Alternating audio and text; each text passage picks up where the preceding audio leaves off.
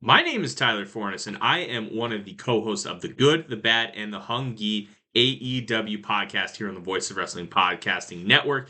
We take a broad scope approach to the world of All Elite Wrestling and the entire universe of Tony Khan. We talk about the big matches, the big stars, the promos, the storylines, and we also look at it from a big picture perspective. How are things going to change over the course of the next 10 years with AEW still in the picture? How are companies like WWE going to adapt and adjust to AEW? Are they going to be a similar way like they did with WCW in the late 1990s? Will there be a counterpunch? We talk about all of that and more on The Good, the Bad, and the Hungy every week on the Voice of Wrestling Network. Do you like wrestling trivia? Then check out the 5-Star Match Game, the Pro Wrestling Quiz Show. I'm Joe Gagney, and every episode, I grill 3 contestants with 5 rounds of power-packed wrestling trivia. We have over 30 evergreen episodes in the archives covering WWE, AEW, Japan, Mexico, and much, much, much, much more. Play along at home and check it out today. This podcast is a member of the Voices of Wrestling Podcasting Network. Visit voicesofwrestling.com to hear the rest of our great podcasts, as well as show reviews, columns, opinions, and updates across the world of wrestling. What do you guys want to talk about? You are listening to the Flagship Podcast with your hosts, Joe Lanza. What has being annoying stopped you ever? That's an excellent point. Right. An excellent point. That's part of the charm. Rich Crage. Corey Graves screaming, perfectly legal, Cole. You can do anything you want in Tribal Combat. It's perfectly legal. While Paul Heyman is just yelling, Tribal Combat, Tribal Combat, Tribal Combat, Tribal Combat, Tribal Combat. I'm like, God damn it. Fuck all of you. Fuck this. And we are live on the Flagship Podcast. I am Rich. No Joe Lanza this week, though. His beloved Rams are playing on Thursday Night Football, so he will not be here.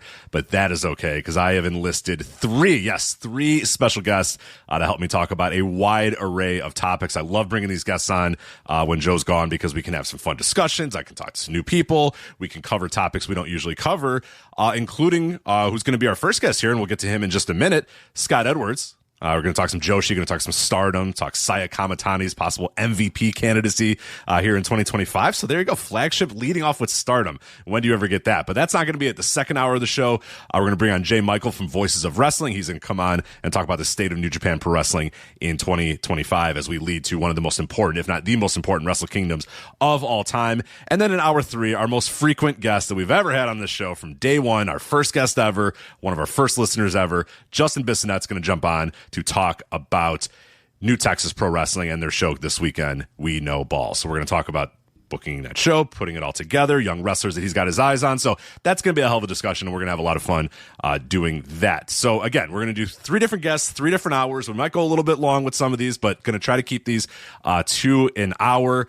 Get a lot of the other kind of plug stuff out of the way, and then we'll bring Scott in and get ready to go here. So voiceswrestling.com/Discord. I'm going to tell you about the Discord this week, because we are running a special 40% off our Patreon offer on the Discord. So if you want that 40% off coupon code, you can only get it on the Discord. So go to voiceswrestling.com/Discord. If you're not already a member there and you're thinking, oh, geez, I kind of want to get to the Flagship Patreon. I want to listen to the Flagship Live. I want to listen to Instant Reaction Live. I want to listen to Tour of the Territories. I want to listen to the Thursday Dynamite reviews. You guys do a bunch of written content on there. You guys do a bunch of shit on your Patreon. Yes, we do. And now you can get it for 40% off for a limited time only.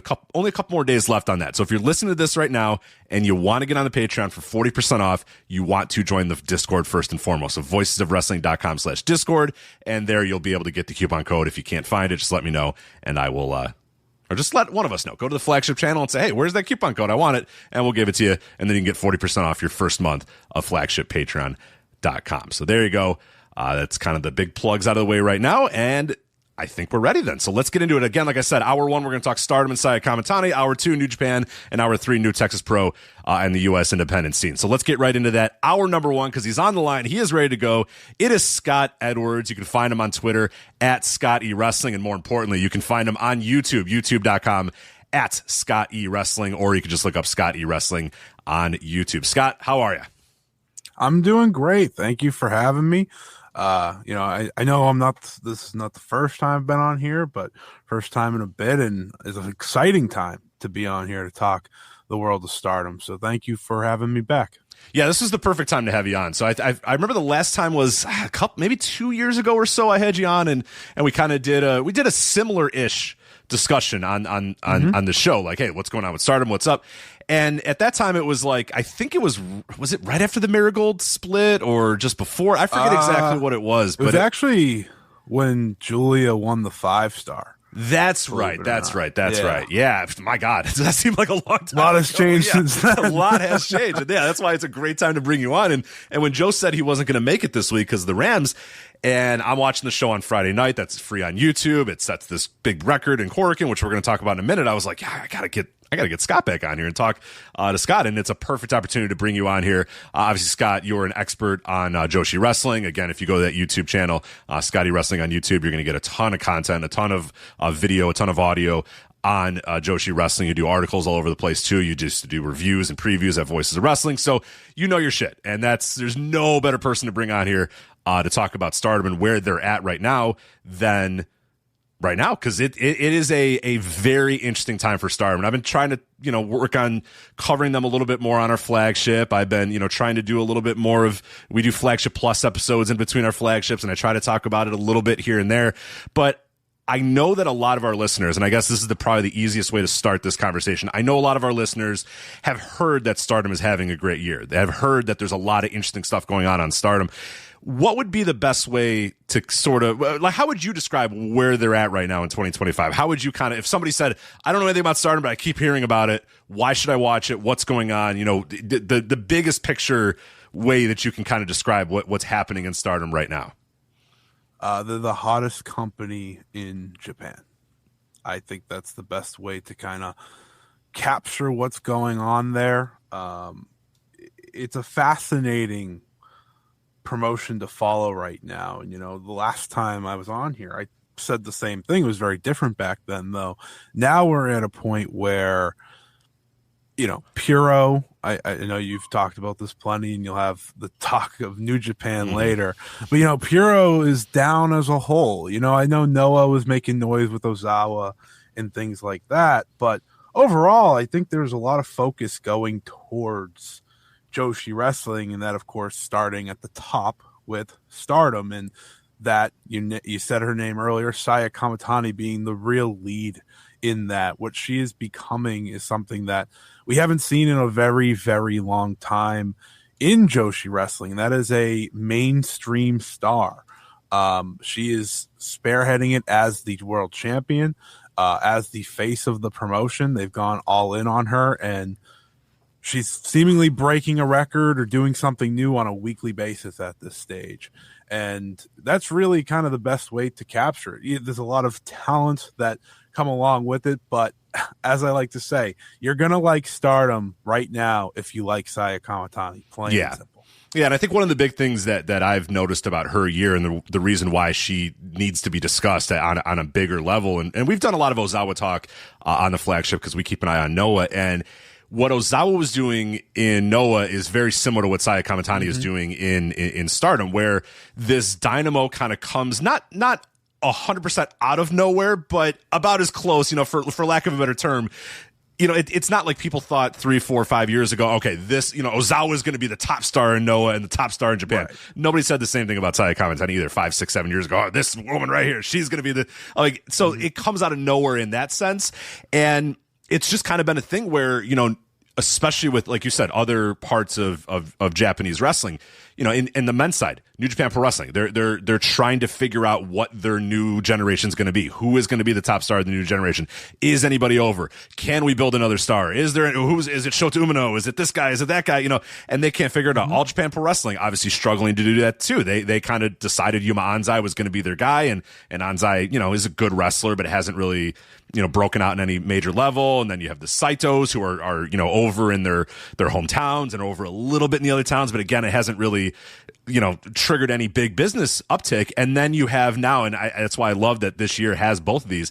You have Ozawa and you have Saya Kamitani, and they come in, and specifically with Kamitani, you can just see the noticeable difference when you look at Cork and Hall numbers, when you look at attendance numbers, when you look at everything, it's like this person is a star, a capital S star, in an era where we try to pretend that there aren't stars anymore, and it's the brand that draws. And then you see someone like an Ozawa and someone like a Saya Kamitani, and you're like, no, stars still draw. When you have a star, I mean, that can really completely transform your business, and we're seeing it this year with Stardom, where you look at the head-to-head numbers, the overall numbers, the year-over-year, whatever you want to do and whatever you want to look. It's like, holy crap! Look at the rise in just everything. All the metrics are all pointing to, oh my God, this person they hit on something with this woman.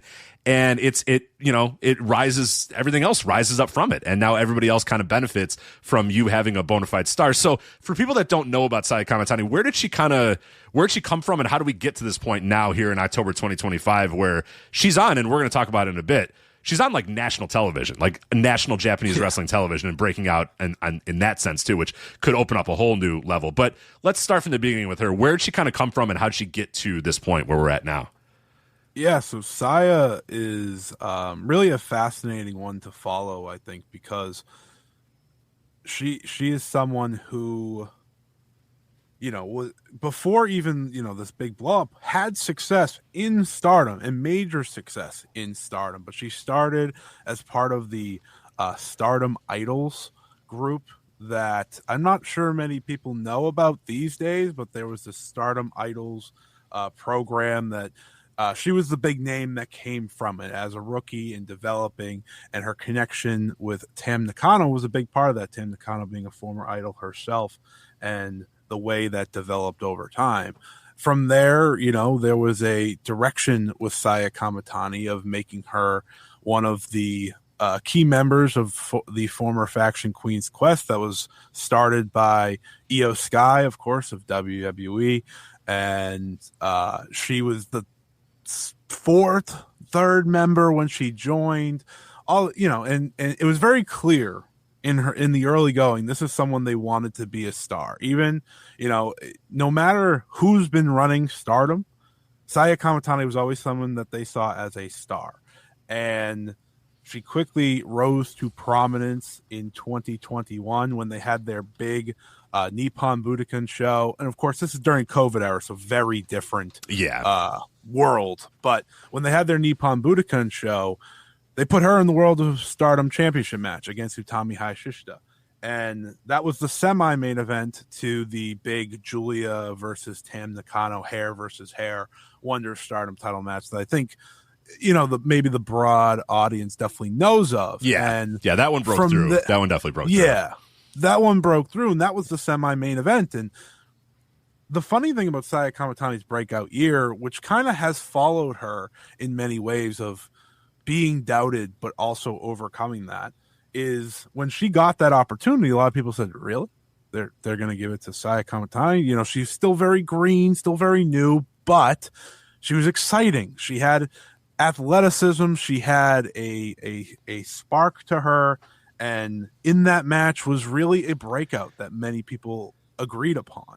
And from there, she'd win the Cinderella tournament, which is essentially the Stardom's version of the New Japan Cup, for those who maybe are wondering what that is.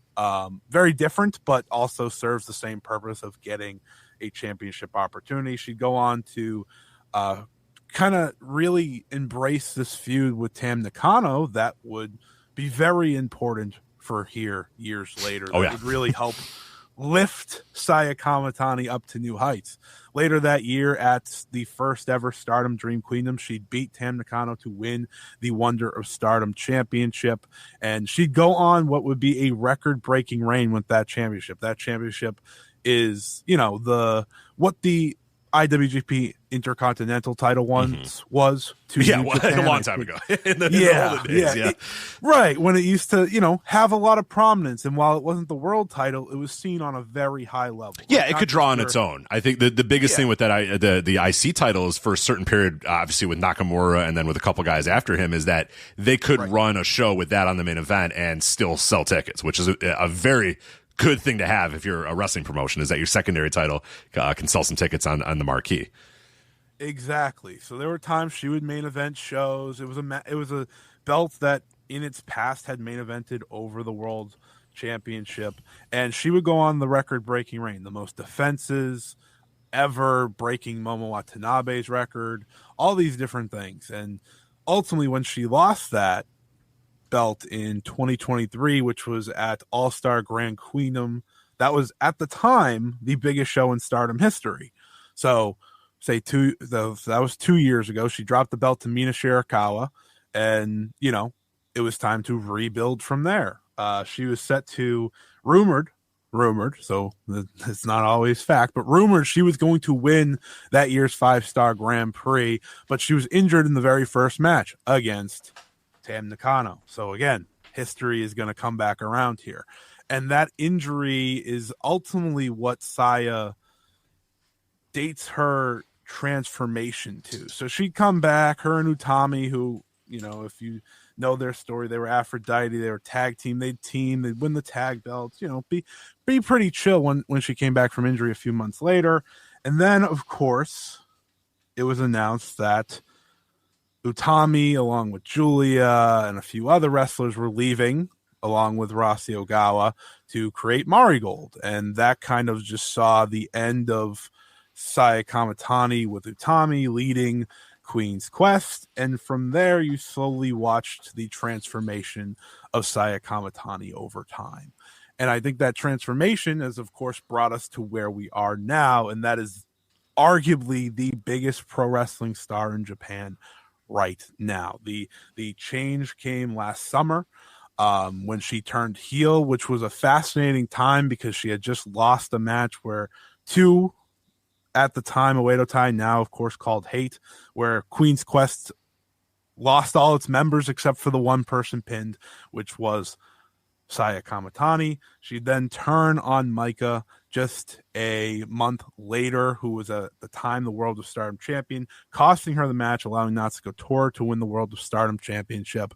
And from there, she would officially become a heel. And I'll just say this, and I say this all the time because I'm willing to admit when I was wrong. That heel turn did not start off as easily and perfectly as possible. It takes time to develop because, Rich, let me tell you, Saya Kamitani was, for me, maybe the most natural babyface they had at the time. Her story of, failing and losing her group to eventually overcome, right, and eventually become world champion, maybe taking down whoever at the time, definitely had a story, especially if Tora was going to win the title. But ultimately, she joined the group instead of doing that, and that led us down a road. She'd go to the finals of the 5-star Grand Prix, which is the Stardom equivalent of the G1. Yeah. And she'd fall to Micah, who was the person she turned on. That same night, Tam Nakano won the World of Stardom Championship from Natsuko Tora, and that would all come together at last year's Stardom Dream Queendom to set up Saya Kamitani versus Tam Nakano to crown Saya Kamitani as World of Stardom champion for the very first time in her career. And from there, it has just been a rocket ship. And a rocket ship that has led to the biggest attendance in Stardom history, which was All-Star Grand Queendom 2025 at the Yokohama Arena. I believe over 7,000, or I don't remember. Yeah, seven. I got it right here. 7,503 in Yokohama Arena. Yeah, that's a hell of a number. That's a hell of a number, man. Yeah, and that's a great match. Oh God, if you haven't watched that match, if you are listening to this right now and you haven't watched Tam Nakano and Saya Kamitani career versus career, listen to this show, finish this show, and then afterwards go watch that fucking match. Absolutely. I'll actually recommend. I don't know if they pulled it off YouTube, but they were very smart. They put up a match ahead of time. It was about a month and a half before All-Star Grand Queendom. It was a loser leaves Stardom match. There was no title on the line, but Saya Kamitani and Tam Nakano agreed to that. And they said, we're putting it for free on YouTube. It's going to be the main event. And at the time, I believe that was the biggest Korakuen Hall number since pre-COVID. At that time, this fast forwards us to this past weekend, where they beat that. They beat it, yeah. But it was a massive success. And I remember at the time, a lot of people were mad of like, and understandably so, they're like, So she left Stardom, but now they've set up the main event for All-Star Grand Queen. It's like, yes, because they had all the eyes on this match, what this match created. It's a fantastic match. I recommend, if you want to watch the All-Star Grand Queen, the main event that we just talked about, watch this one first. Yeah. I think I like the first one better, believe it or not, even though I know the second one had more stakes. For some reason, I like that first one a little bit better. I think maybe just, I don't know. I think fundamentally the first one's probably a better pro wrestling match. Emotionally, though, yeah, the second one's got it right. By a little bit. Yeah, a little bit. Yeah. You know, it's a different beast, and if you have a lot of emotion into either of these characters, you're gonna absolutely love it. But I think even so, if you don't, you're gonna watch that match. You're gonna watch the way they sold it at the end and the storybook ending that it ultimately was for Tam Nakano. You know, if you watch the end of the show, I don't want to spoil for people, but it's an ending that you'll never see in pro wrestling probably ever again. The way that concluded. And I recommend that whole show. It was an absolute success. Like you said, the big number, over 2,000 more than the previous record. Just, it has been a rocket for Stardom, and Saya has been champion since that moment. She has taken that momentum. She is the reason everyone is coming to the shows. Yes, Stardom has a great roster alongside, but as I like to say, she may be like the top antagonist of Stardom, but she's also the protagonist of Stardom. Yeah. It is all about her. They just had the Stardom Dream Queendom poster come out. She's the only one on it for a reason. Like, they know what sells. It's Saya Kamitani, and she has become a star that no one could have predicted, truthfully. Like, you know, people could have predicted that the heel turn would work and things like that, but I don't think anyone saw it getting to the level that it is. And I do think, I want to say this, you know, I don't know how many people watched it, but the Queen of Villains release last year on Netflix, you know, created a little spark in terms of interest in Joshi again. That's interesting. I haven't heard many people say that. Do you guys have any? Have you seen like numbers or anything, or do you just have kind of a feeling about that? So, like for Marvelous, who is run by Chigusa Nagaya, who's one of the main talking points of the show, those crowds started to get bigger. Interesting. And okay. I think overall, what I've seen from the scene is it be a lot healthier than years prior. You know, I think when you're watching a Stardom do what they're doing, and I think it goes to the heel and the love for the heel, like Ozawa, like Saya Kamitani, right? We're talking about doing something new, something that I think like a New Japan's maybe scared to do is something so new and off the cuff, right? Anything new, anything new or different. Yeah. This is very true. But, you know, making Saya Kamitani the top heel of your company, the face of your company, much like Noah did with Ozawa, and kind of like you said, a similar character, right? They're wearing all black.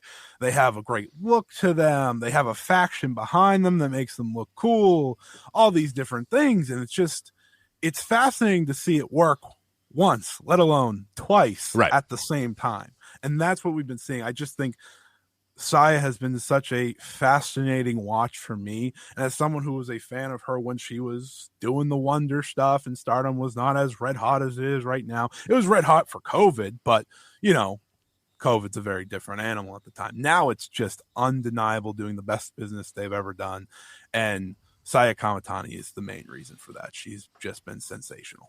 Yeah, for people that need a comp, maybe that like Ozawa's a great comp, like you said. I mean, they obviously approach things a little bit different. Ozawa's very boisterous and animated or whatever. Saya's a little more brooding or whatever. But they both kind of feel like the same energy as Naito. When Naito came back and he was LIJ, and it was like, he is a heel, yes, but he's obviously landing very much with all these fans, and everybody's kind of getting the vibe, and people are all, you know, and Saya's a little closer to that Naito, where it's a little more brooding, a little more quiet, a little more like kind of I'm depressed, but I'm also the best type of thing or whatever. Whereas Ozawa was just a total like he's just dancing around, and he can, you know, treats himself like he's the biggest star in the world, and he knows he's the biggest star or whatever, and he's got all these assholes with him or whatever. So, but it works, yeah. And it like you said, it's bold moves, and I think that is you brought up my the next thing I wanted to talk about is what I love about what Stardom has done, particularly after losing so many top stars. You lose, Julia, you lose Utami, you lose your booker, you lose a lot of people,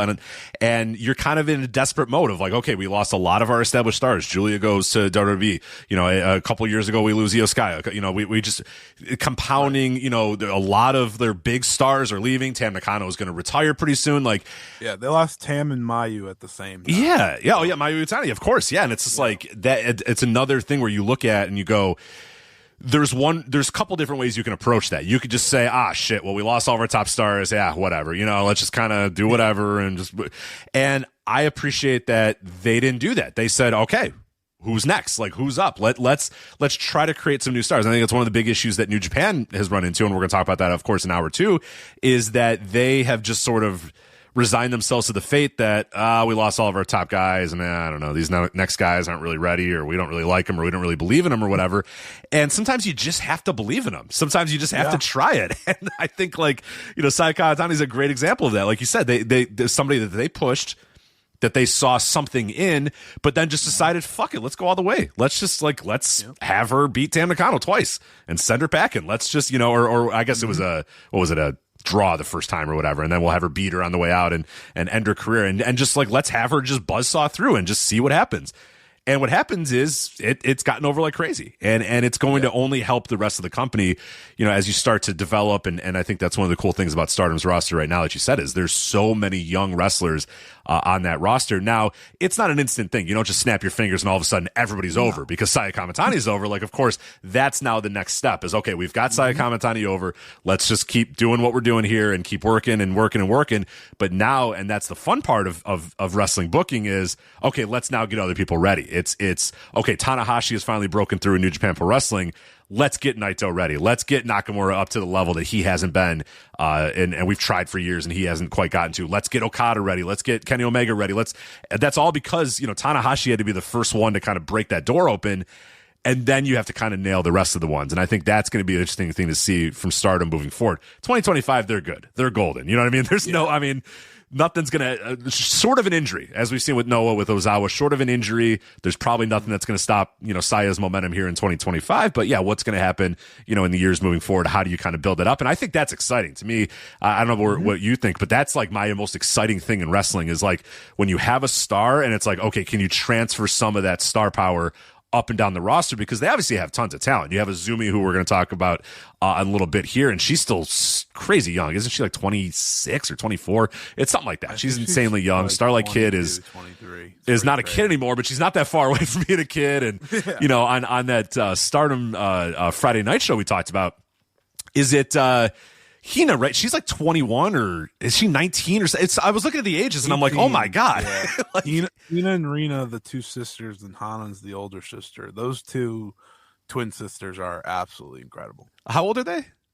I believe 18. Oh my God. Turned 19. They might have just turned 19. That's I feel insane. like I've been saying they're 18 for so long, but yeah, they're insane. And to put her in the semi-main event on that show where all these eyes are on it is, again, a sign of what they're trying to do, right? Is let's keep making new talent.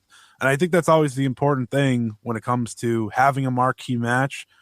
You're going to have a lot of eyes on it. What are you going to do with the rest of the matches to make those others jump out and make those others noticeable to a lot of fans? Yeah, absolutely. Azumi just turned 23 this week. It's just absurd. That's insane. What?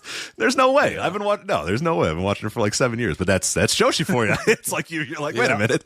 It's like the old, luchadors in the 90s. You're like, I've been watching that guy for 9 years. How is he only, 21? It's like, well, you were watching him when he was 12, so I don't know what to tell you, but, that's, so we kind of talked about how she got here. And again, that All-Star Grand Queendom, I was trying to look up if it's still on YouTube. I don't know if it's still available, but that show, if you're listening to this right now and you can get your hands on that show, I think that's probably the best wrestling show of the entire year. I think I did a Flagship Plus episode about it, but I'm remembering now because it was all the way back in April. It was April 27th of this year. I forgot the last 6 matches of that show were all good. It was like a classic old school Wrestle Kingdom where it's the last 2.5 hours are all must watch. Of all, I forgot how stacked that show was. Starting with Suzuki and Mii Sierra, it's just nonstop after that point was great. Every other match after that. Everything gave you a different flavor on that show, as I like to say. That Suzu Mei Sarah match is a bloody war that maybe you weren't expecting, and it goes on from there. You know, you get a big IWGP Women's title match with Mayu and Shuri that ends up being very emotional. You get Starlight Kid and Azumi doing the fireworks match, and then of course the big emotional main event that, you know, speaks for itself and kind of what we've been talking about here this whole time. And if you need some girth too, you got Hashimoto in there too. She defended the Sendai girls in that match. I remember too, because there's always like Joe's always like, "Where's my, you know, I want like, you know, Aja Kongs and stuff," and I'm like, "Well, you kind of got it." You know, there's a couple ones out there too, and Hashimoto's a great example of, you know, it's not all just, you know, 4'9" girls doing, you know, a Meteora. Sometimes there's some girth out there and some power out there too. So that I always love that match. Yeah, Big Hash is always a good one if you want to get a different flavor. She's always a great one to search out. And I think that's the beautiful thing of kind of, you know, about this conversation is start with Stardom. You know, give it a shot. Give that Friday show a shot. Take on another couple shows, you know, see another. Honestly, if I can recommend to anyone, just if you want to just figure out if you like Stardom, watch Saya Kamitani's title reign. You can find it anywhere. You know, if you look up her matches, a lot of them are on YouTube. Stardom has gone out of their way to upload a lot of her matches. They've been very smart about that of strategically putting a lot of her stuff, and I'm sure that's been helping too, because it just you know, that word of mouth starts, and it's like you don't have to, because it's kind of arduous. Well, I guess we could talk about this in a second. Like it can sometimes be arduous. I don't think it's too bad, but sometimes when you explain, okay, how do I watch this great show? Okay, you go here and then here, and then subscribe to this. Like, all right, I'm already out. You know what I mean? Whereas if you just say, absolutely, literally, here's the YouTube link. It's for free. There you go. It's done. You're good to go. Yeah, she has a ton of matches on there. That's why I just say go watch her reign. I think they put, I really do think they put the All-Star Grand Queendom match up there at the very least, maybe a lot of the show. But I know when she was starting to do this national TV thing that she's been doing, she's on a show on I believe a weekly basis. They've been really smart of, okay, let's upload a match here. Let's upload a match here. Yeah. And they know that she is causing eyes to come to the product, and that's who people want to see. And again, like I was saying, you watch Saya Kamitani, you watch who she faces. Maybe you take a liking to that wrestler. Zumi obviously is always a great option because, you know, she's had the AEW and New Japan stints a little bit, so that people already know that name. Familiar face, yeah. Absolutely, and I think that's always really important. That's how I got into it. You know, I watched through EO, you know, years ago, and it takes one wrestler to bring you to the next and so on and so forth. And I think it's kind of the beauty of learning wrestling. And like you said, the beauty of wrestling as a whole is watching other stars get made along the way. That's why I think Stardom is very exciting for the future, because yes, you have Saya Kamitani now, but who's going to be the person to step up and reach, maybe not her exact level, because I don't think it's a level maybe where it's possible to reach, but even so, who's going to be that next person underneath her, or so on and so forth. Absolutely. So let's talk about that national TV thing, because I think that I just kind of became aware of recently. I think it was last week or so that somebody mentioned that to me, that, you know, because I mentioned I was going to talk about the Flagship. I was talking about Stardom on the Flagship and kind of preview that Friday show that was going to be up on YouTube. And we'll talk about that show here in a minute. And someone said, hey, just so you know, like, they're on, like, Saya Kamitani and Stardom they're on, like, national television right now. Like, everybody, you know, it's a gigantic deal watched by, you know, many, many, many people. So what is this, and what does it kind of mean for Stardom to just be on, like, that level of national television? It's a massive deal for both Joshi Wrestling, for Stardom. I believe, I don't have the exact, it's over for the first time in over 20 years. I think I saw that, 20 or 25 years or something. It's the first time that Japanese or Joshi Wrestling's been featured on. Right. It's like a variety show, right? Isn't that what it is? Yeah, okay. Yeah, it's a variety show that Saya Kamitani has been a part of on TBS, I believe.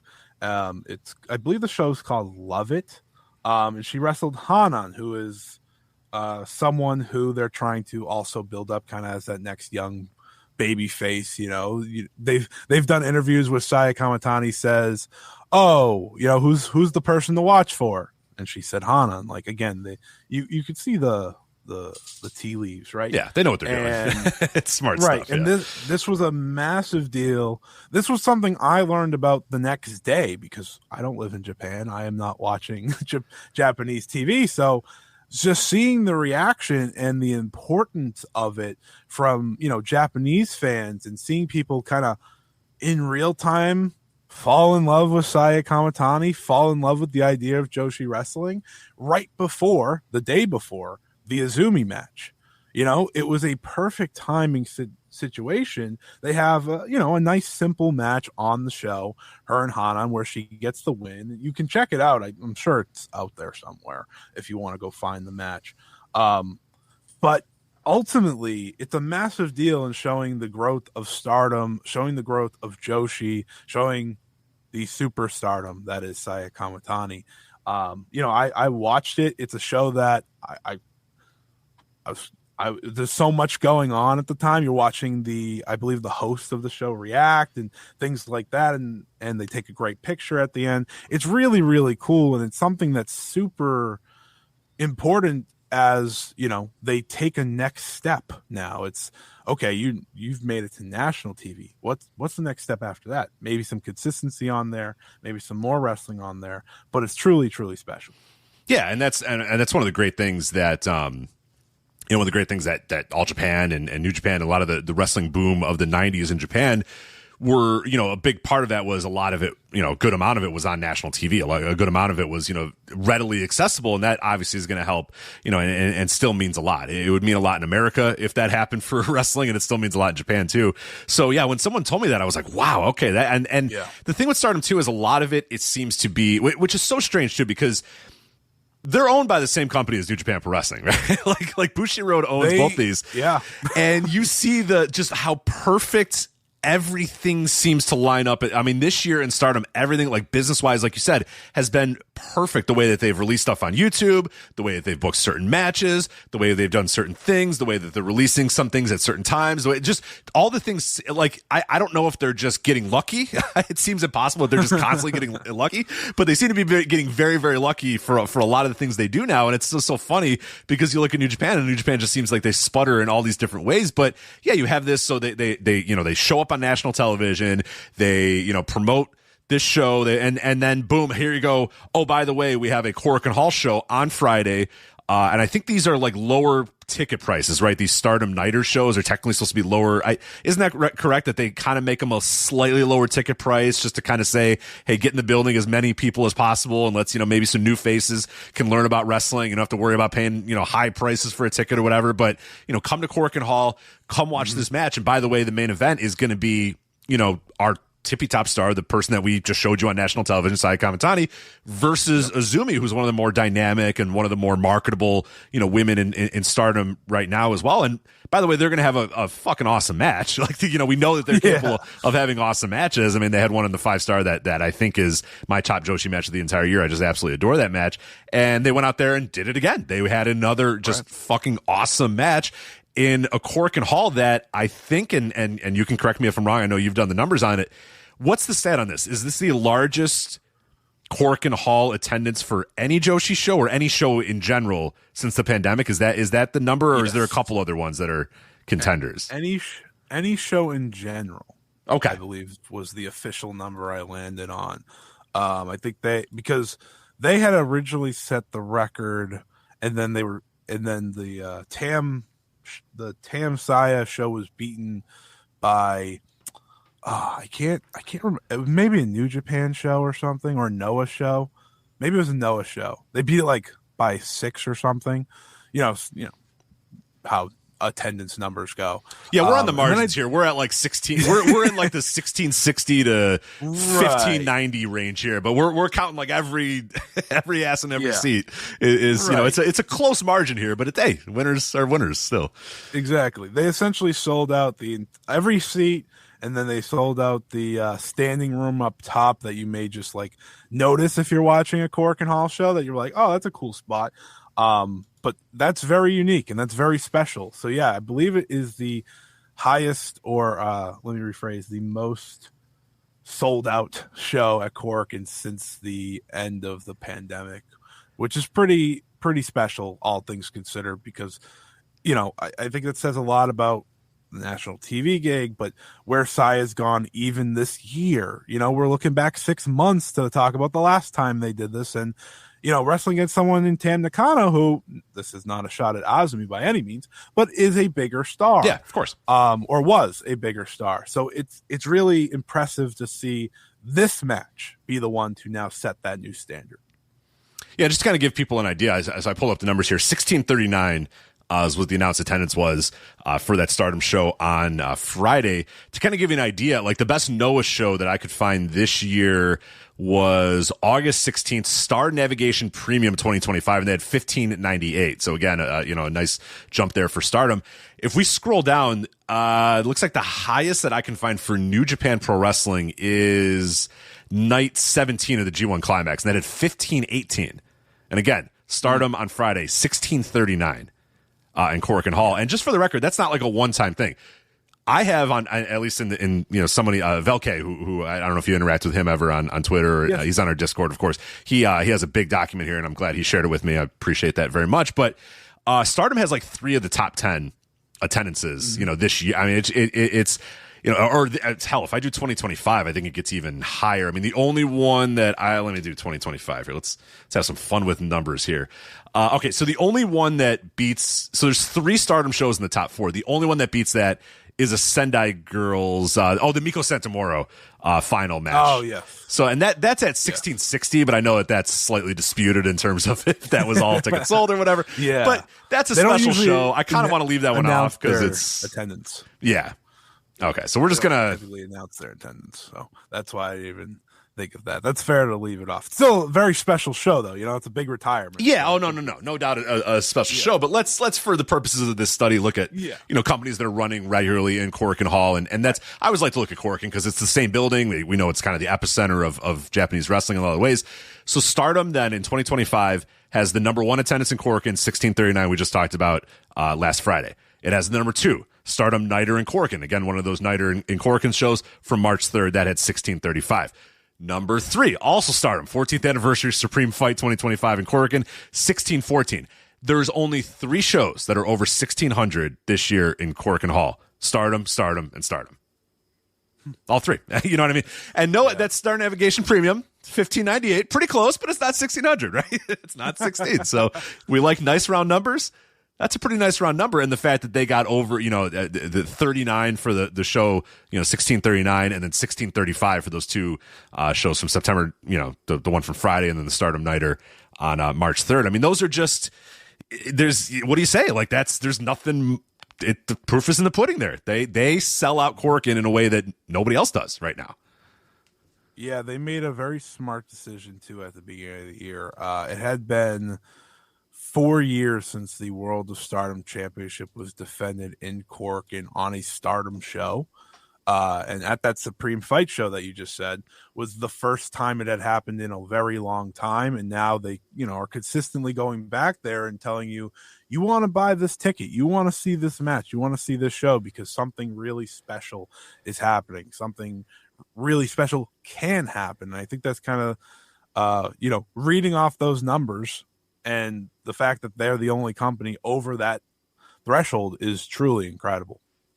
Yeah, and Noah's obviously, and I do want to credit Noah too, because we talked about Ozawa at the top, and of course he got hurt, so he's not going to really add to his case that much this year. But it should be noted that next, what do we got? The top 3 with Stardom, 4, 5, 6, and 7 are all Noah. So 8 is Stardom. 9 is Noah, and 10 is Noah. So, I've been saying the king and queen of Korakuen Hall this year, Ozawa and Saya Kamitani. And again, it speaks to the point I brought up earlier is that, in an era where we try to pretend that, it's brands that draw and all that sort of, I mean, if you're a star, if you're a capital S star, people come to the goddamn building to watch you wrestle. And they've been coming to the building to watch Saya, and they've been coming to the building to watch Ozawa. Plain and simple. That is exactly what they're doing. Sometimes it gets very simple in this professional wrestling business, but it's super impressive what they've been doing, and I guess as we talk about this Friday show, that is available for free on YouTube, and I believe it's going to stay on YouTube, correct? For a while, they're not dropping. They're not. It's not leaving YouTube at all, right? Not that I no. They typically, if they say it's on YouTube, they leave it on YouTube. They'll leave it up. Though I will say, I know Walker Stewart actually just finished recording English commentary for it. So if I don't know if it's on YouTube, I'm going to say it's probably only Stardom World. But I will say this: I noticed the other day when I went on to check out the show that day, I was like, oh, I wonder if it's free on Stardom World. Can you go on there, not sign into an account, and just check it out? The answer was yes. So if you want to give it a try, for English commentary, you can go to stardomworld.com, see if that's also free like the Japanese version. I can't see why it wouldn't be. And I know a lot of people, sometimes the difficulty is, people like English commentary. People like to be able to be led when watching and things like that. And, I think Walker is doing a lot of that in post-production, but he wants to do, I think he said he will be doing it in real time sometime in November because he'll be over there for New Japan. Oh, good. So, yeah, they're finally embracing that side as well, which I know, again, a lot of people like English commentary. So I just wanted to add that in because, yes, you can check it out on YouTube, but it was available free on Stardom World. You just had to click the link. So if there's even a possibility that you can do the English one, definitely go and try. That'd be huge. Yeah, I hope they do that, for a show that, especially, like you said, it's a free show on YouTube. So I think that's a great idea to put that on for English commentary because, for a lot of people, especially now, like I think 10, 15 years ago when there was no other choice, people would just suck it up and say, you know what, whatever, I'm just going to watch on Japanese commentary because that's the only way. But we've kind of become spoiled now. And even me, like even where I don't need to, but if there is an English commentary available for a show, I watch the English commentary just because I don't know. It's just kind of like I know that it's available so that, if there's something I'm missing or it's just maybe a little bit more familiar for me. If I know that there's no English commentary available, of course, I don't care. It's not that big of a deal. But, if given the choice of a New Japan show, I'm probably going to choose the English commentary. Dragon Gate, if they're, if it's Jay and Ho Ho Lun doing it, I'm going to listen to them over the Japanese commentary. And I think for a lot of people, they've kind of gotten used to that. Or if they become New Japan fans, in particular, which obviously a lot of people that are into, Japanese wrestling today, a lot of them, the entry point was New Japan Pro Wrestling during their heyday. They were kind of served, English commentary a very easy way. So I think it has sort of a lot of newer fans kind of look for that. And you know what? Honestly, I have no problem with that. There's a lot of people that are like, oh no, but I get it. Especially when you're jumping into a new promotion. And like you said, it is sometimes, it's an arduous task, but to me, it's one of the most fun tasks about watching professional wrestling is watching a new promotion, watching a company you've never watched before, and a bunch of wrestlers you've never seen before, and just sitting down and watching and taking it in. And you don't have to be an expert day one. You don't have to know everything about every single person day one. Just sit back, watch, and you might say, that's kind of interesting. Who is that? And then you jot a name down, you look it up, and you go, okay, I've never seen Azumi wrestle before, but I like her style. Okay. And then that can bridge the gap to watching other matches of hers. Or, hey, I've never seen this Stars team before. Who's this Stars tag team or whatever? And this one girl's a damn powerhouse, but she's 4'8", but she's like a brick shit house or whatever. I want to learn more about her. Like, I watched her, with Hanan and I'm blanking on both names of the Stars team. Yes. And like they were on WrestleMania weekend. And I remember walking by, they were walking by on one of the shows. I forget what show it was that they were wrestling. And I was like, that woman is as short as she is wide. She's just like an incredibly interesting shaped woman, but it's like, okay, then you get your eye on her and you're like, all right. And she's a lot of fun. She does a lot of really cool moves. Okay, here we go. That's a bridge. I've now bridged a new gap of somebody I've never heard of before that I did that. Starlight Kid. Who's this? Sari, who you're going to see, possibly in Ring of Honor in the next coming days or whatever. Shuri, who I think is one of the best wrestlers in the world right now. I think Sari and Shuri are two of the best wrestlers, like bar none. And like, not just, maybe they're not selling as many tickets, but dear God, that match that they had in the Sari Produce on that like horrible mat with no commentary or whatever. It's just I love that match. That is, I forgot about that one when I said it. What did I say earlier? I said Saya Kamitani and Azumi was my favorite Joshi match of the year. Never mind. I forgot about the Sari Shiri match where they just beat the ever-living shit out of each other for 25 minutes. I enjoyed that one a little bit more. But no, it's like I think there's this pressure from a lot of fans when they watch new wrestling or they watch a company they've never seen before. I don't know anybody. I don't know any of the story. You'll get it. at one time we all had to watch wrestling for the first time. You know what I mean? At one time you turned on your TV, you turned on, like you said, you Io Sky was your entry point, or Io Shirai was your entry point, and then it was just like from here, and then and then it just kind of grows and grows and grows. And guess what? You have good resources too. You have somebody like Scott right here on YouTube. Go subscribe to him on YouTube. He's going to review matches. He's going to put names to faces if you don't know names to faces. And I think it won't take long before you start getting in the rhythm of it and start knowing who these people are, knowing the stories, knowing the beats, knowing who you like wrestle, and then you're off. And then you're off to the races. And then, like you said, this whole nother world of wrestling opens up for you because it's like, oh, hey, it's not just Stardom. There's a bunch of, Tokyo Joshi Pro is also having a pretty good year, business-wise and in-ring wise. Marigold exists. Sendai Girls exist. They have Marvelous exist. Then now it's like you've exploded. Ice Ribbon forgot. If you want to get real crazy, you got Seedling and Ice Ribbon. It's the whole world opens up to you. So I always say just embrace that. And I think a lot of people, it's hard to do that, but like you said, Stardom, I think, is doing a phenomenal job of bridging that gap for people and making it a lot easier than ever, which I really do appreciate them for doing, for doing it on YouTube.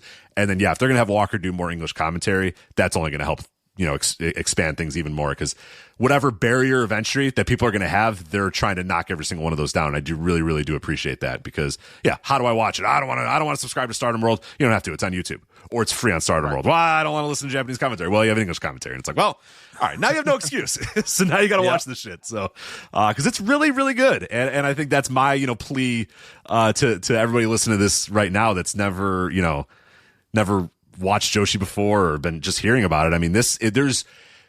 We used to do this with Dragon Gate on this show on the Flagship. We would say, okay, if you want to get in Dragon Gate, right now is the exact time. It would usually be like right after the Dead or Alive cage match or whatever. We're like, all right, now's the time, because all these different units have changed and shaken up or whatever. And we used to do it with New Japan too.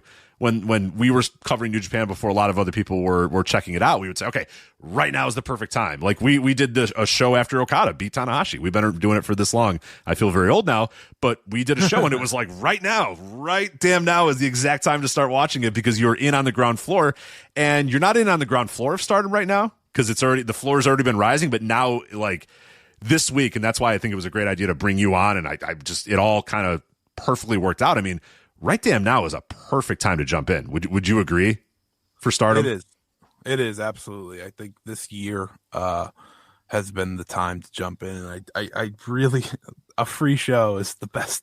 Like, you were saying it. There's really no excuse not to at least check out the one show, right? Maybe the hoops of, oh, I don't want to sign up for this, I don't want to do that.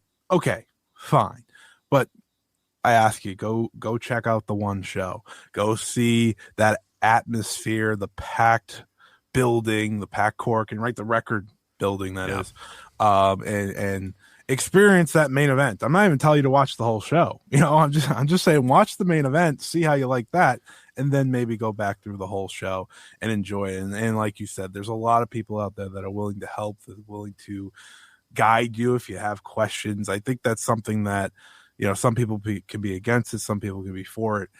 In terms of what I like to do is the reason I do a lot of this is to help guide and to help push. And you don't know where it's going to take you. And I think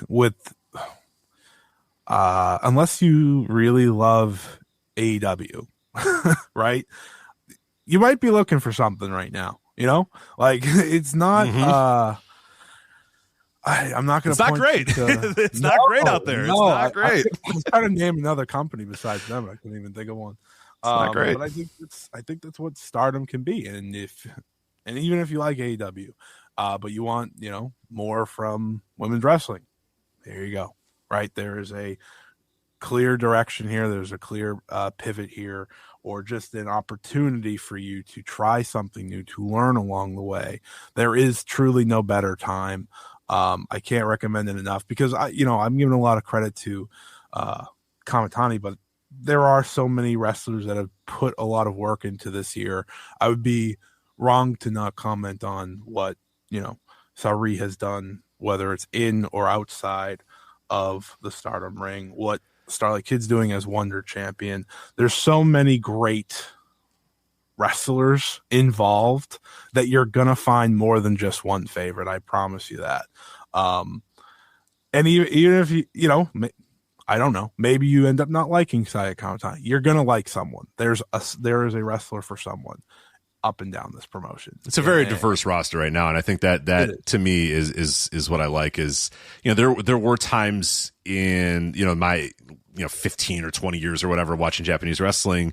Particularly, checking in on Joshi. I've never been a huge. I've kind of turned over the last for a lot of the reason that you mentioned. It's like I kind of am just seeking anything with any sort of pulse or any little bit of energy, and it's like, yeah, I'm finding it here. I'm not finding it in All Japan. I'm not always finding it in New Japan Pro Wrestling. I'm not always finding it in Dragon Gate, but Stardom is giving me that company that has a pulse and has an energy and has some real just juice behind it. And as you're watching it, like, you're seeing a very, very diverse roster too, and I think that really stands out for me.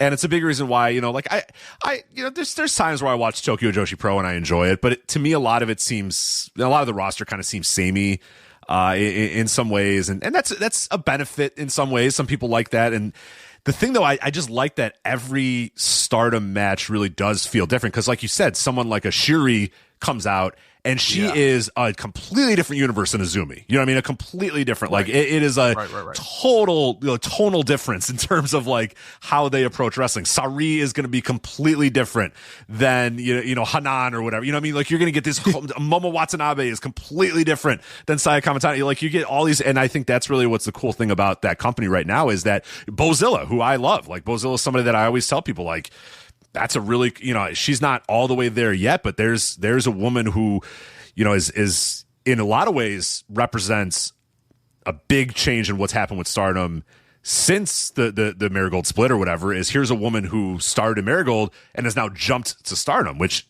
kind of is a pretty big deal too, because they lost so many stars to this new outfit, and then all of a sudden now someone from that new outfit comes back to or leaves and goes to Stardom, and that's an important thing. That's a important kind of momentum shift thing, and I think she's really cool and presents a completely different approach. And I know a lot of people first saw her at Forbidden Door and were like, oh, this is kind of interesting. What is this? And yeah, she's out there, and it looks even more impressive in Stardom because a lot of the people she's slamming and throwing around are like 5'1". So even though she's like, she's like 5'10" or something like that, right? Or 5'9" or 5, but when you're against people that are 5'1", it looks like you look amazing. So it adds a really fun visual where people are just bouncing off of her and she's just throwing them all around the ring or whatever. There's just a lot to like right now about it. And I think that's, as Joe and I do a lot of complaining about the wrestling world at large right now, that's why I wanted to have this show here where I can, kind of talk about something that I really do think, if you're looking for wrestling right now, that as you said, has some energy, has some pulse, has some, some real,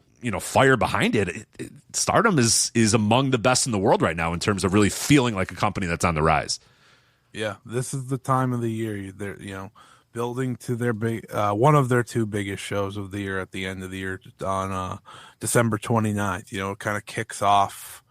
They kind of call it the kickoff to the Wrestle Kingdom week now, and that is, of course, Stardom Dream Kingdom. So you want to be part of that. You want to see the tournament winner, Momo Watanabe, get her challenge at Crimson Nightmare next month, and then really see who they go with in that big time main event against, presumably, Saya Kamitani, right? And I think that's, again, you talked about it, right? When is there a good time to get in? Right now. You are getting in at the perfect time. It's pretty streamlined. It makes a lot of sense of where we're going and what we're doing, and you'll get to be part of the excitement that comes at the end of the year. And like I said, you never know where it's going to take you. There's a lot of great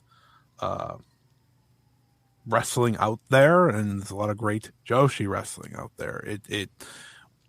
It's everywhere now, it feels like, right?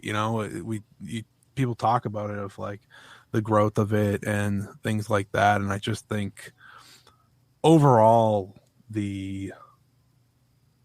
what's the word I'm trying to think of? Overall, the direction is just only up, and I think that's something people are desperately looking for right now, especially over in Japan, right? We're looking for up. The biggest problem with New Japan is they're not willing to try something new. I always say that they're not willing to change who they are, what they are, and that's what Stardom did. They again go with Kamitani, and I think you're gonna find you're going to find that your investment's worth it. I think that's maybe the best thing I can say to bring someone in. If a company has burnt you twice, burnt you 3 times, burnt you 4 times, there's a few out there that have done that over the past couple of years.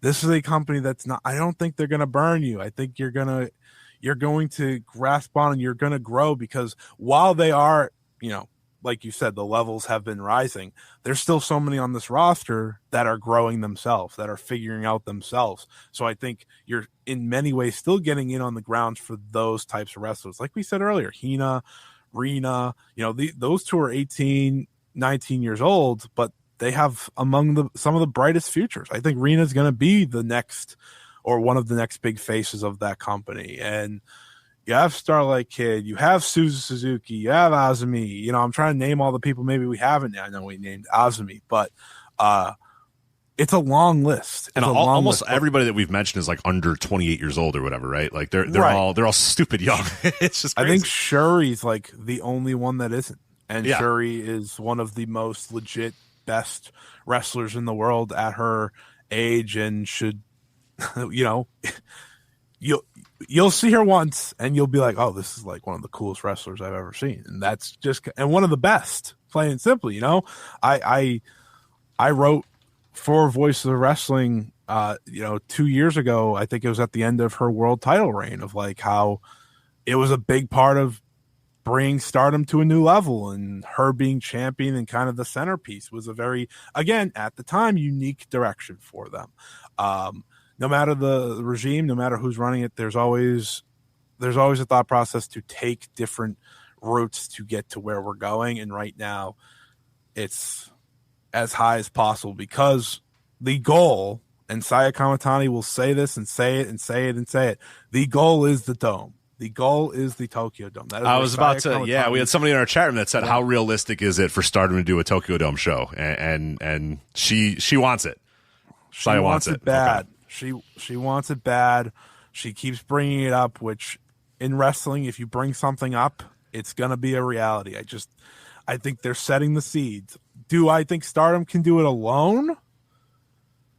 I don't know. Once upon a time, you may have, the Big Egg, of course, was a big success, right? And that's, peak years of Joshi and so forth.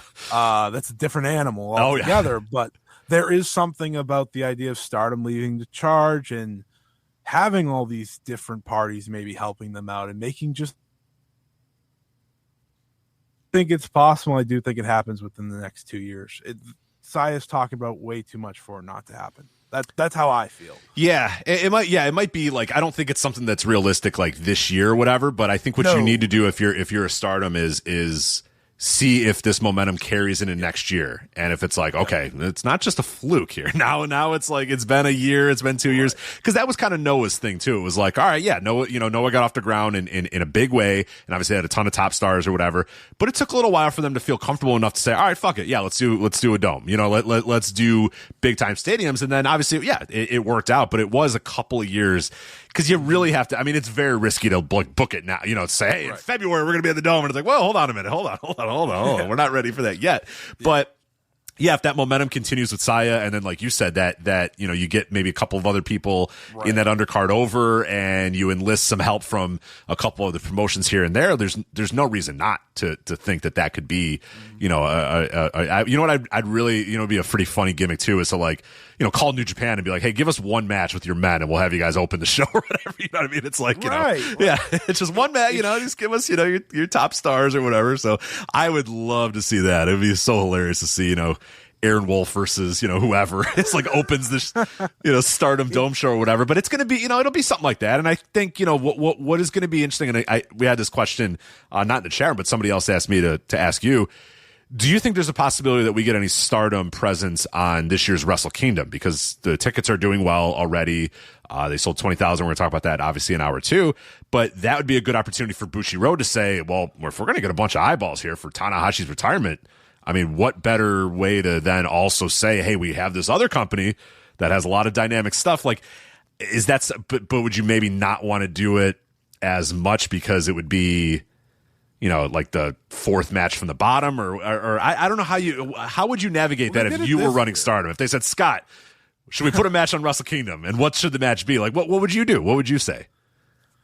I'd say absolutely. You did it this year for a reason, and things have changed a lot. And I know the goal is a big show for Stardom one day, but there's a reason. On the national TV scale, you put a simple singles match of Saya Kamitani versus Hanan on there, right? Because one, it's an opportunity, but two, it's your biggest star. Why not do that at the Tokyo Dome show where Hiroshi Tanahashi is retiring? Yeah, and Aaron Wolf is debuting, and that he's a big time national, national name there too. I saw today they're already over past 20K, right? Mm-hmm. Like it is on track to be one of the biggest numbers in the history of the show if all goes right. There's no reason not to involve them. And I think I'll say it here, if Tanahashi's serious, and he's the president, right, and he's the president of New Japan, and ultimately what owns Stardom is New Japan Pro Wrestling Limited. That is now the official company name, and Stardom's part of that under the Bushiroad banner. If he's serious, you get them on there and you put them. Yeah, listen, would I love for them to get more than a 8-minute match? Yes. But I still think just eyes on the product is always a great thing, especially when you have the Aaron Wolf debut that's going to bring in eyes. The Hiroshi Tanahashi retirement match is going to bring in eyes. It's something that if Keiji Muto is willing to put Joshi on his retirement show, right, why would New Japan and why would Hiroshi Tanahashi not be, especially because of what Stardom's doing. That was more of a shot at Muto. I trust me. We are never going to stop you from taking a shot at Muto, but on this show, no, I think it's a no-brainer, honestly. And I would say I would give him time. And, people in the chat room are bringing it up. They're saying, you do Stardom matches on Wrestle Kingdom. That's not just an exhibition. That's a draw. I mean, that clearly, that there's people might buy tickets to watch that. So I think that I would put him on there, and I wouldn't have him be 6-minute sprints in the opener. I would legitimately promote Saya Kamitani versus somebody, or someone said Shiri versus Sari on there if you really want to say. And hey, it's the same company too. I'll say this. I just want to say this. Oh, you're good. Yeah. This year they put on a wrestler who would then leave a few months later. I don't think they're going to do that again. Yeah. Just because, Sari's not signed to a Stardom contract. So I think that would be one thing, but no, I'm in full agreement with what you're saying. Why can't this match be over or ahead of everything besides the junior global special Tanahashi singles in your world title match, right? Exactly. Yeah, I'm not saying it's going to be the semi-main event or whatever. Yeah, obviously your title matches and your big important matches are all going to be, higher. But yeah, it shouldn't be a 6-minute sprint opener or whatever. No, right. There's just no point. I mean, you own this company too, and this company is a draw, and yeah, it's a really, really good opportunity to get those people in the building for Tanahashi, for Aaron Wolf, and then say, hey, there's this whole other thing that's happening, and look at it. It's pretty fucking great, and it's pretty awesome, and it's available to watch, and it's here. I mean, that for international fans and for domestic fans, I think that's a no-brainer. And real quickly here, and then we'll get you out of here because I know we're a little over time. Lee in our chat room said, when we put the men, we propose the men do their one little match on the women's Tokyo Dome show. Yeah. They only get 6 minutes too. You tell those guys all right, you got 6 minutes, go out there. That's all you get. Absolutely. And then hit the bricks, guys. It's time for the ladies to come out. I mean, that'd be a fun. If everybody kind of got the gimmick, it'd be kind of a fun little gimmick because they're like, all right, you guys get 6, and they're like, all right, fine. That would be a great gimmick. I kind of want that to happen. They're right. That was a great idea. That was a great idea, and I do think for the Tokyo Dome show, you're not, like you said, you're not going to see it in February, or that's not going to be where All-Star Grand Queendom is next year. But a year from now, I think is when, you start to consider maybe that's a possibility. And they just got to keep going up. They did over 7,000 at Yokohama Arena this year, which was the biggest number in company history by a lot.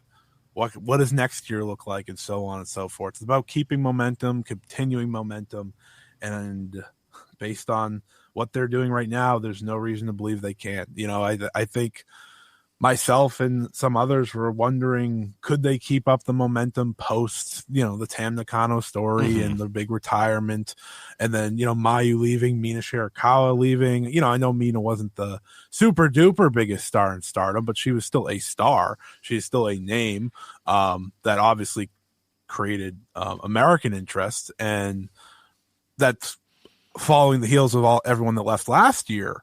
And when we're coming off a cork and that's the biggest, it's like, okay, let's just keep seeing what happens, and let's see what.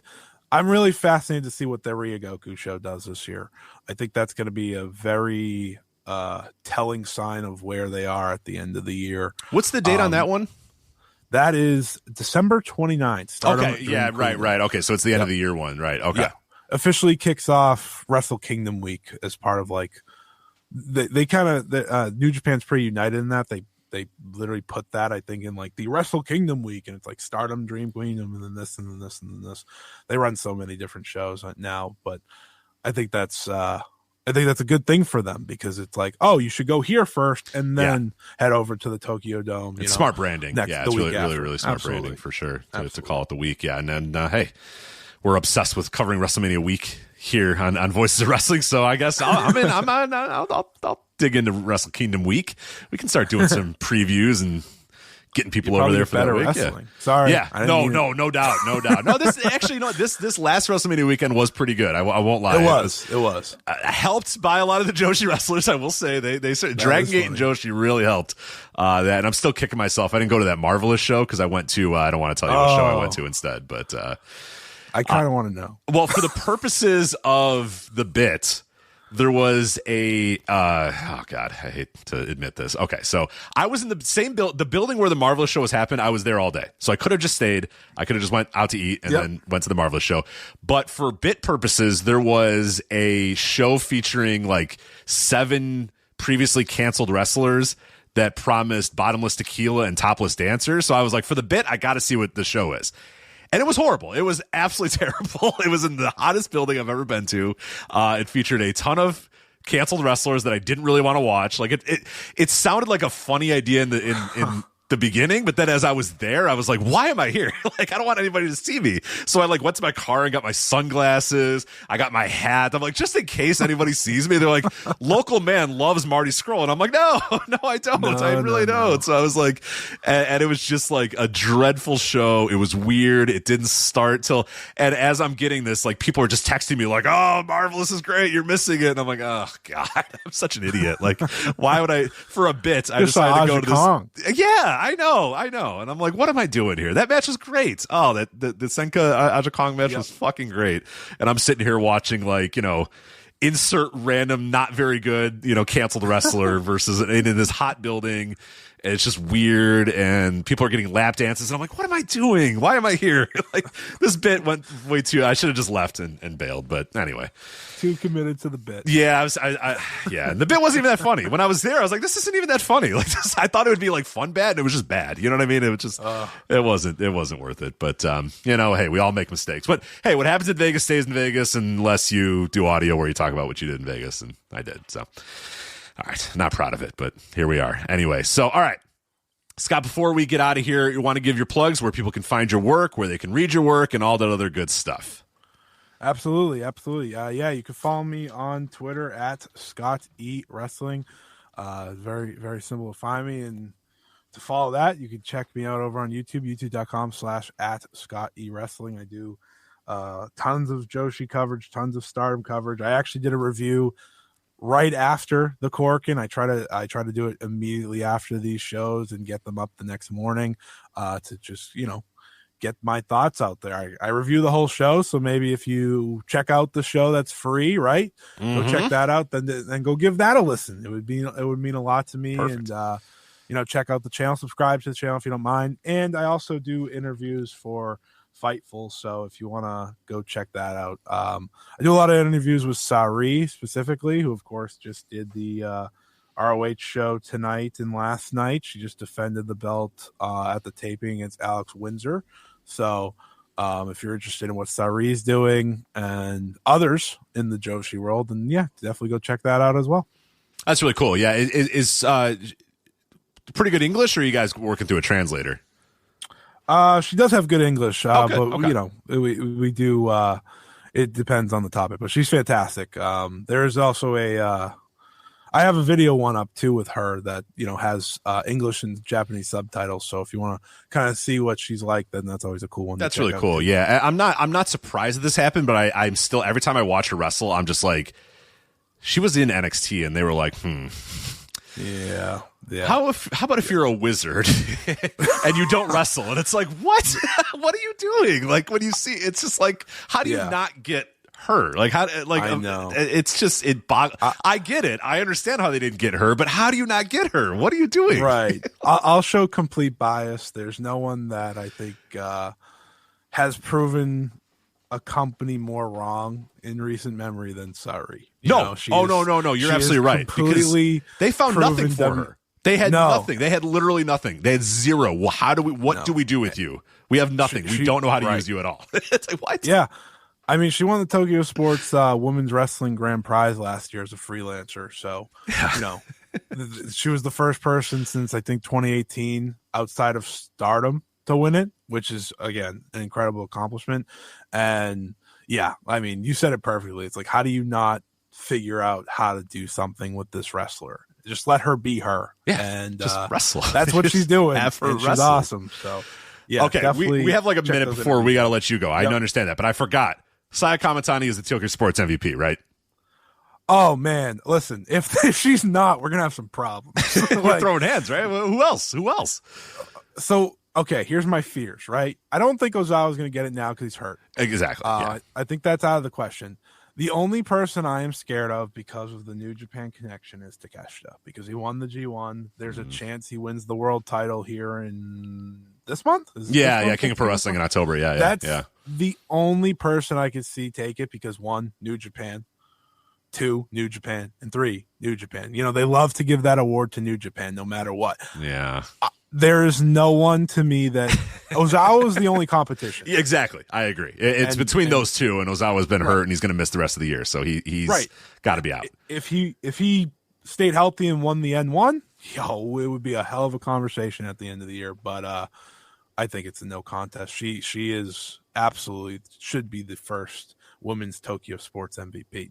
Let me rephrase: the first woman to win the Tokyo Sports MVP. There it is. I think it's undeniable. Yeah, I'm with you. It'd be wild. Yeah, it's going to cause a lot of consternation, a lot of arguments if that doesn't happen. But Scott, I want to thank you so much for coming on here again. At Scott E Wrestling, you can follow him on Twitter and all the other different social medias. Also, Scott E Wrestling on YouTube. Make sure you go there, subscribe. And if you need to bridge that gap between Joshi and learn a little bit more about Joshi, that is how you're going to do it. So, Scott E Wrestling on YouTube, youtube.com. / at Scott E Wrestling is how you can find him on YouTube. Scott, thank you again for coming on here. And everybody, if you give us a quick little break, we'll be back with Jay Michael talking New Japan Pro Wrestling.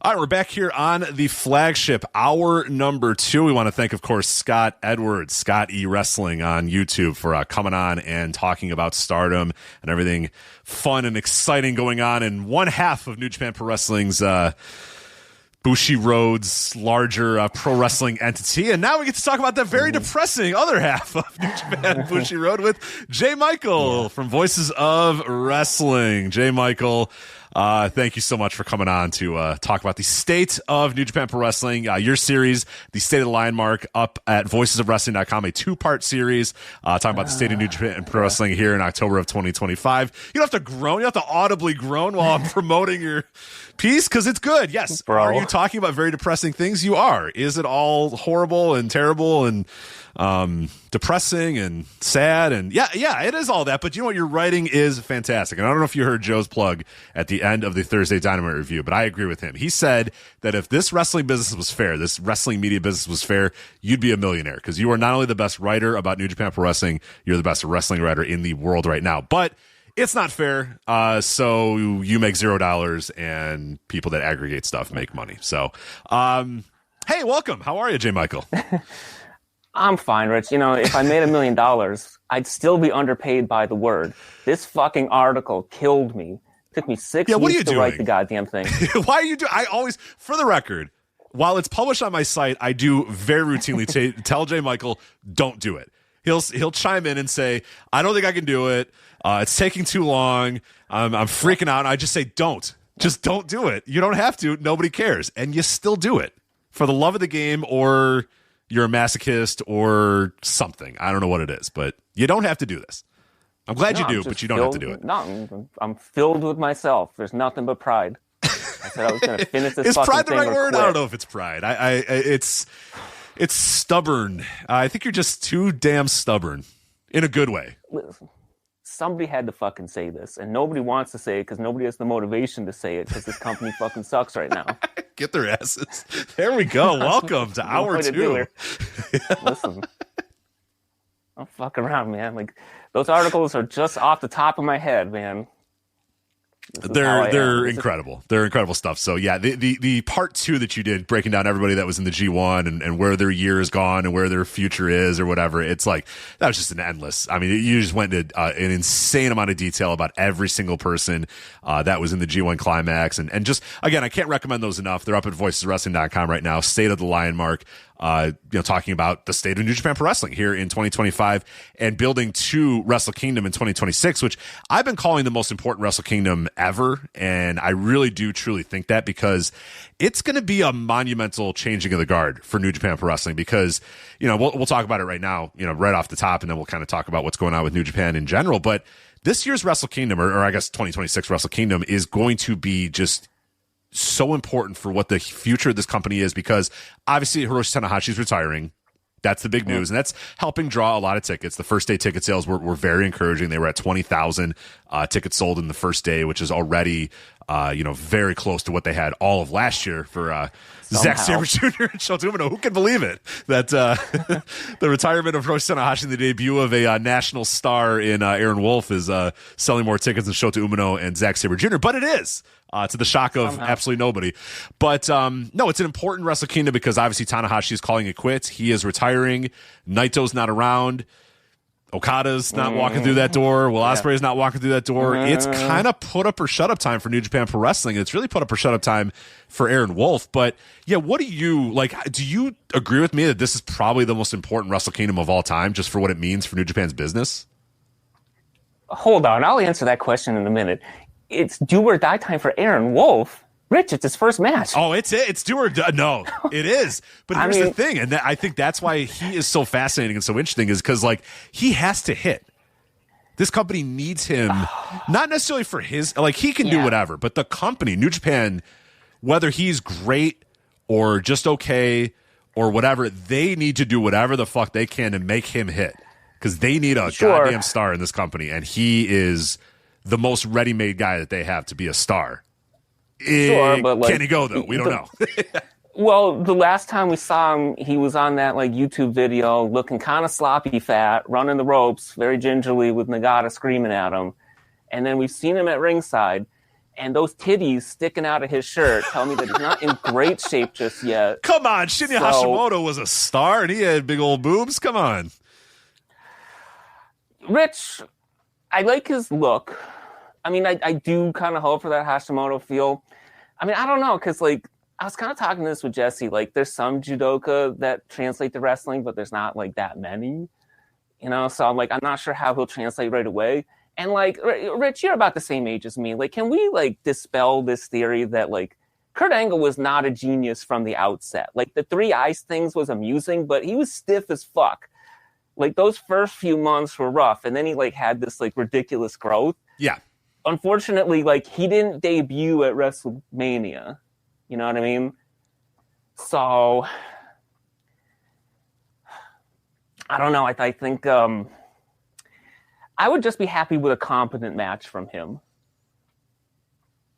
Yeah, I think, and you're absolutely right about Kurt. Kurt Angle debuts on Survivor Series against Sean Stasiak or whatever. I forget if he was Meat still or if he was just Sean Stasiak at that time. But again, not exactly the biggest, high profile, not with a ton of hype like you said either.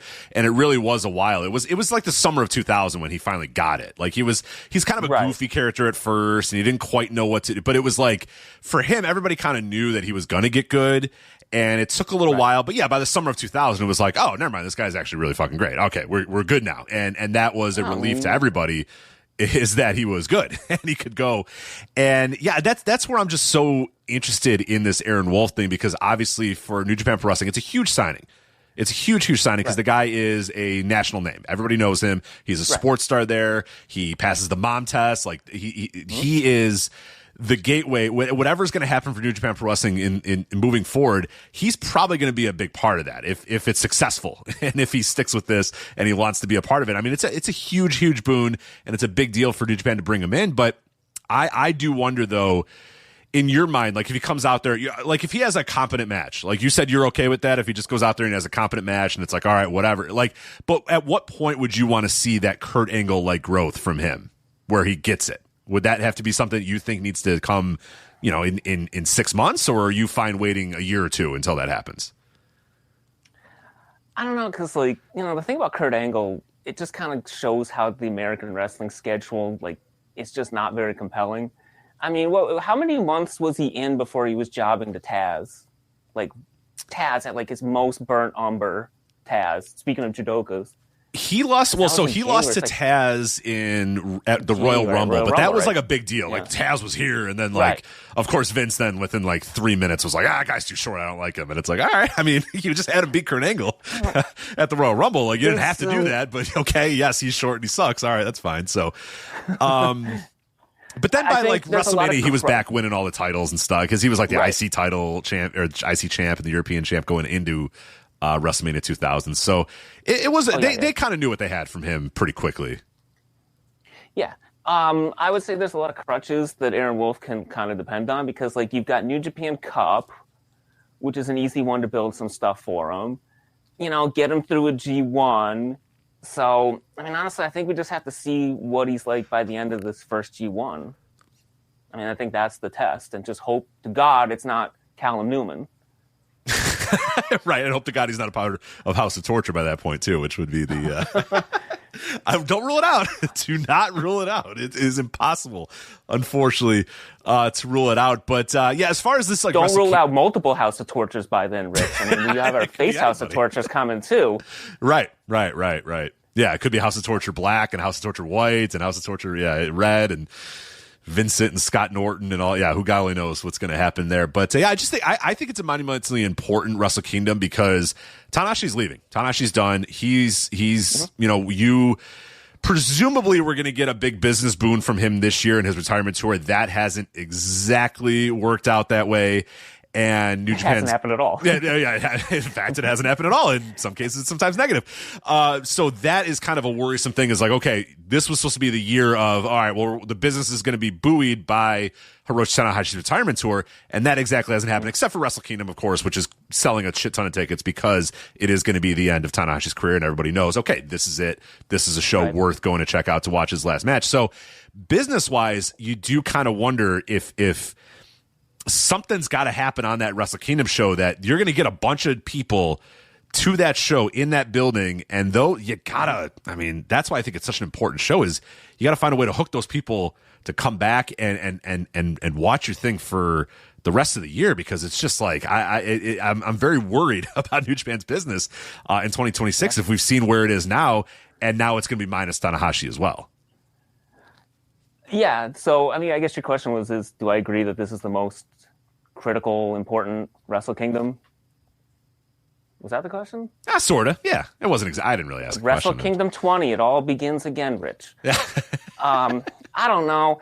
Yes, in some ways, but, I don't want to say yes because they're not set up really for anything monumental for that show right now. I have a really bad feeling that some of the people that you said weren't coming through that door might be coming through that door, and I think that would be detrimental to the people that are still there. It's really dry right now. I mean, it's really fucking dry. I hate to belabor this point, and I know I'm kind of talking to my entire readership right now, but you've seen this a dozen times. I'm really fucking fed up that they're doing it again and they're having the G1 winner cash in October. To me, this felt like the year, whoever it was going to be, that you had that classic G1 winner versus champion, whoever the champion is there, especially if it's Takeshita. And breaking that bond, I think, is going to do a disservice to them, even more so than it did last year. But, yeah, I mean, I do think, like, it's not going to feel important in the moment. I hate to say it. I think it's just one of those ones where if they get their act together, or if they just fire these people for after, how many years of incompetence, we'll look back on this Wrestle Kingdom as a turning point. But right now, it's hard to really see it. Yeah. So I guess you sort of alluded to it a little bit there, but I guess I'll ask you the biggest picture question possible. What is the state of New Japan Pro Wrestling in 2025? In your mind, if somebody asked you that question, and obviously you wrote many, many words about the general state of it, but to kind of wrap it up in a neat little bow, like what is the state of New Japan Pro Wrestling in 2025? It's a fucking disaster, is what it is. There's just so many things that they've done. The only word I can think of is that, like, these motherfuckers behind the scenes, like, these once great people, whoever's in charge, they're derelict. Like, they've just allowed this house to crumble. There's so many things that they've done to undermine just the foundational elements. And kind of, I was listening to you and Scott talking a bit. See, I think thinking that their lack of doing something new, I think that's a little bit of a mischaracterization. They're doing stuff new or things that taking new things from the past. But like what they're doing right now is like, Rich, were you aware that Will Ospreay left this company way back in February 2024? I do know that, yeah. And who's the leader of United Empire? TJ Perkins. No, I don't know. There's a captain. I'm going to ask Mega TJP on Twitter, and the answer is him. That's what he told me. He just told me it's him. So. Oh yeah, keep drinking the Mamba juice, pal. So you had to read it to edit it. Yeah. I literally went and I was like, fuck it. I'm just quoting this verbatim. Because Callum Newman, I made fun of him before, but he's had a decent year. Like, he starts around and he definitely thinks he's better than he was last year. No one thinks they're better than last year than him. And you saw, like, he cut some amazing promos backstage about how fuck the past. He thinks he's better than Devitt and Ospreay and Omega. I mean, I don't mind him saying that, as ludicrous as it is. And he's talking about how, like, fuck the United Empire, I'm going to take it and all this stuff. And he has not even been on a New Japan show since the G1. Right? So it's like, and we've seen this over and over. I was just talking to Chris about this, about how, like, why not just keep the title on El Desperado and have him break Minoru Tanaka's defense record? Except Hiromu should have done that 2 years ago. He spent an entire year talking about breaking that record backstage, and they just had him fucking lose the title out of nowhere to Despy at Wrestle Kingdom.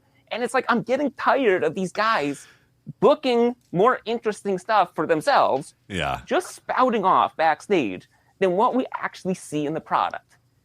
And the United Empire thing is just like a testament and a bellwether of what we see, because, like, you need decent title reigns, which they've had, but you need the factions, and the factions are a fucking mess. United Empire is a disaster. We just had, Rich, at Destruction, a old-fashioned faction versus faction series. Oh, right? Yeah? Uh-huh. Taiji Ishimori versus Hiromu, which I love that. First time ever, I believe, right? Oh, I know. I'm looking. That was not, in fact, the first time they ever wrestled. I apologize for that incorrect statement. In fact, I'm looking at it now. They've wrestled 8,000 times prior. I don't know how I missed all those, but it's actually 8,000 is the number. But carry on. You better watch your mouth, Rich Craich, because you were about to get another very long article breaking down that rivalry. Please, no, don't do it. Well, I only do those when it involves Desperado. But, yeah, I was going to say, you're not doing it. You don't so care about Taiji Ishimori that much. I know you don't. We had David Finlay versus Yota Tsuji in a match where no guys should lose. And then we had Gabe Kidd versus Shingo, right? Perfect. Except one of the factions isn't a fucking faction. They have a shirt about how they're not a faction. They have a young lion who just kind of shows up, but they told him, like, well, we're not a group, but we're a group. Like, some of the awkward thing, like, he joined the goddamn group in Korakuen, and they all just, like, cut these promos with him on the outside of the ring, not even in the ring with a microphone, just telling them these convoluted things about how, like, well, bro, we can't wait to have you join us, but we're not actually a group, so you got to do this on your own, but you still have to follow us to the ring.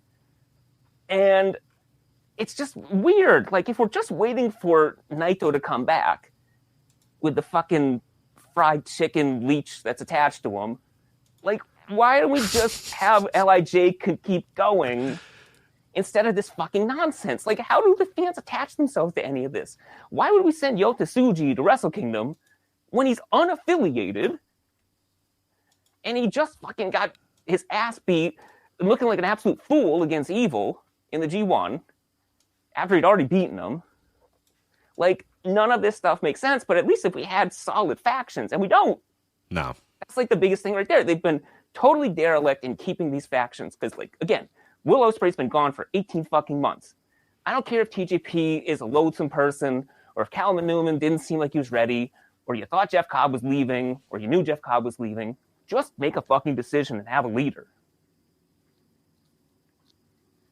Yeah, it's been this very weird. The units in New Japan have been a thing that I've gotten upset about and ranted about on this show for a long time, because it's to me they've been very just kind of like, even before this, it's been very boring. It's just like the same kind of core groups and the same kind of people bounce it.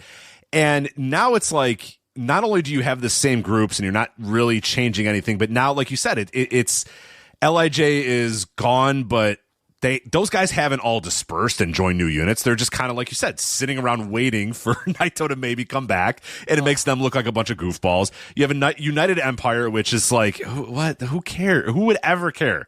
Who would ever care about any aspect of United Empire? I mean, like it's ridiculous. When you go to the New Japan roster and you look up, you sort by United Empire, they look like the biggest dorks on the. It's like, who would ever? This unit is insane. Like, here, I'm going to go to it right now. United Empire. Sure. It's Callum Newman, Francesco Akira, Great Khan, Hanare, Jacob Austin Young, and TJP. It's like, what? Well, Templario, too. Don't forget him. They don't list Templario. It's not on the roster. What? They don't show him. I don't know. I thought he was a part of him, too. Oh, but right. apparently he's not in the group DMs with One TJP, of those, I guess. contracted Mexican wrestlers that never show up. And it's so weird. And then you have like TMDK, which is just like this kind of shallow husk of a unit that's sort of kind of around. And we've never more needed TMDK guys. We've never just needed more like shakeup, like an actual true shakeup. Like you said, LIJ is done. Yota Tsuji should just say, you know what? I'm a fucking star. Some people are going to start following me. You know what? This guy, whoever you want to pick. I don't care. Bad Dude Tito should say, you know what? Yota Tsuji, I like the cut of that guy's jib. I'm joining with him. Like, that guy sounds pretty good. Like, something. Do something. But it's just like they break up a unit, and instead of forming a new unit or declaring their Hantai or declaring that they're unaffiliated, they're just kind of, I don't know, just kind of floating around. You know what, Rich? Floating around. That's what, and I'll talk about it in a bit about the booking of the young guys too. But it's like, you know, these guys are just collecting paychecks back there. Like, if you do this stuff half-hearted, you're gonna get a half-hearted result and a half-empty arena at best. I mean, think about Rich. Think about the two factions that they really put their strength behind in the last few years. One of them, if you remember, was Strong Style, with El Desperado, Ren Narita, and Minoru Suzuki, literally with like Desperado and Suzuki flanking him with their hands on his shoulder at the top of the ramp, like it's fucking Lion King. And then the other one was just 5-4, 5-4-3 guys, which was a joke to begin with. Then they put Sonata in it and gave him the fucking world title for 8 months. And then it was done. It was just done. Like, there's nothing for people to kind of like feel grasp for. Like I keep thinking like the top two guys in the company right now are Sabre and Desperado, right? And a few years ago, they were members of Suzuki-gun. And like, you remember Suzuki-gun babyfaced themselves simply by just being a faction that supported each other. Yeah. Even if they were doing heelish things. Like, those are the things that like is absent right now. Those are the things the fans are yearning for, and they're not getting it. Yeah, it's very frustrating to be a fan of New Japan. And I was talking about it with Scott, and you said you were listening too. You know, like when we talk about Stardom and so much of what they've been doing for their business and their booking and their promotion, it all seems like it's in line and it all seems to work. And one thing leads to another. And we're going to book this wrestler on this talk show, and then that's going to follow up with us having a show on YouTube. And it works. It's clearly working. They are selling out Korakuen Hall. They're putting some of the best numbers in Korakuen Hall. And it's hard to believe that this is run under the same umbrella company. And then we talk about New Japan, and like you said, it just feels like, I mean, for lack of a better term, like you said, you're like, I don't know what the people backstage are doing. Like, I don't know what the hell they're doing, because it doesn't seem like there's any real long-term, like we always used to say light bulb booking for Gato. That used to be the thing with Gato, and Joe and I would always say there's going to be times where something happens in New Japan and it's not going to make a whole lot of sense. You're going to be scratching your head and thinking, that doesn't, but then like, 8 months later, something happens, and you're like, Gato got me again. That is exactly the moment that led to this, that led to this, that led to this, light bulb booking. Of course. When's the last time that you can imagine that you think the last time that New Japan has done something that you said, oh, damn, that's exactly, I didn't think so a year ago, but that's exactly what they landed on. Like, I don't feel like I get any of those stories from New Japan anymore. I mean, I can't think of one off the top. I mean, you know, it's also very tricky, Rich, because I've kind of blocked out those 2.5, 3 years of the pandemic. So I know they did stuff I liked in those 3 years, but I don't remember any of it. I mean, you know, they can't blame anything, right? Because the dickhead in the glasses is back. So you can't say they're getting rid of him after the whole Ibushi Yakuza fiasco went down. You can't say that it's him because he's back and it's worse than ever. So it's time for a new junior heavyweight booking team, I think. These guys just don't have it. Although I guess from what we know, it's not really juniors anymore. It's kind of the out of shape heavyweights now doing stuff as well. Mm-hmm. But it's trash. I mean, I can even let me throw another one out there for you. So the factions is a problem. I heard you guys talking about this as sort of how, you know, the way that Stardom is booking their people. I don't mind the pacing that they've gone with the new guys. You know, some of them are really, I mean, like Yu Uemura, he's only been back for less than 2 years. Like, if they just looked at the numbers and said, fuck it, there's no reason to jumpstart these guys. You know, certainly no reason to do a Rainmaker shock. The fucking Rainmaker shock's like the worst thing to happen to wrestling because everything gets compared to it now. And really nothing, it should never happen again, really. Like, fine, we're not going to do that. We're just going to push these guys at an even pace. But it's so fucking half-hearted. And the biggest example of that is, look, fine. Shota Umino is a weirdo and he's a creep. And he doesn't really have like a sense of charisma that you want. But there's something there. I think we all agreed that like he kind of turned it around. He had a pretty good 2023. He was having a decent 2024. At least he felt assertive. Then they sort of got caught up in this total nonsense of like him doubting himself and being all morose about Moxley. And like he kind of like he's dragging the jacket behind him instead of carrying it high. And he's on the fucking motorcycle looking as depressed as anyone I've ever seen on a motorcycle before. But like if you're gonna say our Wrestle Kingdom main event is Shota Umino versus Zack Sabre Jr., then have the fucking kid win the G1. Because having him with a losing record in the G1 come out and get booed after Zack Sabre Jr. wins, and then they don't do anything with that, and then they just have him push forward and then go super cold in the Wrestle Kingdom did no one any favors. Right. And Rich, I can tell you how it could have worked because I was one of the very few people in Lowell at the whatever the fuck they called it, the Fighting Spirit one. That nobody Fighting Spirit Unleashed, I think, was that one or? Yeah, that was it. It was the one with Gabe Kidd and Fujita in the main event. Because, like, listen, Rocky Romero's a fucking liar. There were not 1,000 people at that fucking show. Okay, I was there in 2019 or whoever it was. Did you count? I did actually. Rich, I was able to count. Actually, I don't know why I asked you because of course you would have counted. But yes, okay. Because I was, Lowell's really nice. Like that's the place where Sean lost his smile, which is crazy to think that a Raw would ever happen in that little music hall. But like if you're on the upper deck, you're like like 10 feet above the ring, kind of looking down at it. It's a really nice angle. But like when I was there in 2019, fucking thing was full. Whole far. I counted like 120 people, 150 on that whole upper section, which should hold like at least 1,000. So, but I was there. And when Shota Umino told Moxley to go fuck himself, I mean, I know we're a bunch of dumb wrestling fans who just like react to the stupid things, but it was really an interesting moment because it like people like responded spontaneously to that. Like we just wanted to see him act like an assertive human being. Yeah. And you could have pushed that. And what it tells me, number one, is that they don't trust the kids to have a traditional push. No, I think we know that. I think it's very clear at this point that they don't trust really any of those guys. And it doesn't make sense because, like, I would trust them.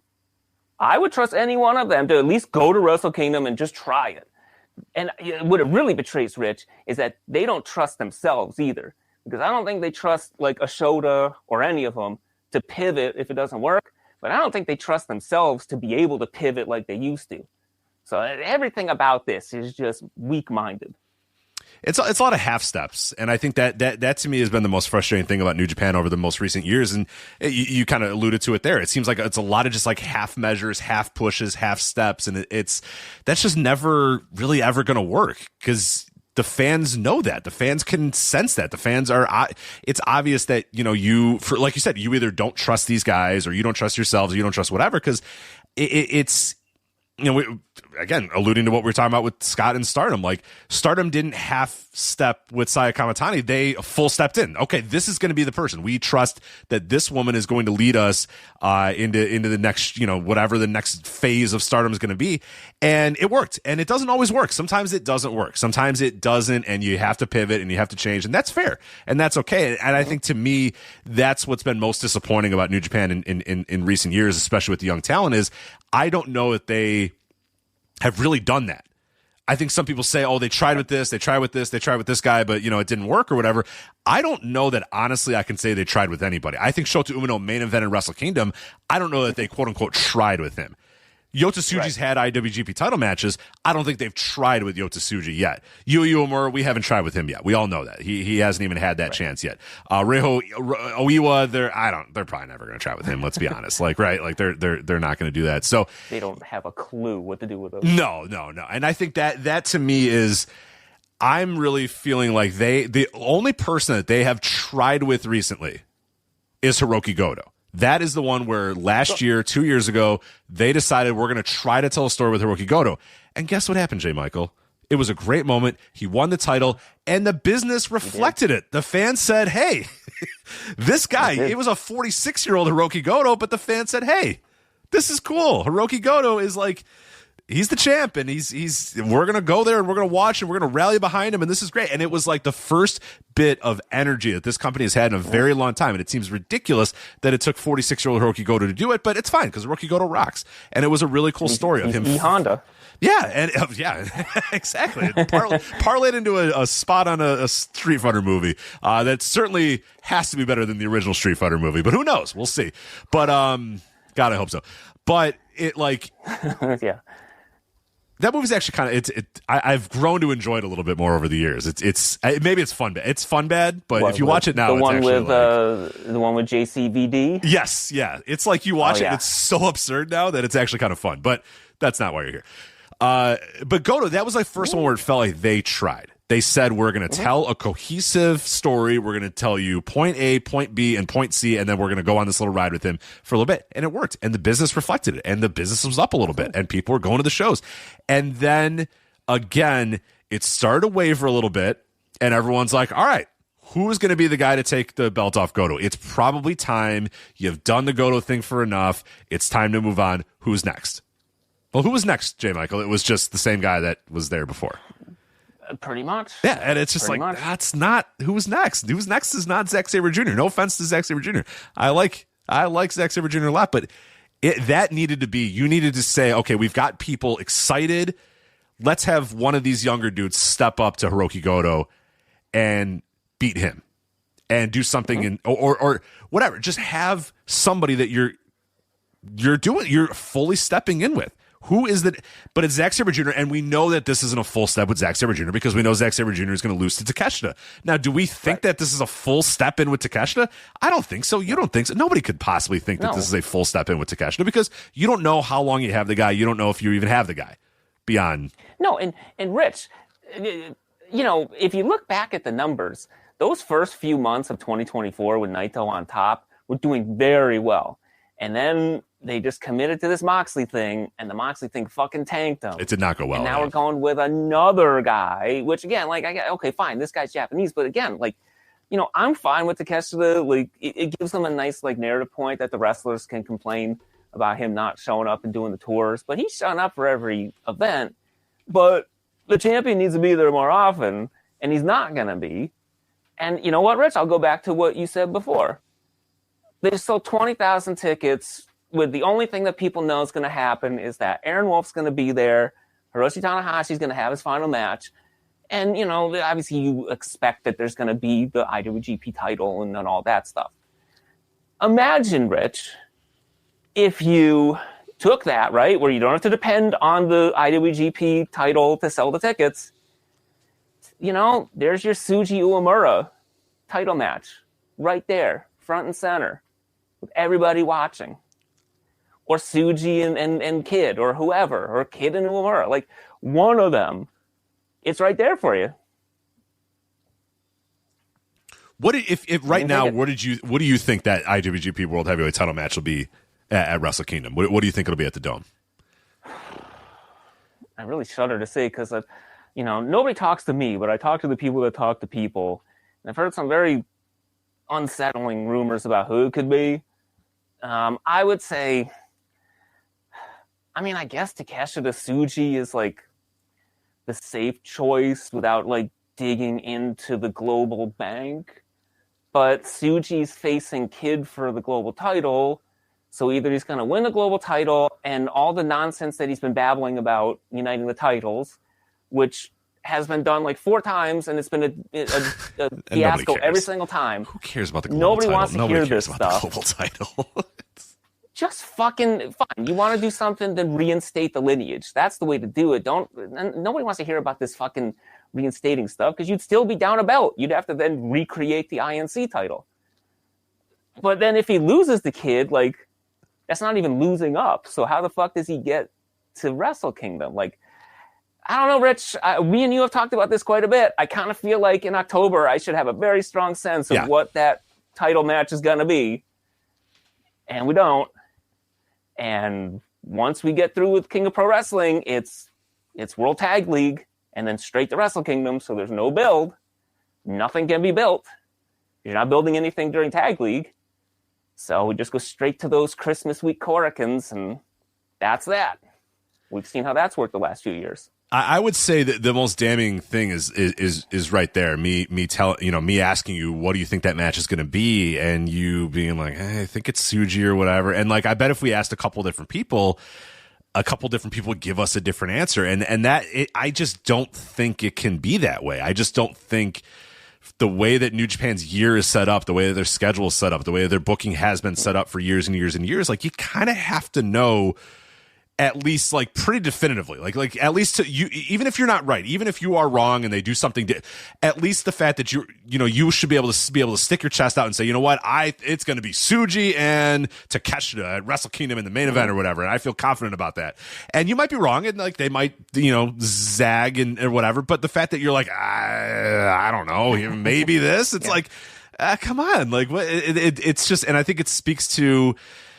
Like you said, I don't know if it's a lack of trust in the young talent or if it's a lack of trust in the booking and they don't trust each other. It's a very unstable company right now. It just is. And it's just feels very half-hearted. And that is kind of reflected in the shows that you watch too. I got done watching this Destruction show and we didn't even preview it on the Flagship. And I forgot that it was even going on. People were like, why didn't you preview the New Japan show? And I'm like, what New Japan? And I looked, I was like, oh my God, Destruction's this weekend. how did I forget about it? And that would never happen. Yeah. In the previous 12 years of the show, that would never happen. It happened. I just straight up forgot that destruction was happening. For no malice or whatever, I just forgot. So then I said, I better watch the show. So I watched the show. I can tell you why. Yeah, I can tell you why, because there wasn't a Super Junior Tag League. You were waiting for that to happen. That's probably what it was. You're right. I was waiting for the Super Junior Tag League with all the foreign talent that are going to be in that tag league. That maybe they got told to stay home. But anyway, it's so I watched the show and I'm not.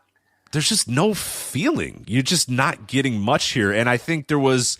I guess we'll talk about this. I don't want to go match by match on the show. We don't have to do that. I wanted to have a kind of a bigger picture topic, thought about it. Yeah. But they did debut a new team, and they did debut, re-debut 2 new guys. Essentially they were there before, but they got new characters. They're new, and they're brand new young wrestlers, and they won the tag team titles. They're one of their first nights back or whatever, and it's Yuto, Ice, and Oscar, and it's like right. I don't know. I'm excited for it, but it's kind of hard when, well, it's like one of them is like a caricature of a culture that like has nothing to do with Japan, and then the other one is like this big monster, but he's got the 4 nations of Avatar: The Last Airbender tattooed on his arm. Kind of undermines the whole thing. Yeah, Oscar. I know what he's going for, but he just kind of. It doesn't. Yeah, the look is rough. It's a little rough. I get. So when they came down to the ring, I was like, all right, here we go. There's some little juice here. But like Yuta Ice is just. It's so. Or do I have to say ice? Do I have to do that every single time? I'm not doing that every single time. But it's big up. It's weird. It's just like this is the idea with these guys is like it comes across a little too goofy for me. And I like the match. I think it was a good match, and I'm excited to see what they do, and I'm glad that they won the titles or whatever, because I was thinking, all right, there you go. You went all the way in with these guys. You put the full step in. You said, you know what? We're not going to dick around with these guys. We're going to have them win the titles, and they're our champions now.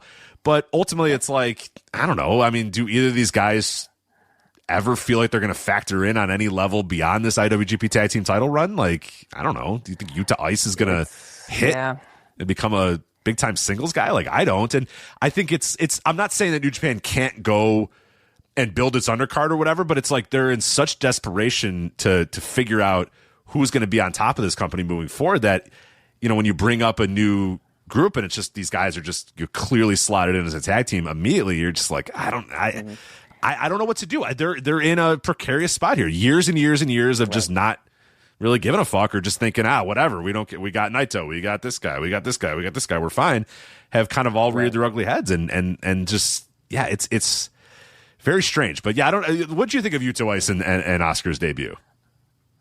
Oh God, I love the match. I mean, really the tricky part is going to be when they're not in there with Taichi and Tomohiro Ishii, because like those guys can make anybody look good right now. Yeah. I mean, unfortunately, it's like, the most reliable guys right now are like a tag team with a combined age of almost 100. Right.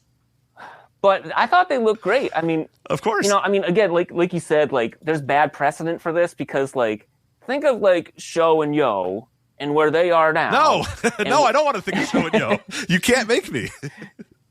Listen, like, did you see? You saw it, right? Like, so we got Sho with the ratchet or the wrench, and then like I don't know if you noticed, but Yo came out every match of Super Juniors with like a vest made out of Ziploc bags. Yeah, because he's an artist, and like think of where you thought they would have been 10 years ago, right?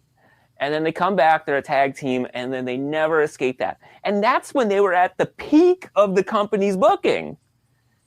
And that's what happened to them. But yeah, don't read the New Japan ebook. Thankfully, is not available to purchase at all, and is not available still on Amazon. But do not read my capsules about Yohei Komatsu, who I'm like, I don't know what year I declared him to be a future Wrestle Kingdom main eventer, but I was like, don't worry about it. Like, I'm sure this guy's going to be at the top of the Wrestle Kingdom in a couple of years or whatever. It was like, it was me and Sarah. I think it was Sarah Flan who every year she would pick Sho and I would pick Yo, and we would like fight over who we thought was going to be like the biggest star, and who was ahead of the other.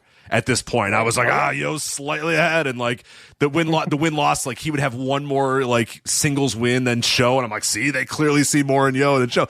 And you're right, it's 2025, and one guy's carrying a wrench, and the other guy's wearing Ziploc bags, and it's like, fuck. What? You know what, Rich? And they're older, but and they're old as hell too. Like, they're way older than everybody thinks. They're like in their 40s now, so it's like nobody cares. They're in their late 30s, yeah. Yeah.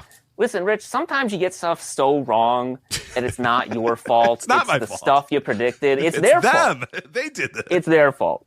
Thank it's you. not your fault.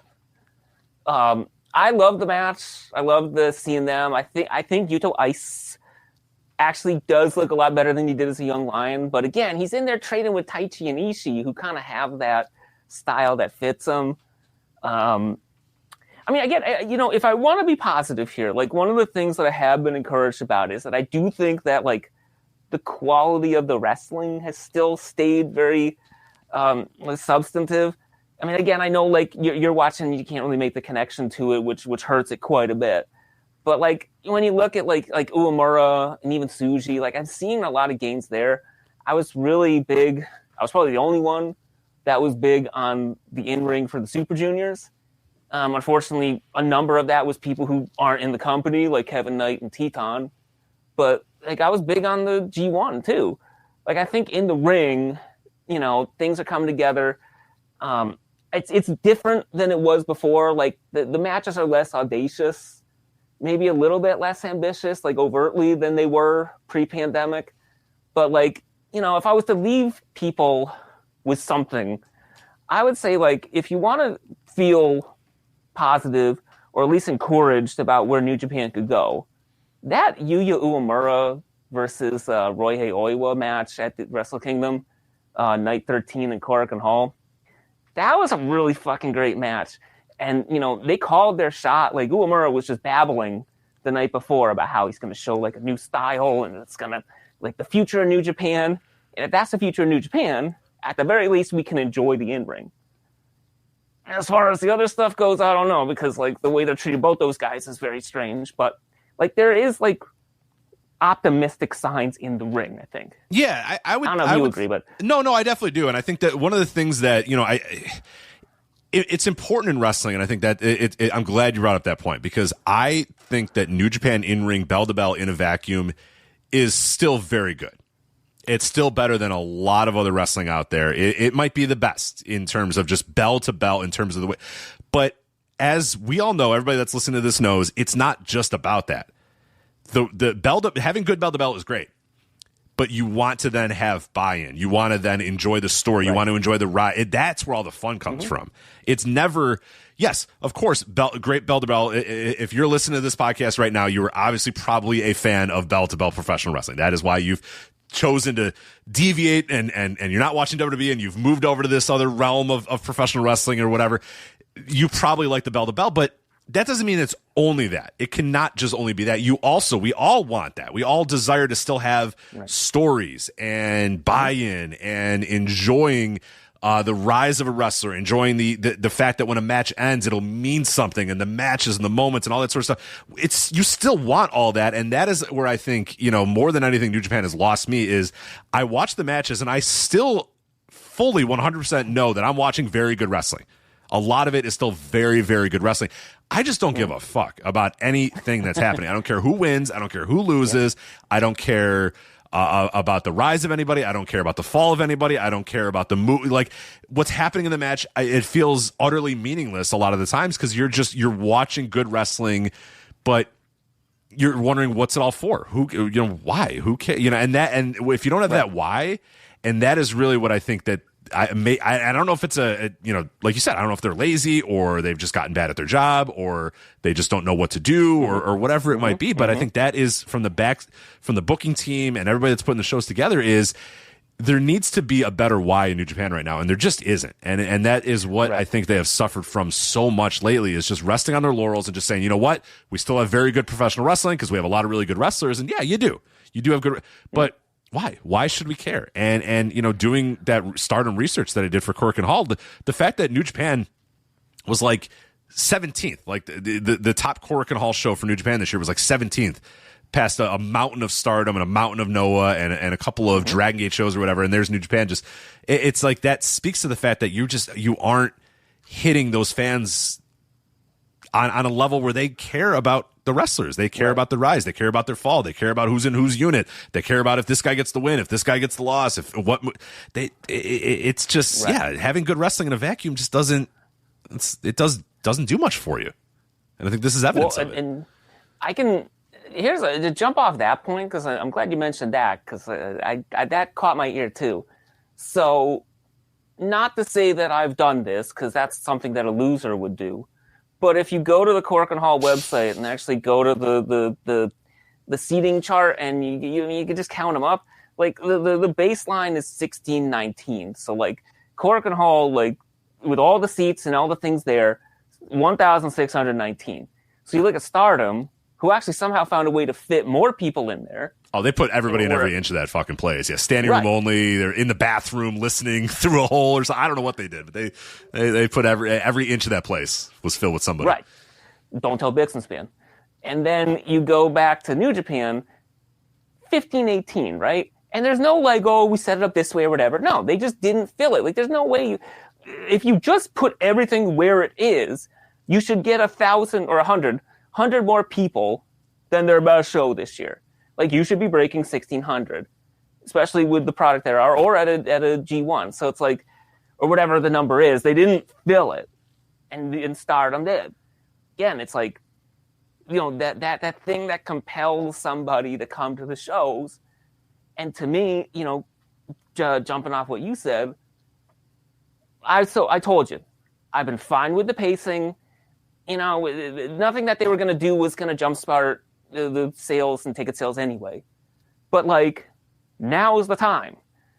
Like, it's now. Like, you've taken your time with these guys, but like, so Tsuji's been back for like 2.5 years now.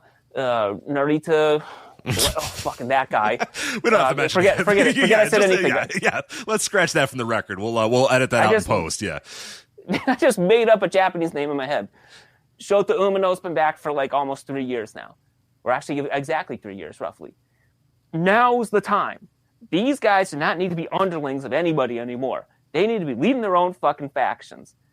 And believe it or not, Rich, going back to Yuto Ice and Oscar there, their match coming up is against Uemura and Umino. And they kind of told this story over the last tour because Uemura and Umino didn't really have anything to do. They didn't really have a match at Destruction. So they kind of were like playing this game of like, do they want to team together or not? I think everybody sees that like Shota Umino should be turning on this guy.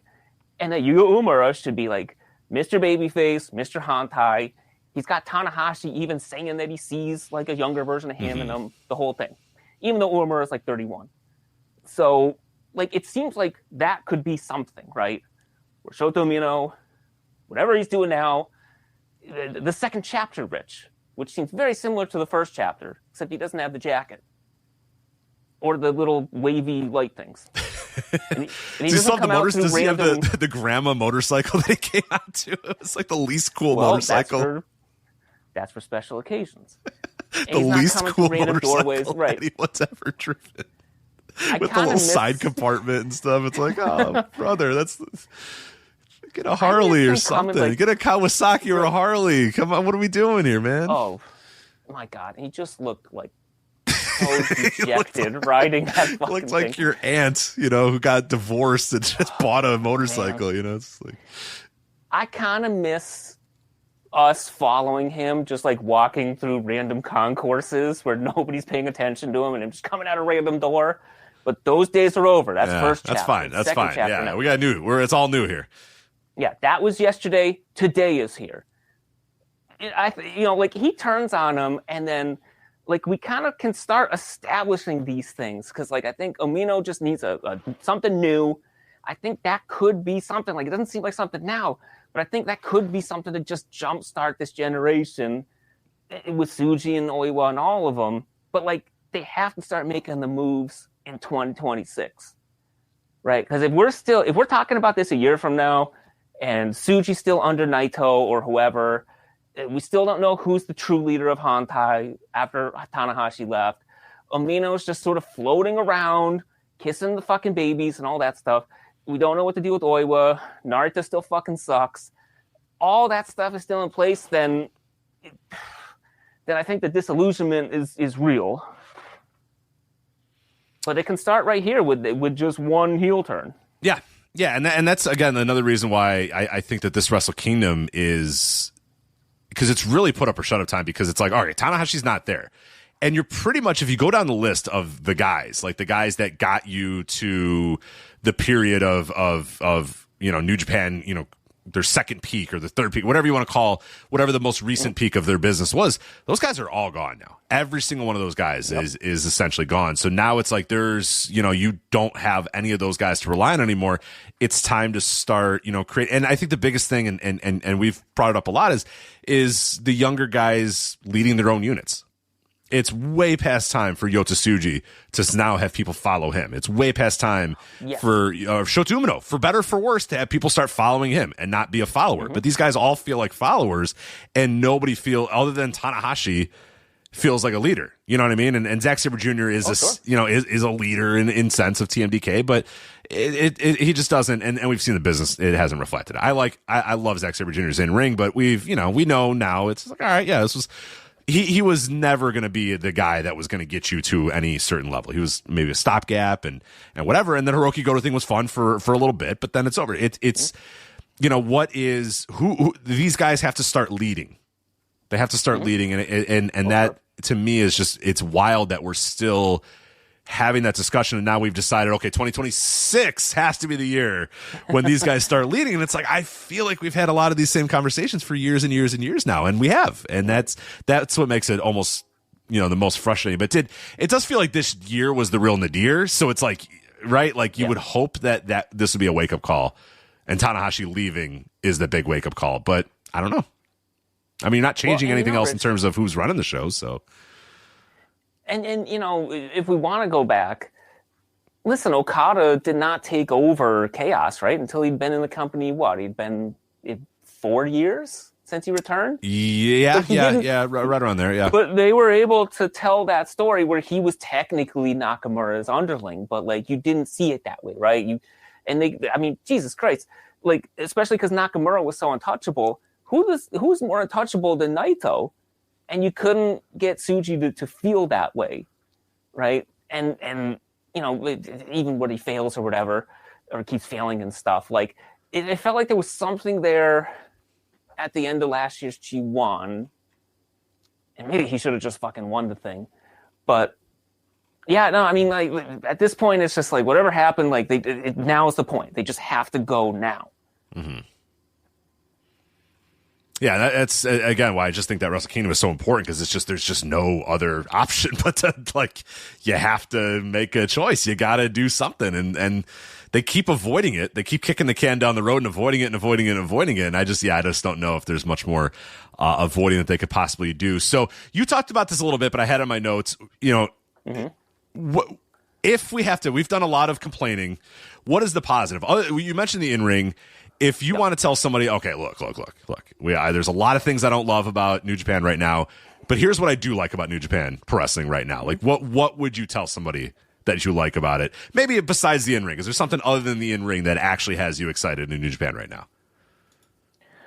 I mean, I would say, just personally, and I'm not saying this because my favorite wrestler is the champion right now, I do think they have a pretty stacked junior division. And I think they booked them pretty well.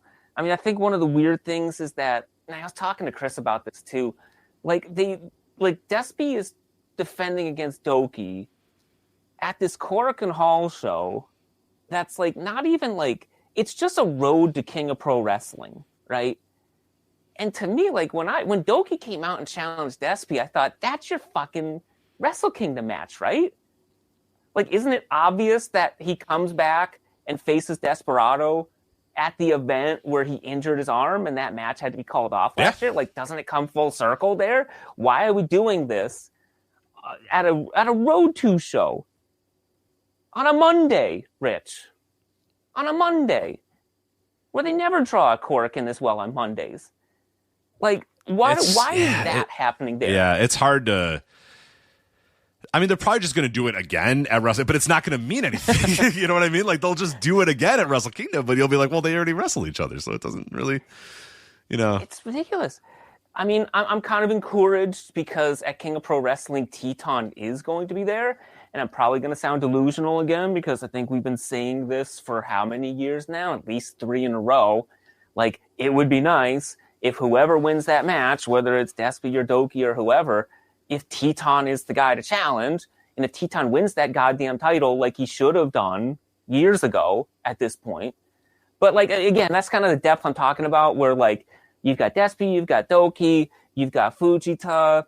I mean, Akira, you kind of mentioned him as sort of an example of, like, United Empire being weak, but Akira was having a good year until he broke his wrist.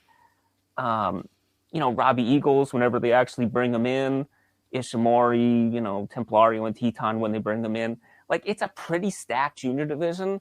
I don't know why they keep disconnecting them from the main product, but, like, I really enjoyed Super Juniors and I really enjoyed that. So I kind of feel like the juniors are carrying a bit of the load this year. Mm-hmm. I do really feel like you can choose somebody and you're still going to get something. Like, whether you go with Tsuji or you go with Uemura, like kind of like what you said, like, hopefully they do view this Tanahashi thing, even though, really, if we're thinking about it, Tanahashi has not been a relevant part of the roster, right? He's just having these connections and kingship matches that are kind of also disconnected. But, you could go with an Uemura or a Tsuji, and the company might not believe in them, but you can, because they're going out and doing good stuff. So I think, like, there's that aspect to it. I think that there's some young guys that are coming up. Like, this is going to sound like sort of in the weeds weirdo stuff, but I really do enjoy this crop of young lions that they have right now. I mean, obviously Nagai, because he just spouts off backstage, but, like, they look pretty good in the ring. I'm kind of enjoying their interactions. They're good. They're good pricks. They got some good pricks there, which is nice. You need some pricks, and the guy kind of feels like a prick, and I think that might work. And the one thing that's kind of weird is, like, I want to say, like, they just can't be stripped any further, but because, like, I'm a big David Finlay guy. I know you and Joe are kind of skeptical. I think he's, like, as good as anybody in the world right now. I don't think anybody's really clamoring for him. I hope not. Gabe Kidd with that whole deal. I don't think anybody's coming after Drilla Maloney, and I was very high on him in his G1. I don't know. I might be very wrong about this, but I kind of, like, feel like he might be somebody, just because he's so young, he's like 27, that, like, even though he's kind of been, like, up and down and not really, like, impressive consistently, I kind of feel like he might be a guy that'll, like, grow into it in his late 20s and kind of rise to the moment, even if it's not, like, a big moment now, but, like, being a pushed to some degree New Japan heavyweight kind of might click for him, because I really did like what he did in the G1. He's a guy that's rapidly improved from where he was even, like, 10 years ago and stuff when he was doing early. He was a guy who you would have never thought would be in this position if you saw him 5-10 years ago or whatever. So I'm with you. There's been some rapid growth there, and I don't know if we've reached the end of that growth or there's a little bit more growth in there, but he seems like a guy that, again, you don't want to typecast, and it feels like he kind of got typecasted, and that might be, he's too young to be just a guy, on the roster. 28. You got to. Well, and Rich, I wrote about this in the article, buried in the article. I'll ask you, what's the crowd reaction? Not even when he hits that finisher of his, but when he teases it.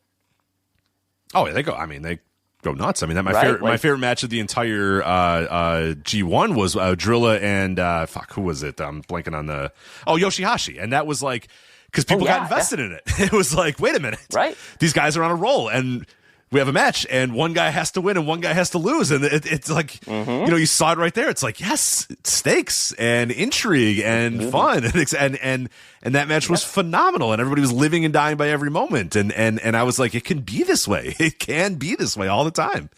And he's got a made finisher. And I know that so does Chase Owens, but I think this will end up better than that.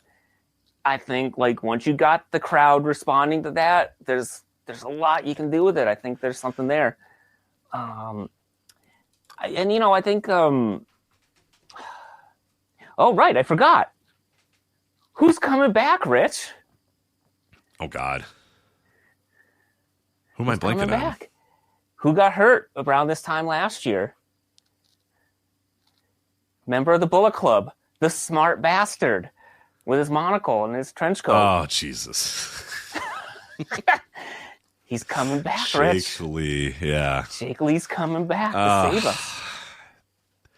Who's us? It ain't me. I'll tell you that. It's not going to be me. Well, and you know what, Rich? Okay, and I got one more for you. If you are into wrestling that just screams to you that this is theater, Evil certainly is going to be very well pushed. So if you want to just choose a winning side, yeah, you might as well just go. You might as well just go with it because he's turning babyface, and I actually legitimately and sincerely am going to be for it. I just worry that because I don't know, you probably disagree with me, Rich, but I kind of feel like the exact same act as a babyface act will kind of be fun and interesting and kind of compelling. I don't disagree. But I wanted him to turn. I thought that was what was happening last year with him. I thought that this was all building to. I thought the Tanahashi thing last year was Evil then realizing, okay, I lost track of what I should be doing.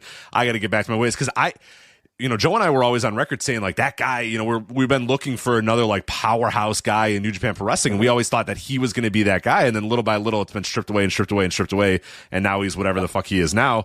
But no, I do think that there's some potential there for him as a babyface. I just think some aspects have to get changed from the character. Well, and some stuff has to change. But I just want something different. I just want something that's not the same Dick Togo with the garrote wire and Ren Narita with the wrench. It's like something other than that is fine. Oh, there's no salvaging Ren Narita, but like with Evil, like if he's just the exact same guy with the garrote wire and with that, I think like the atmosphere that would create would be interesting.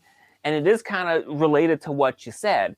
Because, like, those last 10 minutes of the G1 final where they just wrestled, it was like, that's the Evil that we weren't getting when he was kind of bombing in the G1. When he was having that match with Chris Jericho, which really didn't work, right? Like, he wasn't this guy before. And I kind of pointed out, like, I kind of realized when I was writing this fucking thing over 6 weeks, he's kind of the same age that Despy was when they pushed him.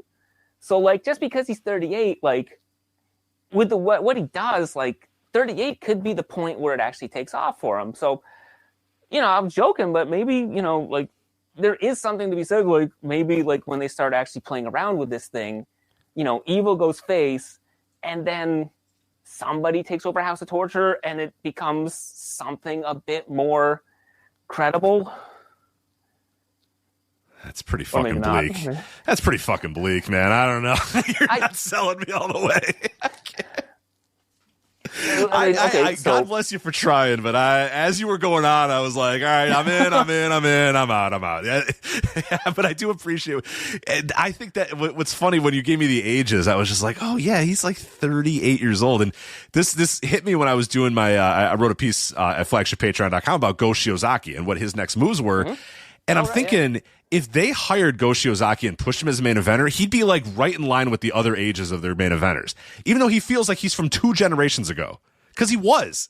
But yet, if Go Shiozaki showed up at King of Pro Wrestling and challenged, say Zack Sabre Jr. retains the title over Kei Takeshita, which is not going to happen, of course. We know that. But Go Shiozaki shows up and challenges Zack Sabre Jr. Like, Go Shiozaki's 3 or 4 years older than Zack Sabre Jr. Maybe it was 5. He's 3 years younger than Hiroki Goto. And he feels like he feels something 2 generations ago, not even last generation, 2 generations ago. And it's just, it shows you that the age that a lot of these wrestlers, and I think that is, again, one of the things that I know that they have to know this in the larger New Japan company, Bushiroad company, because I forget what it's called, New Japan Limited. Scott mentioned it in the Stardom segment. I forget. It's like New Japan Limited or something like that is essentially the overarching company or whatever that looks over both Stardom and New Japan. Stardom is like 100% pushing everybody under 27 years old. It's like, if you're young and you're 19 or you're 18 or you're 22 or whatever, we're going to push the hell out of you, because that's what people want to see. People want to come to the wrestling shows to watch young people and get excited about young people wrestling or whatever. And the same company on the other side is like, well, you have to at least be 39 years old before we trust that you could possibly be in our main event. And that's just, it's very weird that that's the approach that they've taken. But you're right. I don't know if, again, that's just, they're scared. They don't trust people. They don't know what to do, or they're just out of ideas. And that is just continues to be very frustrating about this company, is that, you know, you pitched it right there. Evil, he's 38. He's right at the time that you could start pushing him. And it's like, you're right, though. The problem is you're not wrong. Like that it seems to be the thinking of that company that would exactly line up with when it'd be time to push a guy now, because he's 38. You know, Rich, I hate to bring this up, because I came up with a word from when I did Jesse's podcast and I retired it immediately. But I came up with this word called FedRem, which means Federation Reminiscent, which is when a company that's not WWF does things that are unfortunately very reminiscent of WWF. Yeah. And I'm kind of feeling that in a few different ways. Like, the crowd is starting to do the like shouting E, like Milano does on commentary when Evil teases his finisher that he named after himself. Yeah, that's FedRem, and like, you know, like, this is some of the things that put WWE in the toilet, was that their average like pushed roster age for a while there was like preposterous, like at least 40. And now we're seeing sort of New Japan going that way. Even though, as we see, you know, they may not be in their 20s, but all these guys are around 30. There's certainly a deep pool to pull from. And you know what, Rich? I can give you another good pitch here. Oleg Boltin. I'm listening. Now I'm listening. Let's talk. Boltin. Okay, you got Oleg Boltin. I might lose you here, but like Hanare. I mean, I'm still in. Hanare was looking good before he hurt his knee. That was, I mean, that was a rough injury, because I don't think it was contact. But like Oleg Boltin, Hanare. Is he still doing weird tweets about his semen, or is that stopped? I don't know. Who cares? I don't care. I'm not on Twitter. Fine. If he wants to talk about his semen, that's fine. I don't care. But anyway, carry on. You know what, Rich? You prove him wrong. I don't know if he's wrong. You're right. You know what? You can't prove it. I am going to start doing that and see how it works. Yeah, go with the... Right. You know, like to prove him wrong, you'd have to do stuff that you wouldn't want to admit in public. You add Yuto Ice to that. So, like, they've got, like, a nice little group of, like, guys in, like, their 30-ish point where, like, there's some good people for him to wrestle here. And you can even throw Great O'Khan in there. Like, you know, if you put him in a place where he would click, and he's not, like, you know, he's not losing wrestling matches to Toru Yano, like, straight up amateur wrestling matches, because like somehow they think that Toru Yano having a decent college career means he can beat a guy who is a national champion in Japan that's half his age in a straight up wrestling match. The fuck. So like there's those, like, and even you know what, Rich, even I wouldn't be surprised. I mean, they didn't have a great match at the G1, but I think that Boltin Evil match, there's a chance that could be really great. I'll listen to you on that. I will. I do think there is, and I think that's the most frustrating thing with me about Evil, is I do think there's something still in there. There's something they could still pull out of there. I just don't know if they're interested, and I don't know if he's interested in pulling that out. But you see glimpses of it every so often, so that does encourage me from time to time that it might be a thing. But yeah, I don't know. Did we help anybody? Is this cathartic? I don't know if this was good for anybody, or was it good for you at least?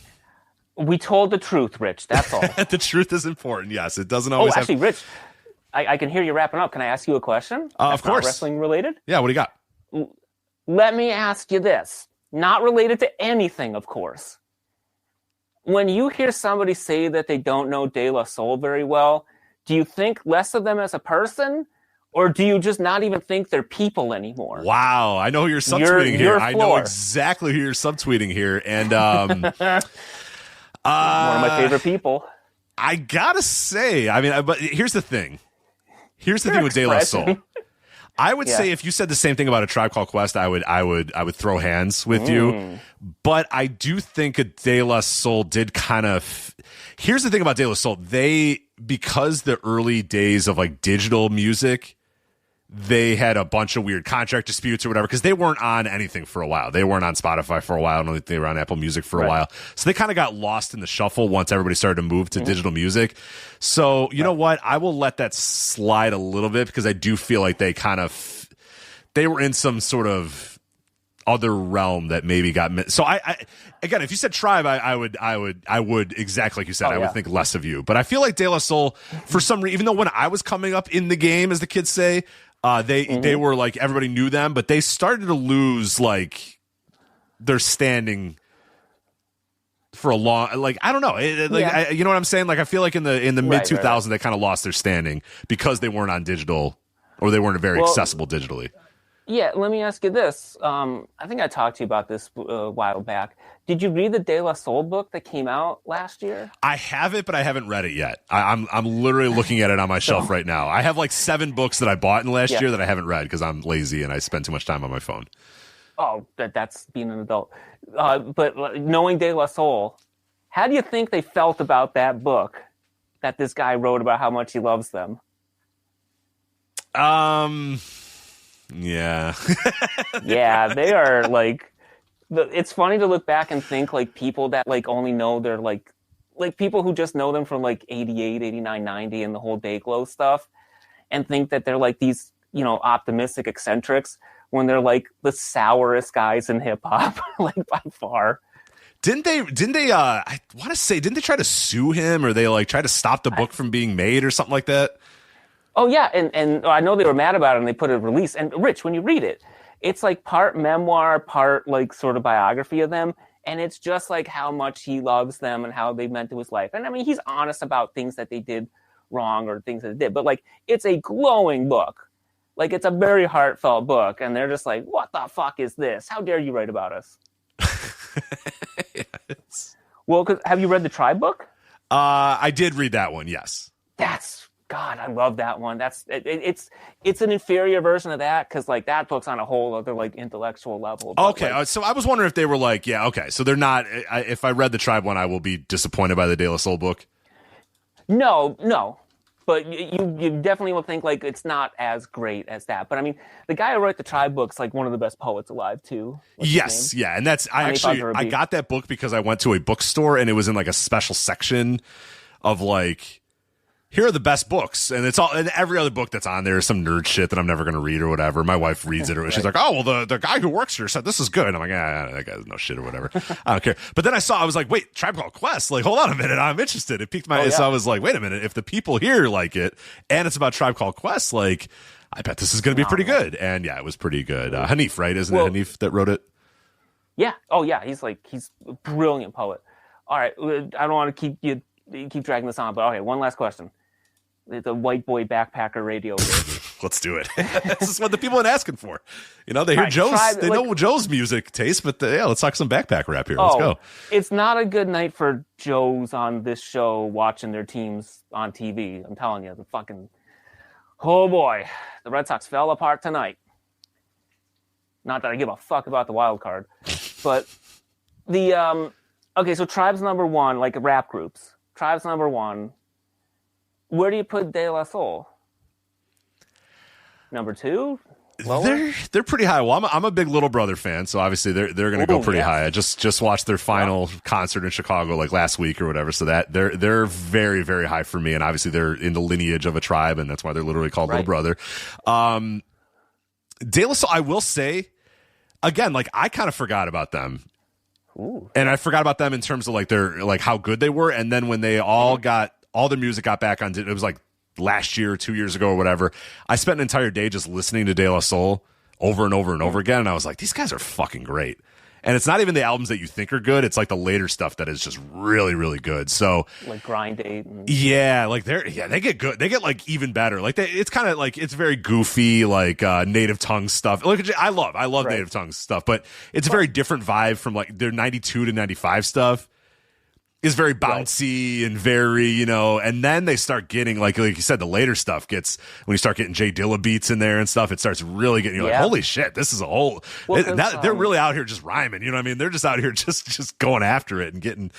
So they're pretty high. Yeah. What I am a big Outkast guy though, so this is gonna be tough. Let me. I don't know if I was prepared to give me. I wouldn't put duos in there. I'm thinking like more than 2. Oh, it's got to be more than 2. Okay, so I guess we could sort of eliminate Little Brother then, because a lot of Little Brother is just as a duo without Ninth Wonder the producer. So I'm fine leaving out them. So I mean, the problem is like some of these groups don't have enough. So I'm like, where would I put Diggable Planets because they only had 2 albums, and then like where would I put Far Side because they only had the 2 albums. Yeah, but they're like 2 of the greatest albums ever made. This is tough. Yeah. Unfortunately, like a lot of I am not a Wu-Tang guy, and I've mentioned that before. That's like my big like hot take is I don't really like the Wu-Tang Clan at all, because when you say best rap groups, a lot of people are going to say Wu-Tang Clan, and I'm like, I don't really like Wu-Tang Clan. Or Beastie Boys. I hate the Beastie Boys. Yeah. All right, I think we are back. Chat room, let us know if we are back. We were discussing the best rap groups of all time. Dan Snyder and Taryn believes our Beastie Boys hate got us canceled, which is fair. That's fair, but they're just not that good. They're not. I mean, listen to a Beastie Boys song in 2020. It's so annoying. They're just they're just not saying anything. I know you're Mike D. I know you're Mike. You say it every time, man. I know your name. You don't have to say it again. No, but I was thinking about Run DMC, Rich. I mean, just hearing people respect them, and I go back and listen, and like, man, they were really tight. I like, to keep my hipster hat on, I recently rediscovered how much I like Run DMC, not from the original stuff. The original stuff is good, but again, it's a little too, like that 80s era of rap I don't really always love, because it's a little too, like, templated or whatever. But then they did the, what was it? Whatever album had Down with the King. What the hell was that? Where they decided, like, we're going to come back and we're going to be a little more, like, rugged, and we're going to have Pete Rock do our beats and stuff. And that era is kind of good. I think it's just literally called Down with the King. That album might be called Down with the King. But I listened to that and I was like, oh, these guys can really go. Like, they once they strip the kind of corporate template, they always had it like, that's how you kind of had to rhyme for a little bit. And it's like, no, we'll just have Pete Rock do, like, grab a sample from some fucking soul record with some boom bap, drums in the back, and we'll just rhyme, and it's great. And it's really, really good. So I respected them more, because I used to kind of lump them in with the Beastie Boys and all these other ones, but I have now, since I have let them live on their own, because I think that stuff's pretty good. Like the 90s Run DMC stuff is pretty good. I'd have them up there. I'd have them and Farside probably in my top 5. Farside, man, I just can't get over those 2 albums. No, it's good stuff. What I the reason I know that they're good too is the nurse, who does not even like rap that much. Anytime I listen to Farside, she loves Farside. She thinks they're really good. So I'm like, yeah, you get it. You get it for sure. Right, but sorry for bringing it up and ruining the feed. I only brought it up. You talking about things being that don't hold up. We don't have time to get into it, but I wrote a whole thing about Toe Jam and Earl in my thing about how it's the greatest video game of all time, and somebody seems to think it doesn't hold up. It doesn't hold up. I'm telling you. I don't even want to hear it. You're just trying to piss me off now. I'm telling you, it doesn't hold up. When's the last time you played Toe Jam and Earl? Recently. I play it all the time. I have an old school Genesis. You're consistent. You're a consistent Toe Jam and Earl player still to this day. Okay. It's weird. But I think that, like, if you jump into it, I think you might not be the best person to say, because you are consistent in the game, and you remember, if you haven't played that game in 20 years and you go back and play it now in 2025, you're like, what the fuck is happening? It's weird. I don't understand. Like, it's I don't know. I went back because I remember loving it. I remember loving it as a kid, and then I went back and I played it like 2 years ago, and I was like, this stinks. Like, what happened? I thought I loved this game. Yeah. Rich Craig, something happened to you. Was it me that changed? Adolescence and adult. It just brings me back there. But like, even then, I just like, it's just such a bizarre game. It's just so weird. Even for the time, it was weird. and just kind of like, it did, because kind of like I didn't really harp on it too much, but it does kind of get into what you were talking about before, where it's like, I remember thinking it was fine and being caught up in it as a kid, but like the Chronic and the whole gangster rap period just ruined fucking everything. Like, if we just would have had Native Tongue and Tribe prevail, everything would have been better. Oh, yeah. That is one of the good things about Toe Jam and Earl. It is an incredibly funky game, no doubt about it. And yeah, that art style and that vibe should have always remained the prevailing style. I will say, and I know this is the hot take, and I know you're going to disagree with this, I like the second one better than the first one. I like the side scroller more than I like the roguelike isometric thing. Like, I don't know why. I'm fine with that. Oh, okay. Man, I used to like the part where you jump on the fungus over and over and get like rated by the judges. Like, God, I would do that for like 30 minutes. It was just so much fun. No, I love that one. Okay, all right. So that I'll at least endear myself a little bit to you by saying that I do enjoy the second one. Yeah, I don't really like the first game anymore, the original, but the second I do. I think it does hold up though. Then I retract everything I said. Okay, because side scrollers will always hold up. I think side scrollers and beat 'em ups, you can play the most basic side scroller beat 'em up from 40 years ago at this point, it still rocks. Those types of games are always going to hold up and always be okay, as long as they're not awful. As long as they're not bad. There's obviously a lot of bad side scrollers, but in full disclosure, I never really got past the Genesis, to be honest. Like, my favorite Madden is still Madden 93. Yeah, didn't miss much. Oh no, but if you're going to say you're a Super Nintendo guy, Genesis guy, Genesis ride or die, Genesis guy for sure. I just never got past it. Madden 93 all the way. me and my friends, we still get together. We don't play any of the new games. We only play we only get together and we play Genesis. And one of the recent Mutant League Football and Mutant League Hockey. Mutant League Football, I was just about to say. Those are like our go-to games these days because they're just so ridiculous. And it's like, even if you're good at the game, like your guy just dies or explodes. So it's like it's a super even playing field. It doesn't work at all, but it's great. Your goalie just explodes and you're like, well, what do I do now? I don't have a goalie. He died. And you're like, I don't know. You don't have a goalie. Your goalie died.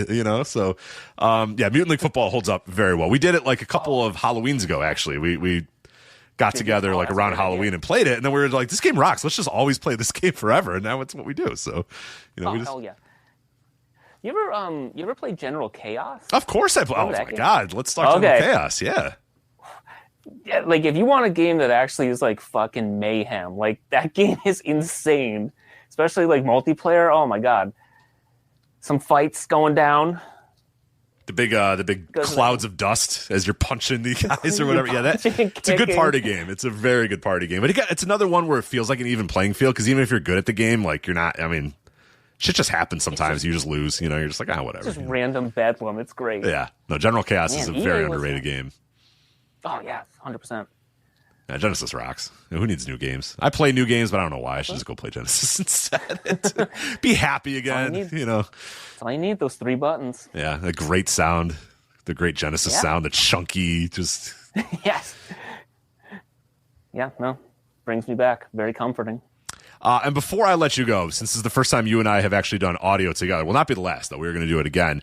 We are both Cheap Seats fans. Cheap Seats super fans, dare I say. And there's a lot of random Cheap Seats references in your writing that nobody else gets. I get, you get, 7 other people in this world maybe get, but probably aren't reading. Even if there are 7 other people that get them, they're not reading, 8,000 words into a New Japan review or whatever. Right.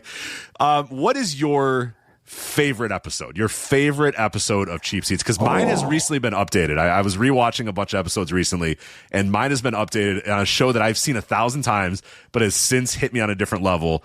But I want to ask you right now, J. Michael, and this is ESPN Classics show Cheap Seats, the Sklar brothers. If you've never seen it, it's incredible. They're all up for free on YouTube if you want. I don't think they're legally free on YouTube, but they're up there if you want to find them. Just type in Cheap Seats on YouTube. You'll find them pretty easily. I'm asking you now, gun to your head, if you could watch one Cheap Seats episode forever, what is the episode for you? Okay, so it's a lot of good ones. Damn, all right. I know, I'm okay, so I know it's like, okay, so I got to admit that I didn't watch everything in real time because I watched the first season, I watched the second season, Then when they did the experiment with the audience, Oh, the live audience phase. Yep. Yeah. I said, I think I'm done. And then I missed all of season 3 because of that. Well, luckily they went back. That. I don't know if you ever went back and watched some of those, but I love how they knew how bad it was. So if you go back and watch season 3 episodes now, they've cut out the you don't know that they were doing it in front of a live audience. It's so good. All right, I got it. Season 1, the bull riding and lawnmower racing episode. Oh, it's a good one. With Pam Minnick and the Pam Minnick. Death Poetry Jam. I mean, all the wrestling ones were really good. They're actually underrated. I actually recently went back and watched some of the old wrestling ones, and I was like, this is pretty good. So there's a lot of good episodes, a lot of good ones. I have 2 that are my favorite.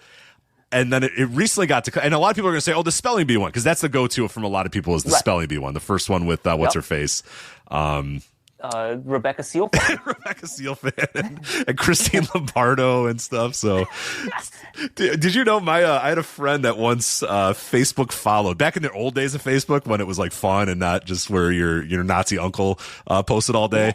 But I have several of them, by the way, and cousins. But when it was just like college people, he went and found the guy who eventually it was like Sudhir Pochru or whatever, even though it said Christine Lombardo or whatever. He found him on Facebook and followed him and messaged him. And the guy's like, yeah, that's me. Like, why are you like messaging me? And he's like, you're on Cheap Seats. Like, oh yeah, I heard about that. Like, he had no idea that he was like on, and I'm sure like eventually it piled up and then he did find out that he was on that show and probably hated it. But like when we got to him, he had no idea. He was just like, oh, I was in the spelling bee. Yeah. Oh, I didn't know. They did, like, they reshowed it on ES. He didn't get the idea. He didn't understand what the whole concept of the show was. But that's a great one. No, that is obviously a very great episode. You know what? Rich, before you say yours, let me just add in, because if you're going to give 2, I'll give one more. The season 2 episode with the Scrabble Championship. And then the Frisbee one. Okay, that is good. Yeah, that one is really good. That's a great one. So, okay, my 2, the one that I used to have as my favorite was season 1. I forget what episode it was. It was the Superstars, the first Superstars one, the 1978 Superstars or whatever, which is really good. Is that the one with the Cooper Stars board? Yes, the Cooper Stars or whatever, yeah. With Zod. I think that might be where they did the Zod thing. Indeed it was, yes. But that has been recently usurped. I watched it just a couple of days ago, and I was like, this is very clearly the best one. The Steve Garvey, Bobby Bonilla Celebrity Showdown episode. Course. The Steve Garvey, Bill Fish, Blue Marlin thing is just the jokes per second on that show. Ridiculous. Are just they've never been better. That's the Floor Wax episode, right? The Michael Floor Wax episode, Steve Garvey. It's just what's the guy from Toshiba? It's like Steve from Toshiba. Yeah, Steve from Toshiba. It's just like. It's the so guy good. From Murder, She Wrote. Yeah, it's just it's every. I mean, when you watch that episode, and the one they have on YouTube is the full episode because it's back when they did hour-long episodes. And I'm telling you, man, the Garvey thing takes up maybe 40 minutes of this like 50-minute episode, and I am there every 2 minutes. Was just I was trying to watch it to like fall asleep because sometimes I'll put Cheap Seats on and then just like kind of fall asleep. I'm just like my wife's in the bed and I'm just like laughing. I'm supposed to be like petting her hair and I'm just like my chest is going up and down because I'm laughing so much about because like the whole premise of the show is that Steve Garvey is running this like Blue Marlin fishing thing, but he's talking about the fish attacking.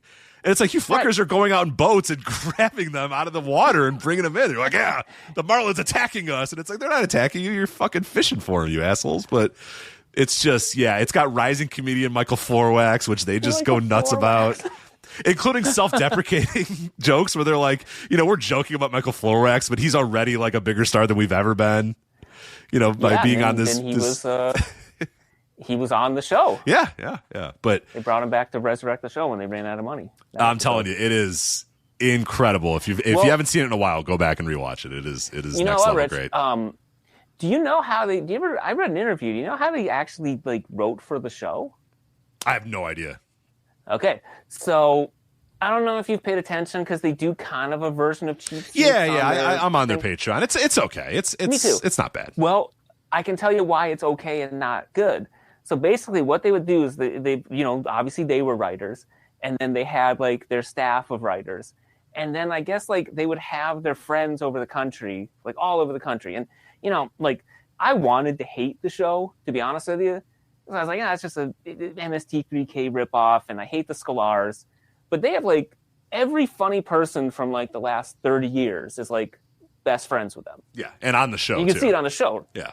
Oh, yeah, like members of the Upright Citizens Brigade and Mr. Show and obviously Stella and the state with, you know, Showalter being Ron Parker and stuff. But like, so they had this like network of people, and they would just like get everybody to just like throw as many jokes as they can, and they just took the best ones. That's smart. That's it. Oh yeah, no, that one's just nonstop. I mean, you know, like oh damn, the one with another season one. I think it might have actually been the one where they did the old like British car thing where they went from like one town to another. Remember that one? Yeah, like Cannonball Run or whatever. Yeah. Right, and then like I think the oh damn it, what do they call it? You know, the derby, the car crash derby deal. Demolition Derby. Women. And then they did the Jim Rome parody bit with the Chris Economaki. Yeah, the Chris Economaki. No, it's Chrissy. No, it's Chris Economaki. Yeah, Chrissy. Say it one more time. Chrissy. God, that was... Well, is that where you watch it on YouTube? Yeah. There's. Oh, Rich, I got all the episodes that I torrented ages ago. Well, I have CDs of all the. I have DVDs of all of them, but it's just a lot easier sometimes just to go on YouTube. The thing that helps with the YouTube, there's a big playlist. I just hit random, and then that makes it, because I can't decide. I can't choose which one to watch, so I have to do the random sometimes. Because if I can choose, it's like it just takes an hour. Because I'm like, well, yeah, that episode's good, but I have seen it like 6 months ago, and it's like, just hit random, dude, and just watch whatever. You're gonna fall asleep in 40 minutes anyway, so just watch whatever. It's kind of nice that nobody cares about that show, so they can just put them up. right. Nobody's going to take them down. Yeah, ESPN doesn't give a fuck about that show. They care, but God, no. Not enough to take it down from YouTube or whatever. Oh, man. What's sad is that, like, I think I was in college or just out of college when that came on, but that's like season 2 is like 20 years ago now. Mm-hmm. That's 2005, man. Oh my God! Like, man, television back then, Rich. Like, I was watching Cheap Seats, and I don't know if you remember Wonder Shows, and those were like the 2 shows I was like obsessed with. Yeah. In 2005. You're not getting Wonder Shows on the air now. Hell no, you're not getting any of these things on the show anymore. So, all right. Well, I've taken enough of your time, but we've had some fun here. I don't know if it was cathartic. I don't know if it helped anybody, but it helped me, and I had fun. So, hey, J. Michael. Thanks. You want to get some plugs out of the way? Let people know where they can find your work. Just leave me to die in peace. VoicesOfWrestling.com is where you can read all of J. Michael's work.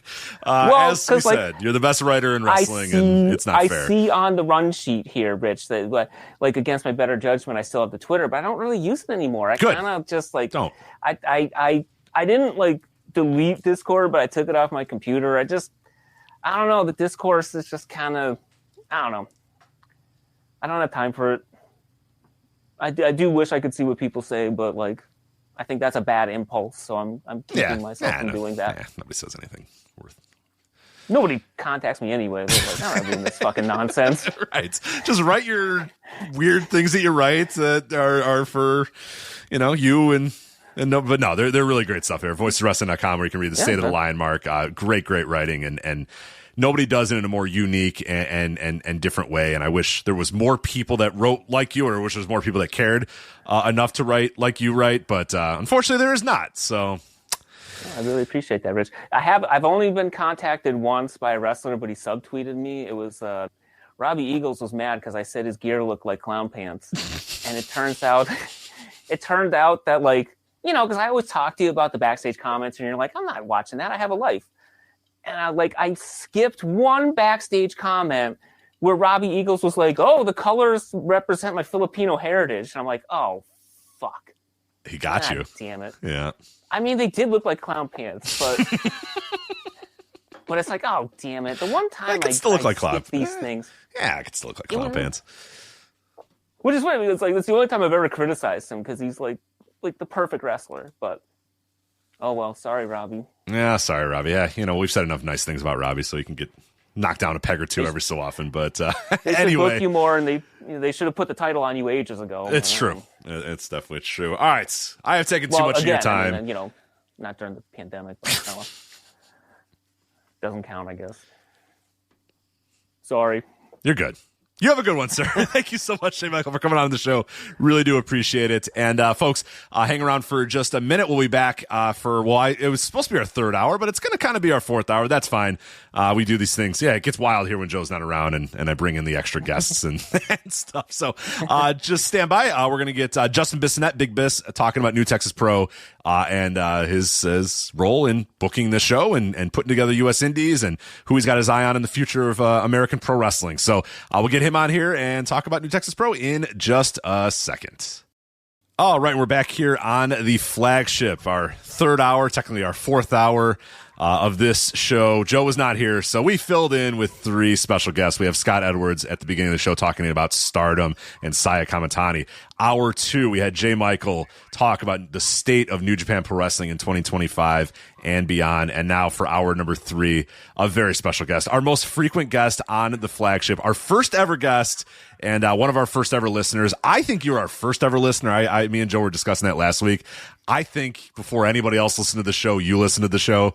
So I will always consider you our first ever listener. It's Justin Bissonnette. It's Big Biss. What's going on, man? How are you?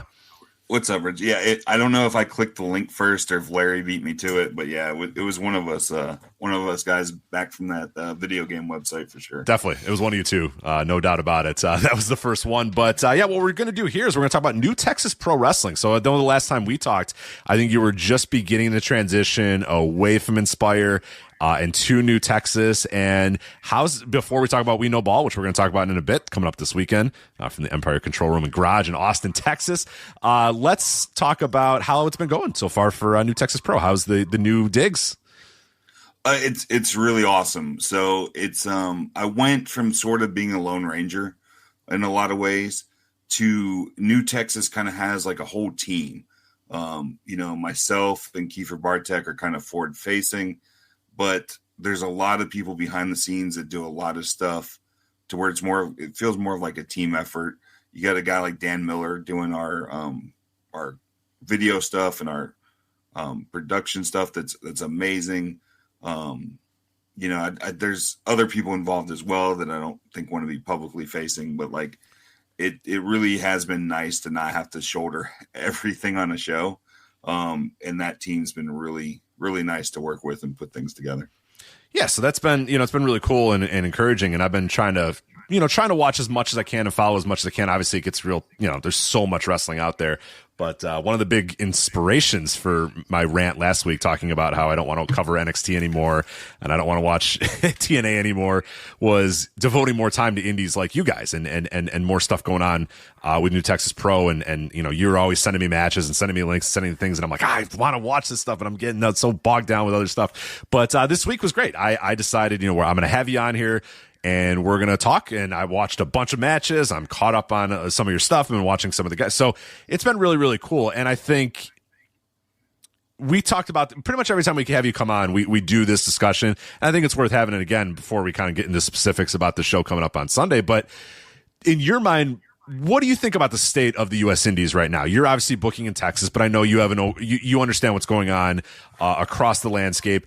Do you think it's in a good place, a better place, a worse place than it's been in a couple of years? Because I'm very encouraged by what I see on the U.S. Indies right now. It's to me, we've kind of siloed off a little bit again, which is not a bad thing. I think that's a good thing. Like the days of a traveling, other than GCW, they still do it, but for the most part, nobody else really tries to be like a traveling across the country indie. Everybody just kind of does their thing in their little region, and they have a devoted fan base in their little region. They have their wrestlers in their little region, and sometimes you bring people from here and from there, but for the most part, you're kind of doing the show for your fans, and I'm encouraged by that. I like it. It makes it harder for people to follow.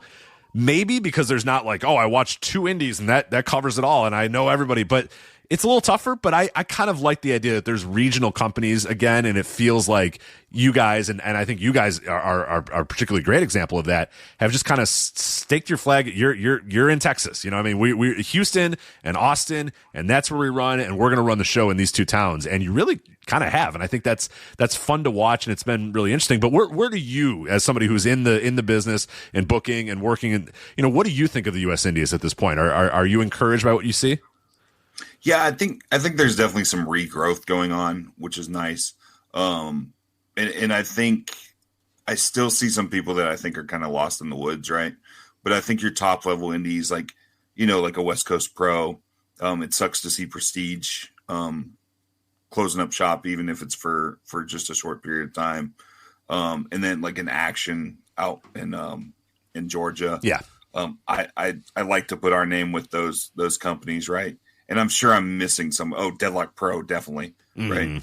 But like to see that top of the line indies putting on good quality shows and presenting good quality wrestling is nice, because after the Super Indies we kind of had like the meme wrestling thing, and it was really down. So to see those companies kind of come back to the forefront is very nice.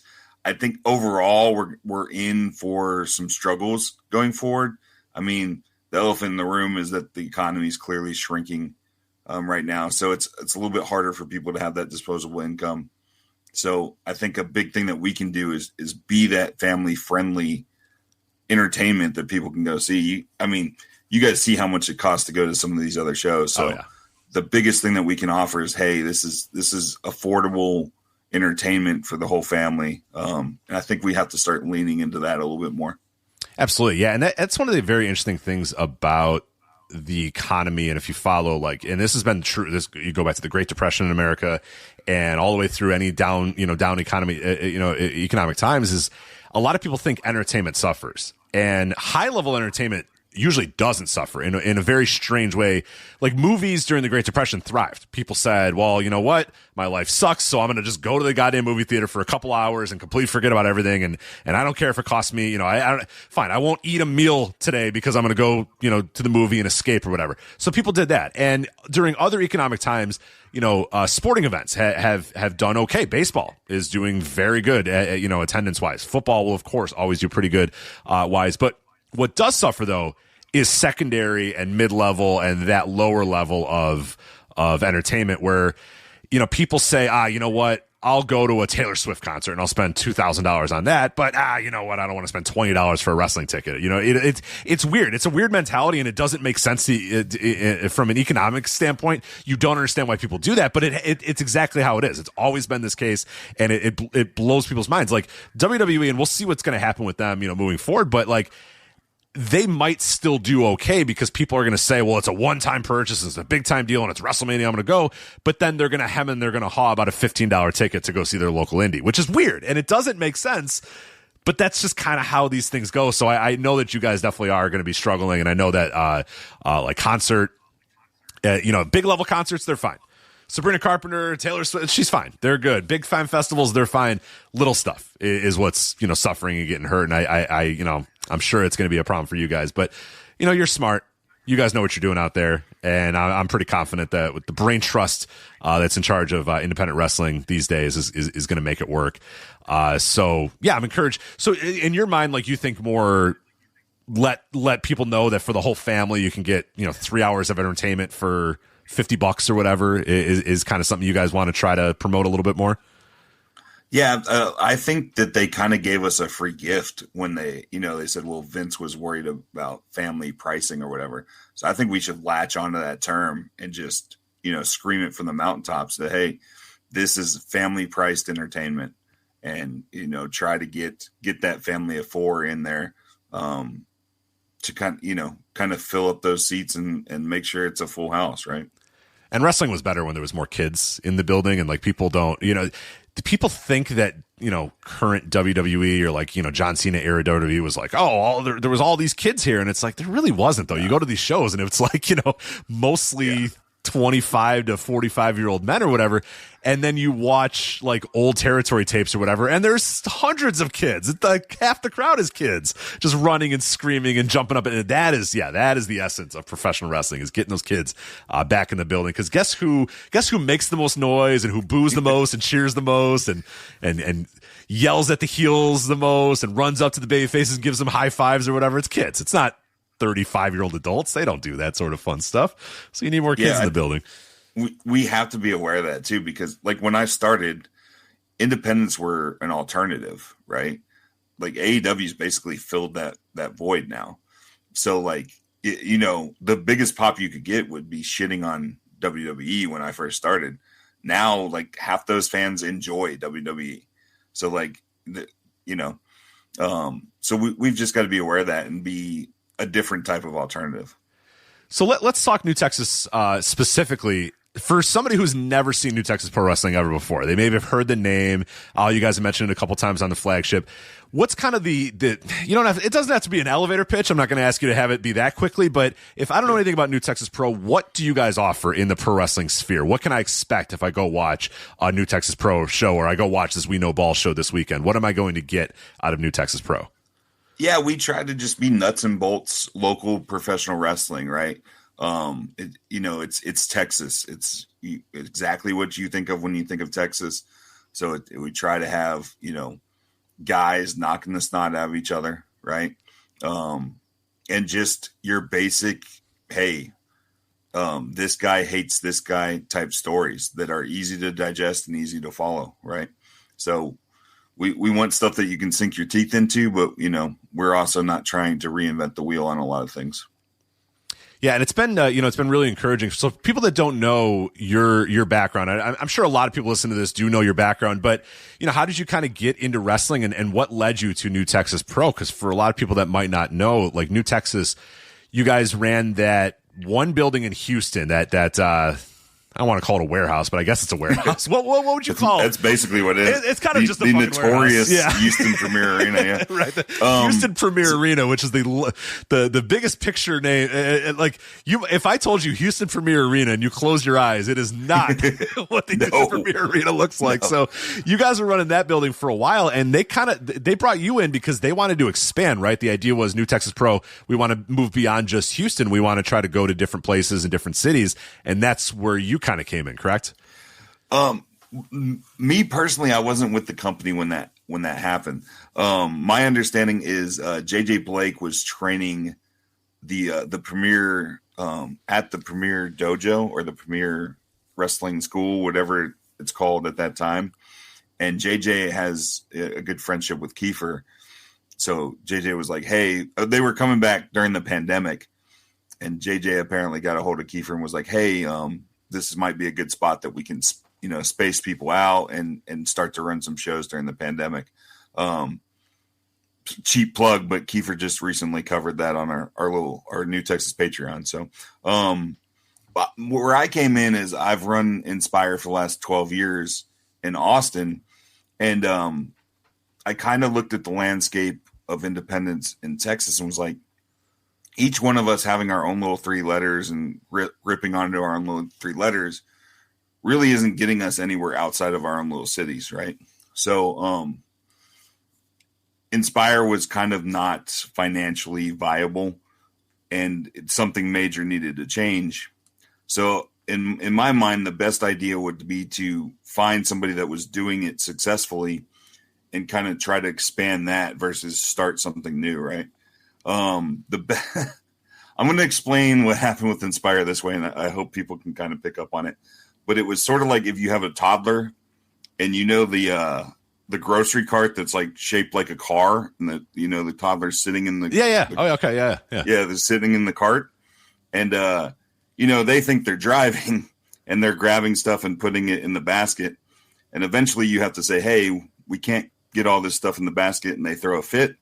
That's sort of what happened with Inspire, right? So once that happened, that was when my mind started to look at, okay, where else can we go?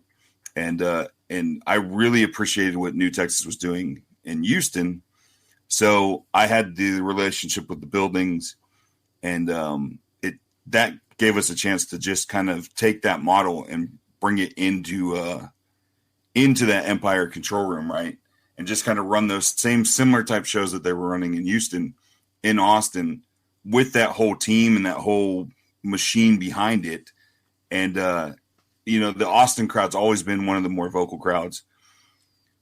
Even AEW, Tony Khan talks about all the time about, the Cedar Park Center and the Austin crowd being one of the hottest crowds. It's very true. Like that Austin crowd's an extremely hot crowd. So being able to make that kind of like a centerpiece of New Texas was a big deal. And that's kind of what we've been doing the past year. Well, something I always love about when I watch any of those shows from the Empire control room, whether it be Inspire, more recently the New Texas, is the diversity of the crowd too, and that I love. It's.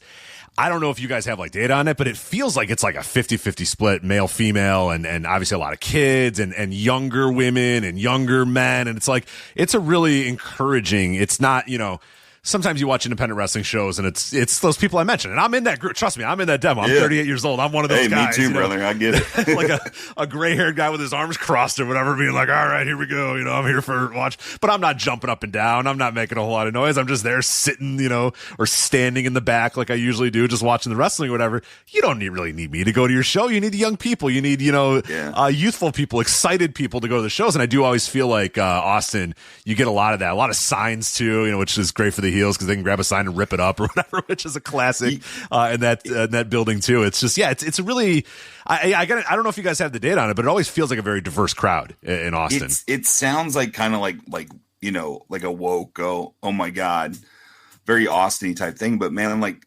representation really matters. You have to give people to invest in, right? People that kind of look and feel like they do. So you'll see our card. There's there is a lot of diversity across our card. So that if somebody comes there's got to be at least, hopefully somebody that they look at and go, hey, I can relate to that person. Yeah. Right. Absolutely. And, real quick, we'll do the plug-a-roo here. Patreon.com/New Texas Pro. You did mention that earlier, and great. So what are you guys doing there on Patreon? So if I subscribe to New Texas Pros on Patreon, what am I getting here? Yeah, so there's the biggest thing is that you get early access to the tickets. Like I understand that's why a lot of people are there currently. But we're also trying to put out little creative blogs that kind of explain our creative process and where we're going. We want to give people kind of a glimpse into it. It's hard for me because when I broke in in 2007. Yeah, 2007. And I was a non-wrestler. Like I trained a little bit, but I wasn't a graduated wrestler. So like exposing it feels funny even to talk about 2025, everything's open, but exposing some of that stuff is still kind of weird for me. Mm-hmm. And I even kind of talked to you before this. I was like, hey, let's just don't do the normal, like, hey, here's a kayfabe review of whatever. Like, let's get into the actual nuts and bolts. So I'm still getting kind of comfortable with that, but that's the general idea of the Patreon is, hey, if you want to see kind of the nuts and bolts of how this stuff gets put together as best as we can give you, right? We want to provide that behind the scenes in our Patreon. That's great. So patreon.com/New Texas Pro. We'll talk about it a little bit later. Also newtexaspro.com. But let's get into the nuts and bolts of that We Know Ball show because it's coming up this Sunday. Sunday, October 5th from the Empire Control Room and Garage in Austin, Texas. Live on independentwrestling.tv. Is that correct? That's correct. That's correct. Dan Miller will be making that happen. Nice. So live on independentwrestling.tv. So if you're a subscriber there, you can get it. If you're not a subscriber, come on, get on there. Independentwrestling.tv. Watch this weekend, Sunday, October 5th, We Know Ball from New Texas Pro. So I couldn't help but notice the name of the show, We Know Ball. And when you announced that, I could tell there was a wink, wink, nudge, nudge or whatever. And, it's not, we didn't invent the term or whatever, but I see you, Biss, and I appreciate it. Yeah, Kiefer and a lot of the New Texas guys are big basketball guys, right? So it was an easy sell, but yeah, it's definitely a little wink, nod to the flagship for sure. But it looks like a hell of a show, and I've been catching up on a lot of New Texas, and some people are going to recognize a lot of the names. So we'll go to the top of the card too, and then we'll kind of work our way through the bottom. But I want to start on a very particular match. Yeah, absolutely, go for it. So the one that was just announced today. The 4-way tag match. I want to start on that match if you don't mind. Yeah, absolutely. That's the Wolf and Exodus, Toxic Tour, Just Vibing and Meat Market. Meat Market. Yes. I love Meat Market. It's a great name. Yeah. So I want to give you a chance to ask me the question, right? So how did this become a 4-way, right? Because you guys always talk about that, right? All right. So this is the worst thing a promoter can do, because I'm going to tell you what ended up on the cutting room floor. All right. Okay. Yeah, that's good. Let's do it. I booked this show a few weeks after WrestleMania weekend. Okay. So I'm a little nervous to do this, because like I'm literally going to tell you this juicy match that's not going to happen, and then we can go over all the cool shit. This is what's going to happen, though. Unfortunately, yeah. What do you got? All right. So for We Know Ball, the thing that made the most sense is I have to get the fucking Panther Brothers on this show. Yes. Right? Yes. Wait a minute. No, I don't want to hear anything else. You failed. You failed. Yeah, Just leave. I know. Visa issues, right? So originally the goal was to get the Panther Brothers, and then I didn't really have a tag team. This is a long journey to get through this match, but I want to explain kind of how this happens, especially on the indies, because you guys ask it all the time. We had the Panther Brothers, and then we have to get a team that can actually present a match worthy of those guys, right? So we have Epidemius Jr., right? Works Lucha, can definitely go with those guys, but he doesn't have a common tag team partner. So we also have Cosmo Orion from El Paso, right? So the goal here was, okay, maybe we can put them together as a tag team. We can present that match, right? So this match with these 4 teams that are not either of those teams was the original match in that slot, right? So Panther Brothers are out. They have visa issues. They can't commit to the date, right? Yeah, I think they're starting to do U.S. Indies again. So we could have maybe pulled it off, but it didn't work out, right? Yeah, especially in year 2025, getting a little tougher to do that. It's getting tougher, yeah. Yeah. So for a multitude of reasons. Wolf comes back from his tour with Rev Pro, and we start working on the Wolf story, and the Exodus and Wolf thing come together, right? So we're all right. We need a title match on this show. We still want to put Epi and Cosmo together, so we still have that match. So now we have Wolf and Exodus versus Epi and Cosmo. Epi gets an opportunity in Mexico that he can't turn down, right? It's one of those things where I'm like, I would love to have you. This match is going to be good for your career. Go down to Mexico and have that match, right? So now, let me, not to jump in, but like, as wrestling promoters, you guys are usually going to, like, I think it depends if you're a cool wrestling promoter or not, but like in most cases, do you think that if somebody presented hey, I have this opportunity, and you in your mind think you're more times than not going to let the person do that opportunity, right? I myself and Kiefer are on that bandwidth. Not everybody is that way, right? Some people are going to be like, nah, man, you gave me the date. Like, pass up this golden opportunity. I'm not in this to make $1 million.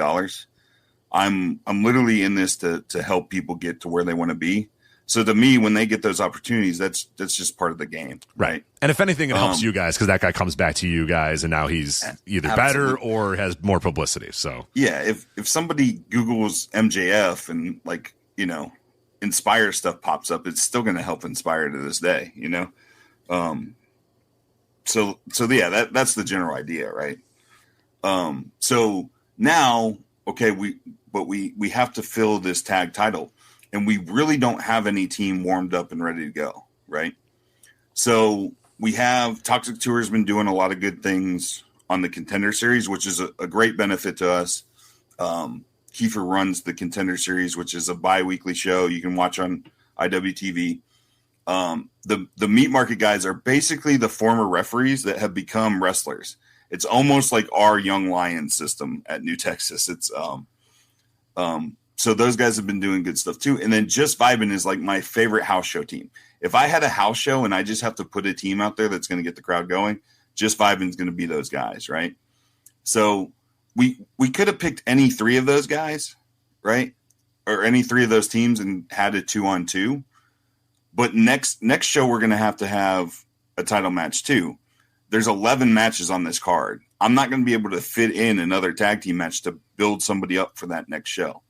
So we put them in the 4-way, and then there's a chance to maybe build something else off of this match to go into that next show. So I hope that kind of makes sense. Some of you may still be rolling your eyes going, hey, it could still be a 2-on-2. But that's the general mindset of how that went from this awesome, tag match to, okay, now it's going to be a 4-way. Right. Yeah, it navigating, and I think that's a very interesting thing, and I'm glad that we have you on here, and I'm glad that you guys are doing that, because I think or being more transparent about how shows come together, because it's really easy to sit here from thousands of miles away and just be like, it's stupid that you did that, or stupid. But it's putting a show together. It blows my mind when anytime I talk to, especially on the indies, like when I talk to an indie promoter of how it all comes together and how you do it, it just seems exhausting. And it just seems like, oh my God, because you have a rough idea what you're going to do, and it's never, ever gonna, it's this guy's going to have this guy's going to do this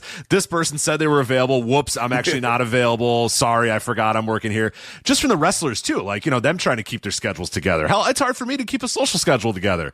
I at one point, I bought Sammy Guevara a planner. Sure Sammy used to be the worst about double booking.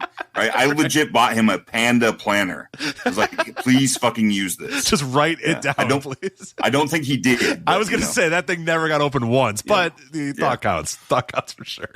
But I know that could certainly be a problem, especially with independent wrestling. My car broke down. Like, there's so many different things that can happen, or I don't really want to come anymore because now I don't like this person.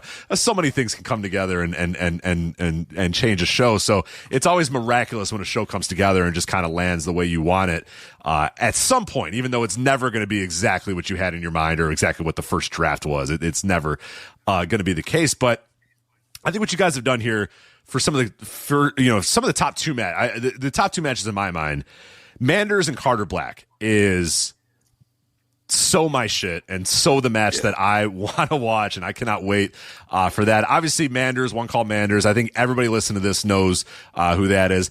I don't know if a lot of people know who Carter Black is, and I think more people should be aware of who Carter Black is. So now, I'm not, like, it's obvious who he was before, right? Like that. Yeah. Okay. It's part of the storyline. Asking him, like, no, you're not shoot trash. Okay, thank you. Because I Brandon Stroud 100% shoot trash. Fuck that guy forever. But Carter Black's the former Mysterious Q. Okay. So I didn't want to mask him. I mean, it should be obvious because his name's Carter Black, and the with a Q, with a capital Q. So it should be obvious that he's mysterious. Also, the body and the hair and everything. It should be pretty obvious to people. But yes, that is the former Mysterious Q. So some people might know him. The guy with the Hayabusa mask, the giant black dude with the Hayabusa mask, that's who Mysterious Q was for a while. Yeah, so it was mask versus title with Carter Black, or Mysterious Q versus Stephen Wolf, and Stephen Wolf actually ripped the mask off in that match. So, the storyline wise is that Carter Black is since he was unmasked in that match unjustly, is just now being Carter Black. Okay, all right, just wanted to make sure that I wasn't doing anything. So good looking guy. Like, why wouldn't you? Oh, okay, so that was my question. Exactly, my notes were, what was this guy doing wearing a mask for all these years? Because then he unmasked, and I was like, the guy looks great. Like the look is bad. Like, not that I didn't like the Mysterious Q look; it was unique. But I'm seeing it, and I'm like, well, you're seeing so much more charisma out of the guy. He's a good looking dude. What were we doing? Like, what was the point? Like, ask him. Have you ever asked him, like, what we're doing here with the mask? I'm guessing Chaz Taylor put the mask on him so that he wouldn't be more good looking than Chaz way back in the day for WOW World of Wrestling. But that's the most I can guess. Yeah. Because it's like a phenomenal look. Yeah, he wasn't bad as Mysterious Q, but like, he came out as Carter Black, and it took me like a second to be like, oh, right, yeah, it's Mysterious Q. Like, he first came out, and when I saw him as Carter Black, and I was like, this guy's got a good look, he's got good charisma, he's got a good worker, and then it was like one or two moves, and I'm like, oh, right, that's just Mysterious Q. Like, why did I not make? Of course, now it makes sense. And I'm thinking, what the hell is that guy wearing the mask for years, like a decade? He was wearing the mask. So I whoever told him to, or was it you that unmasked him, or who finally made the? I think it was a Q move. I think Q was ready to take the mask off. Okay, good. But I think Kiefer definitely encouraged it, definitely supported it. Now, you guys complain about, the guys smoking under the bleachers in the ring. These are two like D1 level athletes in this main event. So, exactly. Yeah. What did what did Q do in college? I don't think that Q started wrestling at like 19, right? But athleticism wise, like you can tell. Oh yeah, that dude. If his passion was anything else, like he would have probably been a scholarship athlete. Yeah, he's a big dude and carries himself really well. So, yeah, if you've never seen him, this is a good opportunity to watch. But I think probably some of you have seen Mysterious Q, but if not, and I think, honestly, it's a different approach, too, with the Carter Black thing. He seems like he's got a little bit more confidence to him. He seems like he's got a little bit more swagger to him. So I like a lot of what I've seen because over the last couple of days, like I said, I've been watching a lot. I watched the match with Stephen Wolf. I watched the match with Danny O'Ryan that you guys had recently, and they're both really, really good matches. The Wolf one in particular, Stephen Wolf, I've always really liked his work. They have amazing chemistry. Yeah, you could just definitely tell there's there. So, yeah, him and Manders are going to beat the shit out of each other, and yes, I am fine with that. Well, and this gave us a great opportunity, too, because, Manders came into the fold, and it was like a straight-up babyface match last time, and they still beat the shit out of each other. But we were able to put a little bit extra heat on it with, Manders and Shire. And they have a young boy here in Texas named Gavin Ash, who's I think he's 18 or 19. I know after the show when they were drinking the bar, he had to sit on the curb outside, which was kind of funny. So there's a little bit, now we have babyface heel for this match. So I can only assume with the extra heat, it's going to be even more intense. Yeah, it sounds great. And next one up that was on my mind that I really, really liked was Izzy James and Brian Keith. Now, of course, everybody listening to this is probably aware of Brian Keith. We'll talk a little bit about him because, for people in Texas, it's like, we know Brian Keith for years and years and years. You're all just catching up to what we've already known. But Izzy James is somebody that I think a lot of people do not know. A lot of people listening to this do not know, but I think are going to be more aware of in the coming years because I think he's a tremendous talent. I know you do as well.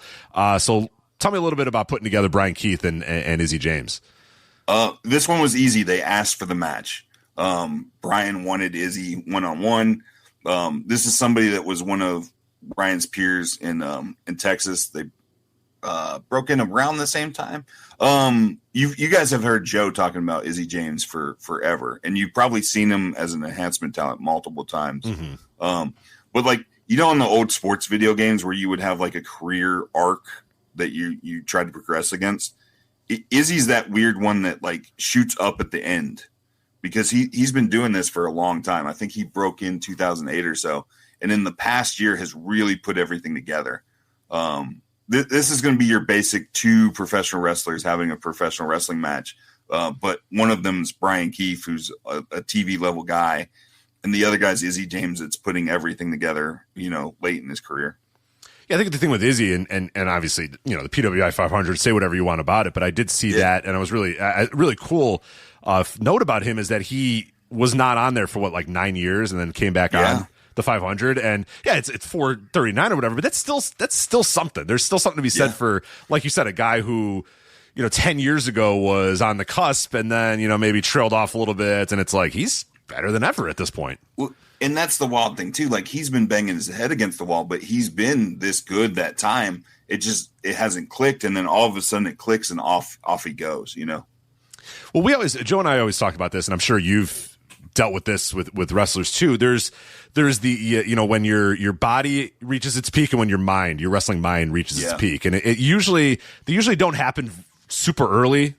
Usually you're just an athletic freak for a while, and then that starts to waver, and then as that starts to waver, your mind for the business starts to increase, and then it's somewhere in that 28, 29, 30, 31, 32 years old, that's when it sort of kind of comes together for some people. Some people it's even later than that. Do you think that's the thing with Izzy, is that he's just understanding the game more than ever? Oh, definitely. 100% that's what's going on. Yeah, it's almost unfair, right? And it's funny, sometimes we'll be like, hey, guys almost have to get an injury before they learn how to really work, right? So, which sucks, right? You have all this athletic ability and a healthy body, but it takes a lot of wear and tear and wisdom before you can finally put it all together. Booking Brian Keith, what's that like these days? Obviously, with him in AEW, of course, he still has a lot of Texas allegiance. You guys probably don't have to really work too hard to get a Brian Keith, but how does it sort of work in 2025 booking a talent like a Brian Keith? You still have to get it signed off by the office, right? It's easier than it was. I'll put it that way.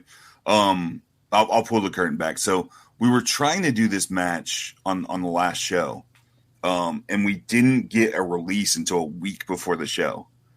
And it was like, well, I can't advertise Brian Keefe for 7 days, right? That's like booking malpractice. Right. It's a lot of money, and I'm not getting a whole lot of return on that. So, yeah, we need to have... It's like, it's like, hey, can you go back and ask him if you can do, 10-5? And luckily, like, usually it happens in spurts. So luckily we were able to get that approved. It's funny. I noticed we got him, and then I noticed him announced for like 2 or 3 other indies at the same time. So I'm wondering if all the dates got approved like on the same day. Yeah. Yeah. So it's frustrating, but for a guy like Brian Keefe, it's definitely worth it.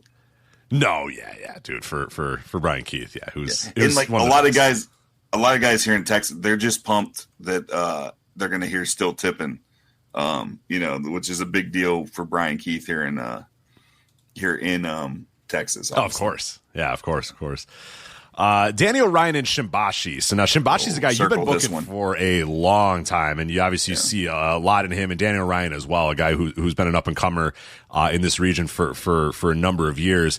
How did that match kind of come together? And that's another one that people should probably circle, because that is going to be a lot of fun with two guys who feel like they're the next guys up, even though they've kind of been there for a little bit, but it's probably time, one of them's going to break out pretty soon, I think. They're knocking on the door. Like Scott in West Coast knows all about these guys, right? Yeah. Orion, I've been noticing Orion getting a few more bookings here and there, so I'm starting to be encouraged by that. So we mentioned, you heard what we said about those first 2 matches. To me, this match has a chance to steal the show. Well, these guys they've been traveling, they've been getting out to the West Coast. Shimbashi's now up in, I think, Columbus, but definitely the Cleveland area. Has been, they're guys that have been out to action. They've been out to West Coast. They've been hitting the road, and when you hit the road, you learn new things. So they haven't had a 1-on-1 in almost 2 years now. So this is we know ball. This is easy. This is a layup. You just take 2 of your best guys and you put them out there and you let them just tear down the house, right? So I'm really pumped to see what all they've learned in that time and what they come up with here. But I'm really excited for this match. And now this is going to be an interesting one for people. It'll be a familiar name of maybe a person they haven't seen before. Jesse Funaki and Casey Black Rose. And yes, Jesse Funaki is indeed in the Sho Funaki lineage. And I haven't seen a lot of him, but what are you guys seeing so far? Is this somebody that we should really keep an eye on? Yes, that's a dude. I think it's a slam dunk. He's going to be better than his dad. That might be a hot take. I don't know. That's a big one. That's a lot of okay. You listening, K-Slow? Come on now. So yeah, Jesse's phenomenal. Casey and Jesse started at the hybrid school in San Antonio at the same time. Actually, Casey, Pac Ortega from Toxic Tour, and Jesse were they were inseparable. So they were kind of the trio of guys there. Pac moved out to Houston, but these guys are still in San Antonio. And Casey was he's the guy at hybrid. He's kind of the flag bearer for that school. And Casey's actually 5-0 against Jesse.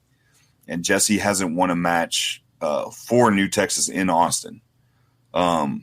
So Casey kind of started off the year as the guy. He represented San Antonio in the Texas 8, which is our yearly tournament, and one guy represents each city from Texas. We're big enough to fill out eight cities, right? So Casey kind of started off the year as, hey, I'm the guy from San Antonio, but Jesse's really won the fans over. So Jesse got a match, storyline-wise, Jesse got a match against Adam Priest last show, which is a huge opportunity. Casey took exception, jumped him after the match, right? Turned his back on his buddy. So now, hate and heat, brother, hate and heat. Uh-huh. So, and again, this is easy stuff, right? Just taking 2 guys that work with each other every day at the school and throwing them out there and being like, all right, show the world how great you are. But that's just easy stuff, right? Well, and it actually brings up a good point that I wanted to ask you. For you guys and your team behind New Texas Pro. How often are you telling the guys what you want them to do in the ring, or are you just saying, hey, here's the general idea of what we want from this match, or the booking of it, or whatever? Otherwise, the rest is up to you. Are you guys helping them lay out matches? Are you saying, hey, we want you to do this spot and this spot and this spot? Like, what level of detail are you guys going into with these guys, or do you pretty much up and down the card trust everybody to just figure out their own stuff? So it depends on the level, right? I myself, I quote unquote never laced up a pair of boots, brother, right? So I can call a match, but it's something that I try to avoid, right? We do have people in the locker room that can definitely help with that stuff, and we'll point certain people to them. You know, Manders and Carter Black, they know what the deal is, right? They're going to put that match together. Casey and Jesse probably have an idea of what they want to do. If they're on this show, they probably should have an idea what they want to do. But they might go over their match with somebody and just to go, okay, does all this make sense? Does all this fit, right? Or, hey, are you guys doing 25 minutes worth of stuff and you only have 12 minutes, right? Yeah. Just to kind of smooth that over. But move for move, hey, this is what I want. I might tell a guy, hey, I want this particular finish, or I might say, hey, I want a pinfall finish or a submission finish, or hey, the finish needs to have this. But move for move, yeah, we're definitely not micromanaging to that level. Yeah, and that's especially I was particularly asking for these guys, like the younger guys, if they want that, or like I guess, are you finding that newer wrestlers, because it's, you know, the way that wrestling is being taught and trained is it's always evolving, it's always changing, it's always different. Are you finding that more guys are looking for help me figure this out, or is it kind of still the old school deal where it's like, yeah, we'll figure out our own match, you know, for maybe we'll get some help from some veterans, but for the most part, we just still want to kind of call it in the ring or have it kind of figured out before we get out there? They all want to do it on their own, right? That's good. Well, that's good. You know, there's a certain ego to at least being at this level, right? But yeah, sometimes you got to structure the younger guys more than you do the guys that have been around for a while. Do they tend to want that structure, or do they, like, is it a want? They'll fight you on it. They'll fight you on it tooth and nail, right? But like, luckily, like, if it goes smooth, then they'll be like, that made a lot of sense. But no, man, they'll fight you tooth and nail every day. I'm glad. Like, you know what? I'm encouraged. I'd rather that. Yeah. I'd rather that than guys show up and say, "What do you want me to do?" Because I would be like, if you showed up to if I was a wrestling promoter or a booker or whatever, and a guy said, well, "What do you want me to do?" I would be like, No. What do you want to do? What is best for you? And like, what is your passion? How do you want to approach it? So I'm glad that there's still those egos. I'm glad that they're not being taught, because, you know, when you get to the major leagues these days, like, it feels like more and more, it's by design, like, more and more, we're going to tell you exactly what you want, what we want you to do. And I think I hope that wrestling schools aren't teaching people to just, you know, listen to what the booker says and do exactly as he says. They're like, no, go out there and tell your own match. Just, you know, it's fun. Like, so we have Little Evil, and Little Evil is sort of, he's the guy that was at the school every day working with the guys, right? Unfortunately, had a broken neck. There's an awesome local story between Little Evil and Danny O'Ryan that, unfortunately, like, Little Evil broke his neck. I don't know if he'll ever wrestle again, but like, we had a whole year story planned out between those two, and we got one match out of it. But that match is super special, especially to the local fans that have followed Little Evil's story. But me and him talk about that all the time, of like, hey, it sucks as a booker because you're doing a million things and you don't want somebody to tell you no, right? You just want them to do what you ask. But we need those guys to push back against us, right? We need that pushback. There has to be kind of a negotiation to really get what's best for everybody. And unfortunately, I think a lot of schools are kind of like, hey, don't lose your booking, just do whatever's asked of you, right? And there's a time and place for that, but there's also a time and place to go, because we miss stuff, right? Stuff falls through the cracks. There's a time and place to go, hey, this doesn't make 100% sense. Walk me through it, or hey, let's change something, right? Yeah. That's cool. I'm glad. I'm encouraged that the youth are still trying to push back on you guys, tell you guys you don't know what the hell you're talking about. I appreciate that. All right, so now to my favorite guy in New Texas, Brick Savage. And if you've never seen Brick Savage, close your eyes, and when I say the name Brick Savage, whatever you think he looks like, is exactly what Brick Savage looks like. He's just a big old ball of man with a lot of hair and a lot of girth. And he's out here to throw guys around. He's going to be teaming with JJ Blake against Dimitri Alexander and Ali Summers. Yeah. So Dimitri and Brick was BDSM. They were a big part of the tag division for a long time. Now, Inspire lore is my lore. I own that shit. All right. So we brought over a stable from Inspire LLC, and that was Brick, Dimitri, Shimbashi, and Rachel Rose. So Brick turned kind of on the group, and then last show Rachel turned back to join with Brick. Brick and JJ have like an association. So that's the story between Brick and Dimitri. So the story going this was that, hey, Dimitri has no friends left. On the last show, if you've ever seen 95 ECW, you know the exact match that happened. JJ Blake and Ollie Summers had, a 10 lashes match. We had to procure a bamboo training sword, right? So Ollie's coming out of that. Who told Joe the bamboo training sword? I don't know who told him that, but I do know that that's a correct term sometimes. So KarateDepot.com. Right. So is that job? Right? How much does it cost for one of these things? KarateDepot.com. All right. So here's the deal.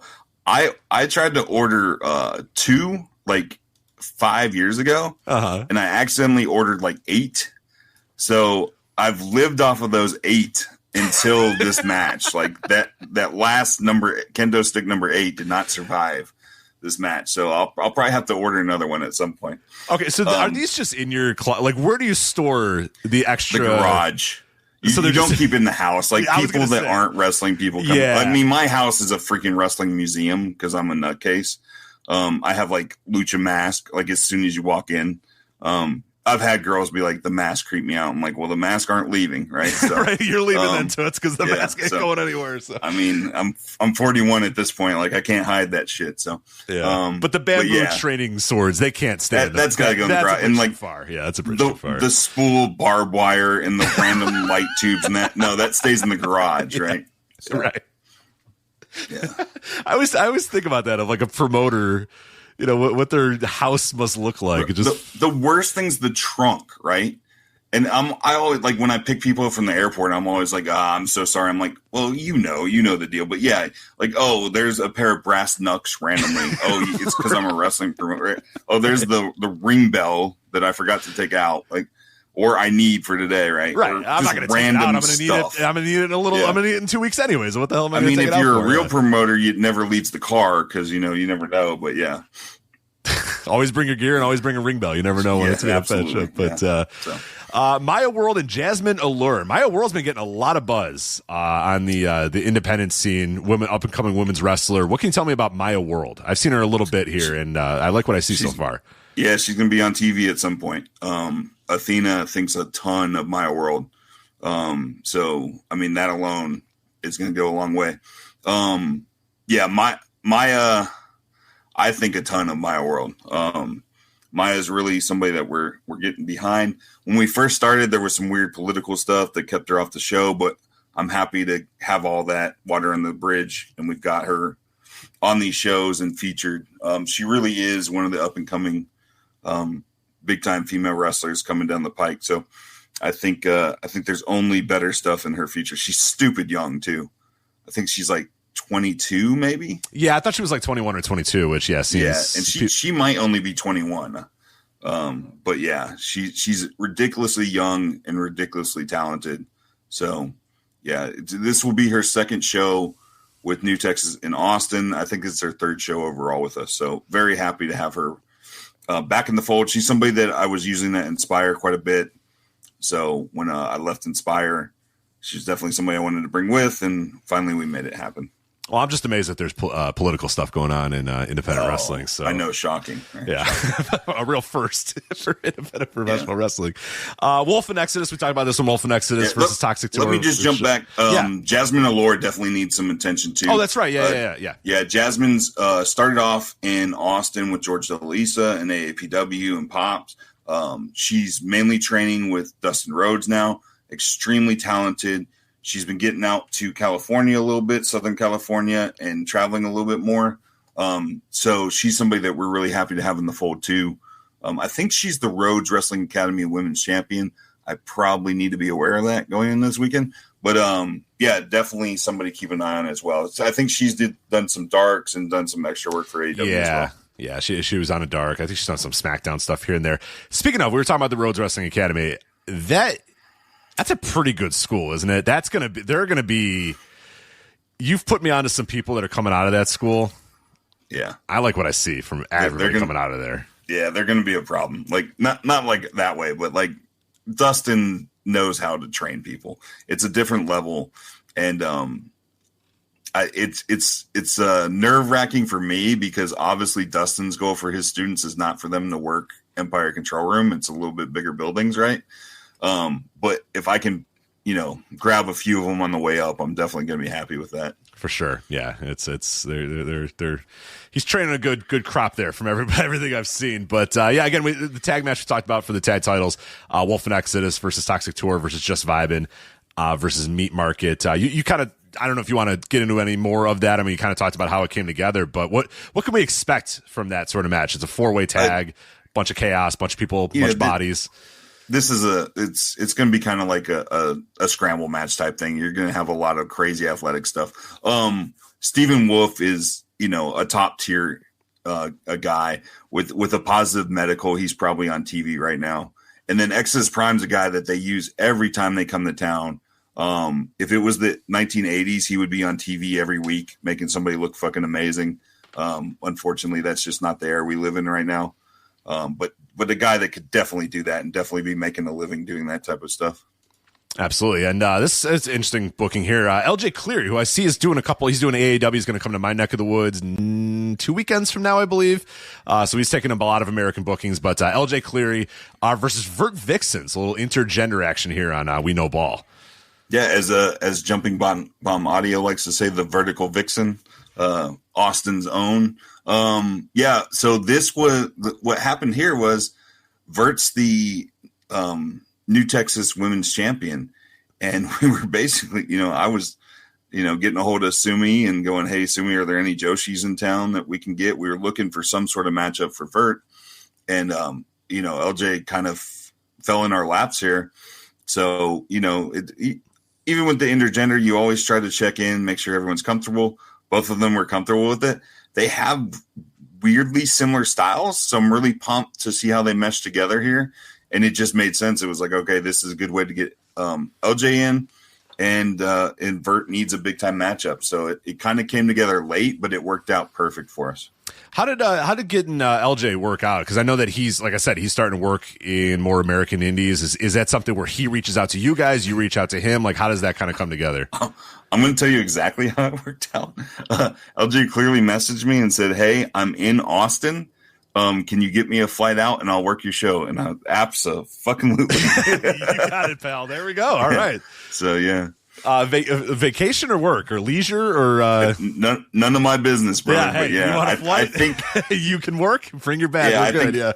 I think it's probably some personal business here in Austin. There's people in Austin. So. Yeah. All right. Well, good for him. Yeah. Hey, and good for you. You get LJ Cleary on your show then. Yeah. So yeah. Good. And I love the guy. So I've watched his stuff from over there, right? And I know exactly who you are. Yeah, let's do this thing. See, that's wrestling is the best business. It's the worst business and the best business, as you know. It's like, how incredible is that? Like, hey, I need a flight. I'm gonna message bookers in the town that I'm in, see if they'll it's just the best. I mean, what other industry are you gonna get that? I mean, it is the most stupid and the best thing ever. It's just so good. I love that story about LJ. Now I wonder what he's doing in Chicago, if he's got any upcoming flights coming out of Chicago. Anyway, getting Italian beef, man. Yeah, hey, I'll treat him to one if he needs. But Killer Cash and Hit. Yeah, so we've been building this up for this is mapped out for almost a year. So Cash is another one of these guys that he's been around since 2007, 2006, and you got he works for Circle 6. He does the deathmatch thing. I like to when I do the deathmatch stuff, I like to call him Deathmatch Andre. He's like 6'5", 6'6", big dude that does deathmatch type stuff. And Ivan Hit's a former basketball player that is training with Dustin Rhodes. So Hit's another big boy, right? So, we've the story here is Hit in each match, Hit has won, but Cash has gotten the upper hand. So Cash is kind of like the street thug and Hit's kind of more the polished pro wrestler. So finally Hit challenged Cash for his world. It's going to be a Dirty Six street fight. So there's no rules. So there's no way that Cash can cheat because there's no rules. So both of them can cheat. So, I'm sure somebody will wear white, and a bunch of shit will probably get damaged that hopefully I don't have to pay for. There you go. Yeah, I'll tell you, former basketball player getting trained by Dustin Rhodes. I like what I hear out of that. I don't think I've seen him yet before. So his finish? Yeah, he's 6'7". What do you think his finish is? I hope a chokeslam. Well, he does a chokeslam, but his finish is a shining wizard. Interesting. So, okay. So that's broken. That's broken, but in Dustin I trust. All right. Yeah, Dustin's gonna make that work. That's a lot of leg coming at you though. So I guess that makes sense. It's a fucking tree. Right? Rachel Rose versus Devin Carter. Rachel Rose is someone we've talked about a lot on the show over the years as we've talked to you, and obviously you continue to sing the praises of Rachel Rose, and she's still crazy young and still has all the potential in the world. I know she's starting to kind of figure it out more from a character level, but let's check in on Rachel Rose. Where's she at now in 2025, and where do you see her, going in the future? Yeah, so she was always heel, and about 4 years ago in Inspire, I had to talk with her, and I was like, I want you to be a baby face, but I don't want you to change your attitude at all. Like you're still gonna be a bitch, but you're gonna be their bitch. And that's basically, she's been the queen of Austin for the past 4 years. So the cool thing with Rachel is Rachel's taken on this girl power, feminist type energy and really been like a hero for everybody for like 4 years. But she's faced everybody. She's done everything that she can do with that. So, eventually everything comes to an end, right? So we kind of got, the back end of Inspire, we kind of got where it was like, all right, what else? Who else is she going to, stand up to and beat up? And we were really kind of past where that was a thing. So, once the split happened, we put into motion, hey, let's get her back heel and let's run with that. So the Brick stuff kind of naturally made a good point to do that. And then Brick has a ton of heat at this point too. So it just kind of amplifies it. So now, Rachel turned on the last show. So this will be the first show fully heel. And I think we're going to get what we want out of it, right? She's still talented as hell. It's just a matter of time and opportunity. And then, Devin Carter is a trans female wrestler for us. Transitioned just this past year. And in Austin, that's a huge deal to have that representation, right? So Devin Carter is... this isn't somebody that's probably going to make the Joe Lanza, Rich Kraetsch top 50, right? But is fully competent in the ring and just has that star power. It's kind of like, I love bringing Effie into Austin too, because it's just like this showmanship, star power allure that's a little bit different than everything else on the show and just kind of sticks out and really speaks to that segment of our crowd, right? So Devin's really carrying that crowd kind of for us, and almost taking the torch from Rachel, right? So earlier in the year, babyface match, Devin pinned Rachel. That really kind of started the wedge between Brick and Rachel and that whole group. So now we're coming back and revisiting that in this match between the two of them. Yeah, it's especially in Austin, like you said, we were talking about it earlier today. That representation is so important to have, and Devin Carter, from everything I've seen, a really cool look and approach and charisma in wrestling. So that should be a lot of fun. And then this match, the final match on the show, is just for people that sometimes you just have four people, and you're like, go crazy. You have Travis Cuddy, Timur, Thomas Shire, and El Kuki, who is just... Yeah, like, this was another one from WrestleMania weekend where I was like, I got to get Kukui on the show. I got to get him out to Texas. Is that you saw him WrestleMania weekend and we're like, that dude, I need him, yep. It was that Dragon Gate show. I was like, yep, that's cool. I want I need this man in my life, yep. This is a, this is Case. Case sold me on this. Now, did you talk to him that night, or was that a DM later after you got home? No, it was a DM later. Okay. But yeah, absolutely. Because I think Case compared him to Steen, and I started to see it, and I was like, all right, yeah, I got to do this. So originally, before the Mander stuff came together, I was looking at this as potentially something for Carter Black, just to have like a low stakes match, just to have a cool match. But then when the Mander stuff came, I was like, all right, let me just give him bodies, right? So Thomas Shire, I mean, this is what's going on with Thomas Shire. I've got Thomas Shire on the burner because at some point Cowboy Way is going to kick off, right? Yeah. So I'm keeping Thomas Shire busy. Timur is another one to really keep your eyes on. Like, this dude reminds me of 99 Ryan. Like, and I don't mean the dick pill, right? Just he's solid muscle, good looking dude. Just has that spear. You know when a guy has that spear and you're just like, oh, that's a thing. Yeah. Right. Mm-hmm. So he's got that. And then Travis Cuddy every match that he's had has a clip that's gone viral the last like 3 matches. So does this crazy drop kick that looks like he comes out of frame and then crushes down and just murders people with. So that's really been catching fire for us. So throwing him in there with Kukui, and then you got Shire, who's just like an underrated base, and then you just got a big monster like Timur. I'm probably going to have to shield my eyes for most of this match, right? But I guarantee you're going to eventually see clips from this match because I'm sure they're going to do something stupid.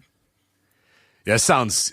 And here's again to kind of peel the curtain back, if you don't mind. Like, when you have a 4-way match like this with 4 guys that, Timur and Cuddy probably, they know each other. But these other guys probably, like, how do you put a 4-way match together like this? How like, do you ever sit and like watch these guys try to put a 4? Because I am always amazed when these multi-person matches happen. I'm always like, I don't understand how these guys can get this match together. Like, just the very idea of all these people, especially this crew. Because if you look at the match graphic here, it's like these 4 people. There's only never been in a car together in their lives, right? And like, only in wrestling would you have a guy in a cowboy hat, a devil mask guy. And, you know what I mean? It's just like, it's insane. It looks just ridiculous to see it on a match graphic. But like, how do these guys get together and get this match figured out? And then what we see ends up being pretty fucking great almost every time.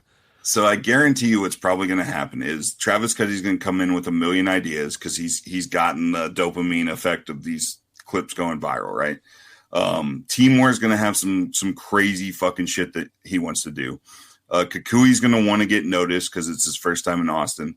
And, the veteran Thomas Shire is going to have to hold court and kind of piece all this stuff together into something that's not a complete, I hate to say it, but a complete train wreck, right? Yeah, so I'm relying on Thomas Shire to keep everything in the real rails and have the right level of chaos in this thing. But yeah, this is supposed to be a car crash, right? Yeah, it should be great. Yeah, I'm definitely anticipating Travis Cuddy doing something and then Thomas Shire taking his head off with a big time lariat. Yeah, and that's probably going to happen. Yeah, I am ready for that. So Thomas Shire rocks. Yeah, more wrestlers need to be like Thomas Shire. I'll tell you that for sure. But so that is We Know Ball.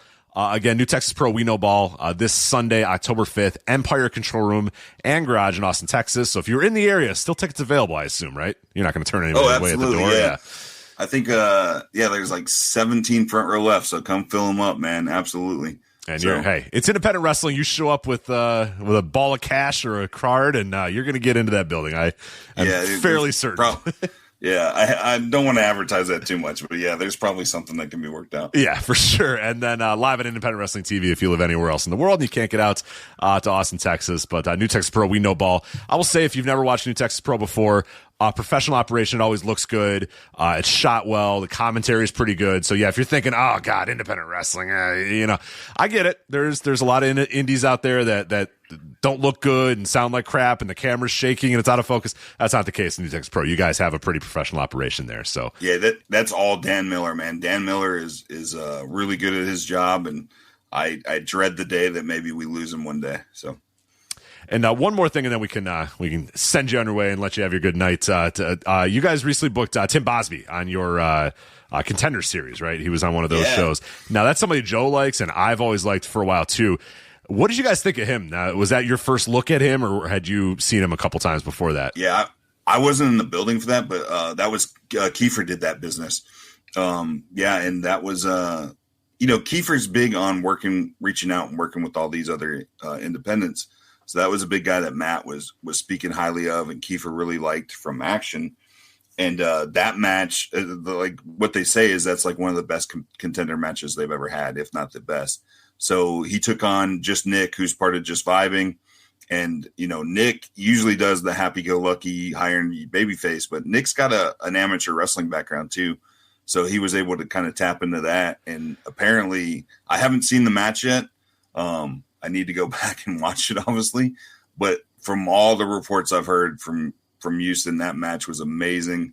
And one of the best matches that they've had on Contenders. So that's a guy to keep an eye on if you're listening. I'll challenge you. Go watch it and tell me what you think. Yeah. I'm definitely planning on it. Yeah, I haven't seen it yet. I just saw that name and I was like, oh crap, I gotta check that match out. But he's for spoiler alerts. Joe and he did the NWA. How to rebuild the NWA, Billy Corgan's NWA, and that was one of the guys that he said, I'm bringing that guy in and I'm pushing that guy to the fucking moon because there's something special there for sure. Yeah, I'll tell you this. That night, I got a message being like, "Hey, we got to find a way to get this guy to Austin." There it is. Yeah, that's probably on the horizon. Good. That's really cool. Yeah, so I really like a lot from what I've seen from him. But yeah, I don't want to take too much more of your time. But anything else in the world of wrestling that's caught your eye? What are is there any other people that you've been watching recently that you see that has your eye on the American Indies, or any other company or anything that's kind of getting you excited about what's in this wrestling world? Man, I make it pretty obvious. Like I pay very close attention to what West Coast Pro is doing right now. I think Scott's doing an amazing job out there. We almost had Matt Jackson, not the young buck Matt Jackson from St. Louis Anarchy, come down to help us produce this show. Matt's a big mentor of mine. I've stolen more from Matt than probably anybody else in wrestling. So St. Louis Anarchy, like I know you guys have talked about some of the matches that they've done, but that's where the whole Manders and Mad Dog Conley thing kicked off, right?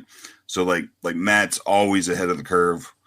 So I should have mentioned them earlier when I was talking about great, people that are doing independent wrestling the right way.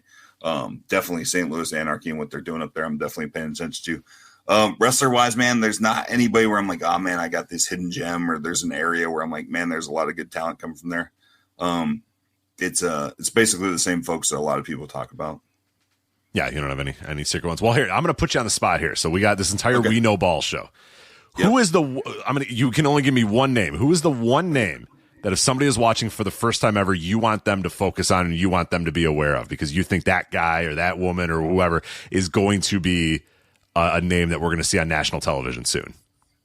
Oh, soon. Maybe not soon. In the near future. How about the near future? Yeah. My first reaction was Danny O'Ryan, because I'm very high on what Danny's doing and the work that Danny's put in. Near future, then I'm going to go with Maya World, which, that's kind of a cop-out because you guys already know. Let's say Danny O'Ryan, Shimbashi, and Jesse Funaki.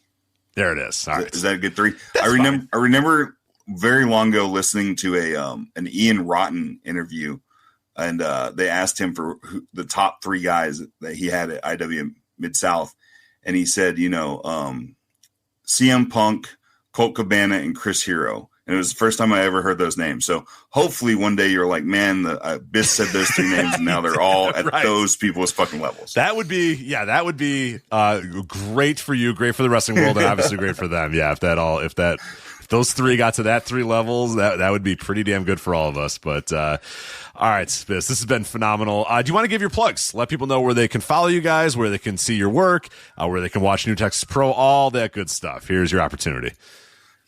Yeah, definitely. The biggest thing is the Patreon. If you guys, if you want to support kind of good professional wrestling, anybody that you think's doing something good, maybe not us, but anybody else that you think's doing good, jump on the Patreon and just give them a membership, because that's the quickest way you can get cash into the pockets of an independent, and that means the world. So Patreon / New Texas Pro. I'm Biss Says on basically anything that you'd want to follow me on. I don't know why you would. Definitely follow me so I can plug New Texas to you. But yeah, other than that, I am starting to agree with you guys that, X or Twitter is a cesspool and basically a waste of time. But like, if you're on there and you want to know what we're doing, I'll definitely keep you up to date. And New Texas Pro, you guys are on everything. I know you guys are on Instagram, you guys are on Twitter, you guys are on YouTube. A lot of stuff on YouTube, too. I'm always very encouraged by that. I think it's a great discovery platform for people. So, yeah, a lot of new stuff up on YouTube for you guys. And, of course, Independent Wrestling .tv, too, for the We Know Ball show on Sunday, October 5th. What time's that show at? I don't have the time in front of me. God's time zone, it's going to start at – the main show starts at 6. The tailgate will start at 5, and that'll go an hour to 6. So, if you want to see El Cooey – if you want to see Devin Carter and Rachel Rose and you want to see Big Hit take on Killer Cash, you watch that on YouTube free. Eric Bador, who's, from used to work for Rooster Tooth here in Austin, is going to hard sell you to sign up for IWTV. So check that out. That's kind of our cool free-for-all type thing that we like to do. That's absolutely free on YouTube. And then the show, hey, $10 to watch on IWTV, and there's a ton of cool stuff on there. Why not if you're really a wrestling fan? Yeah, if you're a wrestling fan of any ilk, I mean, independentwrestling.tv is you kind of have to have it. I think it's so good to support what's going on there. And yeah, you don't always, I don't watch it every single week. It's not like I'm on there, but it's just something I've had from day one. And it's like, no, I'm always going to try to have independentwrestling.tv because there's so many good things to watch on there. And anytime you're kind of bored or need something, and that's where I'm discovering a lot of news. And that's where I discovered New Texas Pro, honestly, before you even worked there.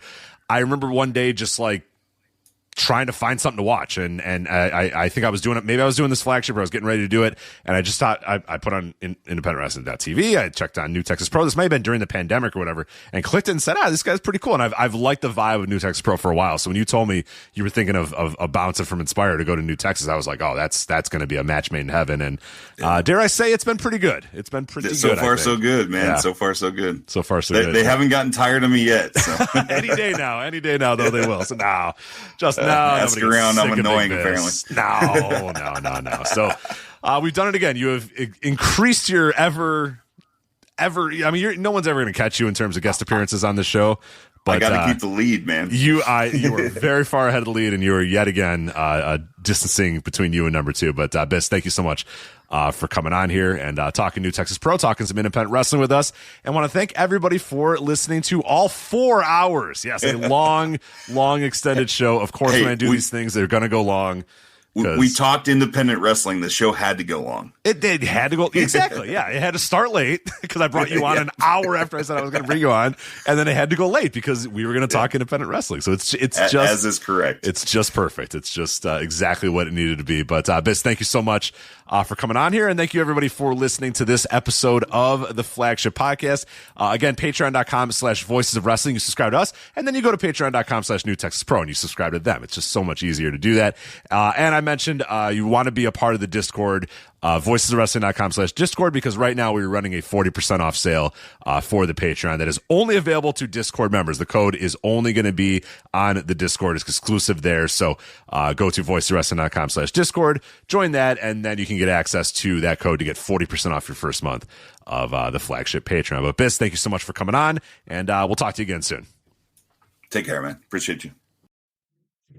My name is Tyler Fornes, and I am one of the co-hosts of the Good, the Bad, and the Hungy AEW podcast here on the Voice of Wrestling Podcasting Network. We take a broad scope approach to the world of All Elite Wrestling and the entire universe of Tony Khan. We talk about the big matches, the big stars, the promos, the storylines, and we also look at it from a big picture perspective. How are things going to change over the course of the next 10 years with AEW still in the picture? How are companies like WWE going to adapt and adjust to AEW? Are they going to be a similar way like they did with WCW in the late 1990s? Will there be a counterpunch? We talk about all of that and more on The Good, the Bad, and the Hungy every week on the Voices of Wrestling Network. Do you like wrestling trivia? Then check out the 5-Star Match Game, the Pro Wrestling Quiz Show. I'm Joe Gagney, and every episode, I grill 3 contestants with 5 rounds of power-packed wrestling trivia. We have over 30 evergreen episodes in the archives covering WWE, AEW, Japan, Mexico, and much, much, much, much more. Play along at home and check it out today.